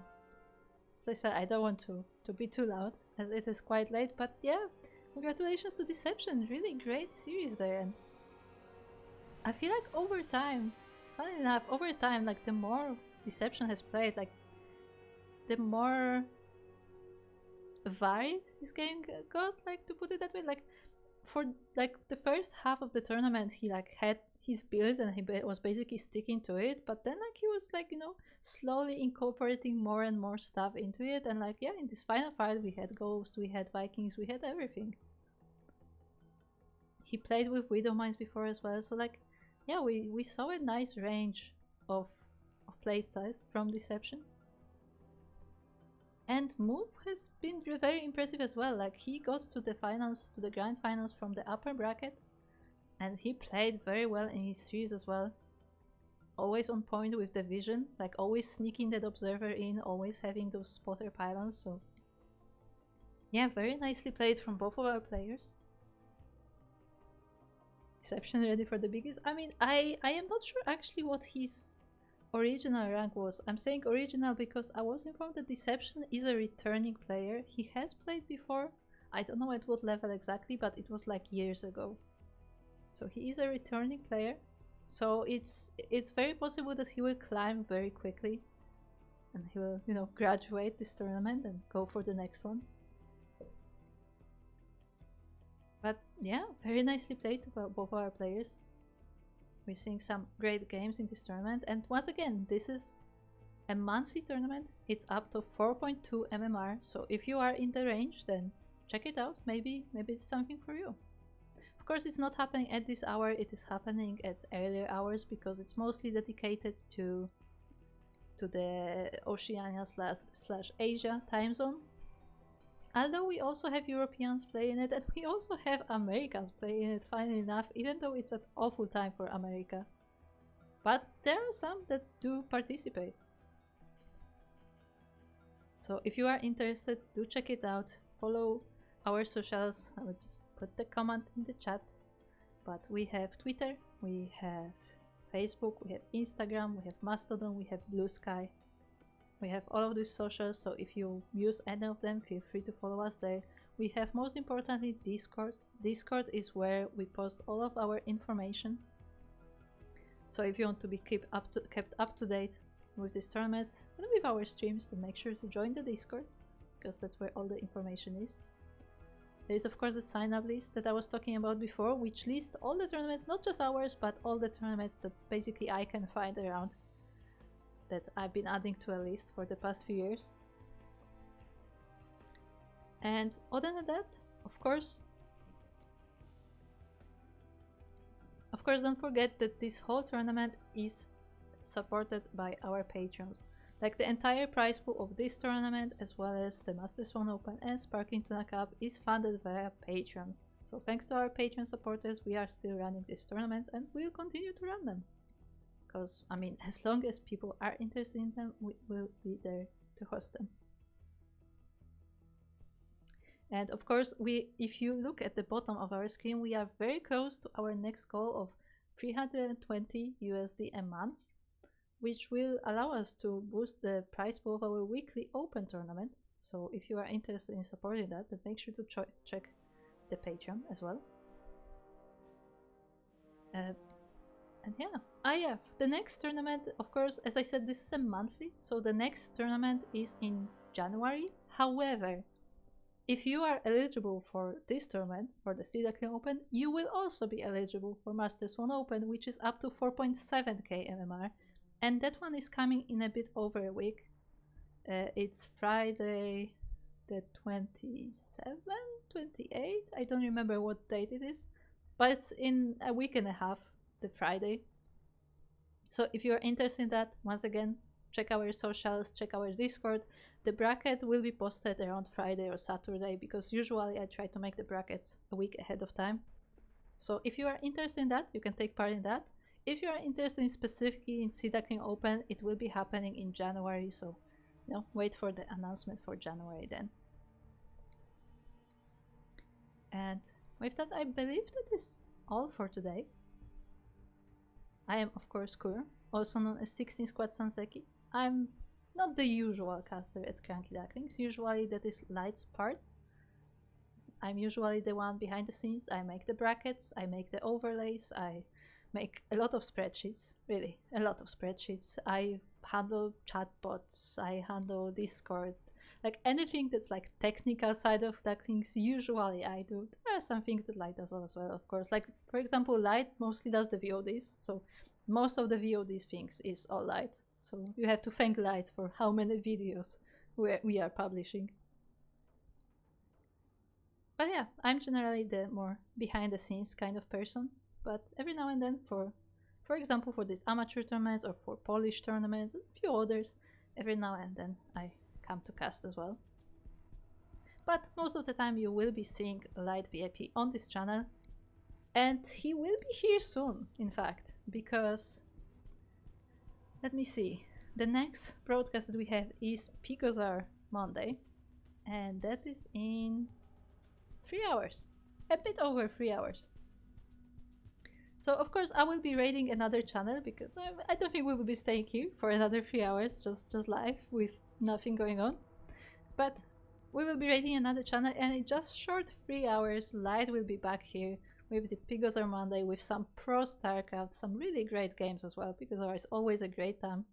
Always some great players are signing up, so if you're interested in Light casting some professional StarCraft, then be here in 3 hours. Otherwise, we will see you guys later. We stream almost every day, pretty much every day on this channel, so if you are interested, make sure to give us a follow. Of course, before I forget, we stream on multiple channels. I'm not sure which channel you specifically, the reviewer, are watching this on, but we do have a Twitch, we do have a YouTube, we have Chisik now, we have Facebook, we have Kik. We are working on getting TikTok as well, so we are simulcasting, we are streaming simultaneously to all of these platforms, so whichever is your platform of preference, feel free to watch us there. And yeah, we'll be there. With that, I think this is all. I think I covered all of it. I will see you guys for the next tournament. I will see you guys most likely in the chat. But the next tournament I will be casting, that I already know that I will be casting, will be Masters 1 Open. So at the very least, I will see you for that. But yeah, other than that, see you guys in the chat. Bye!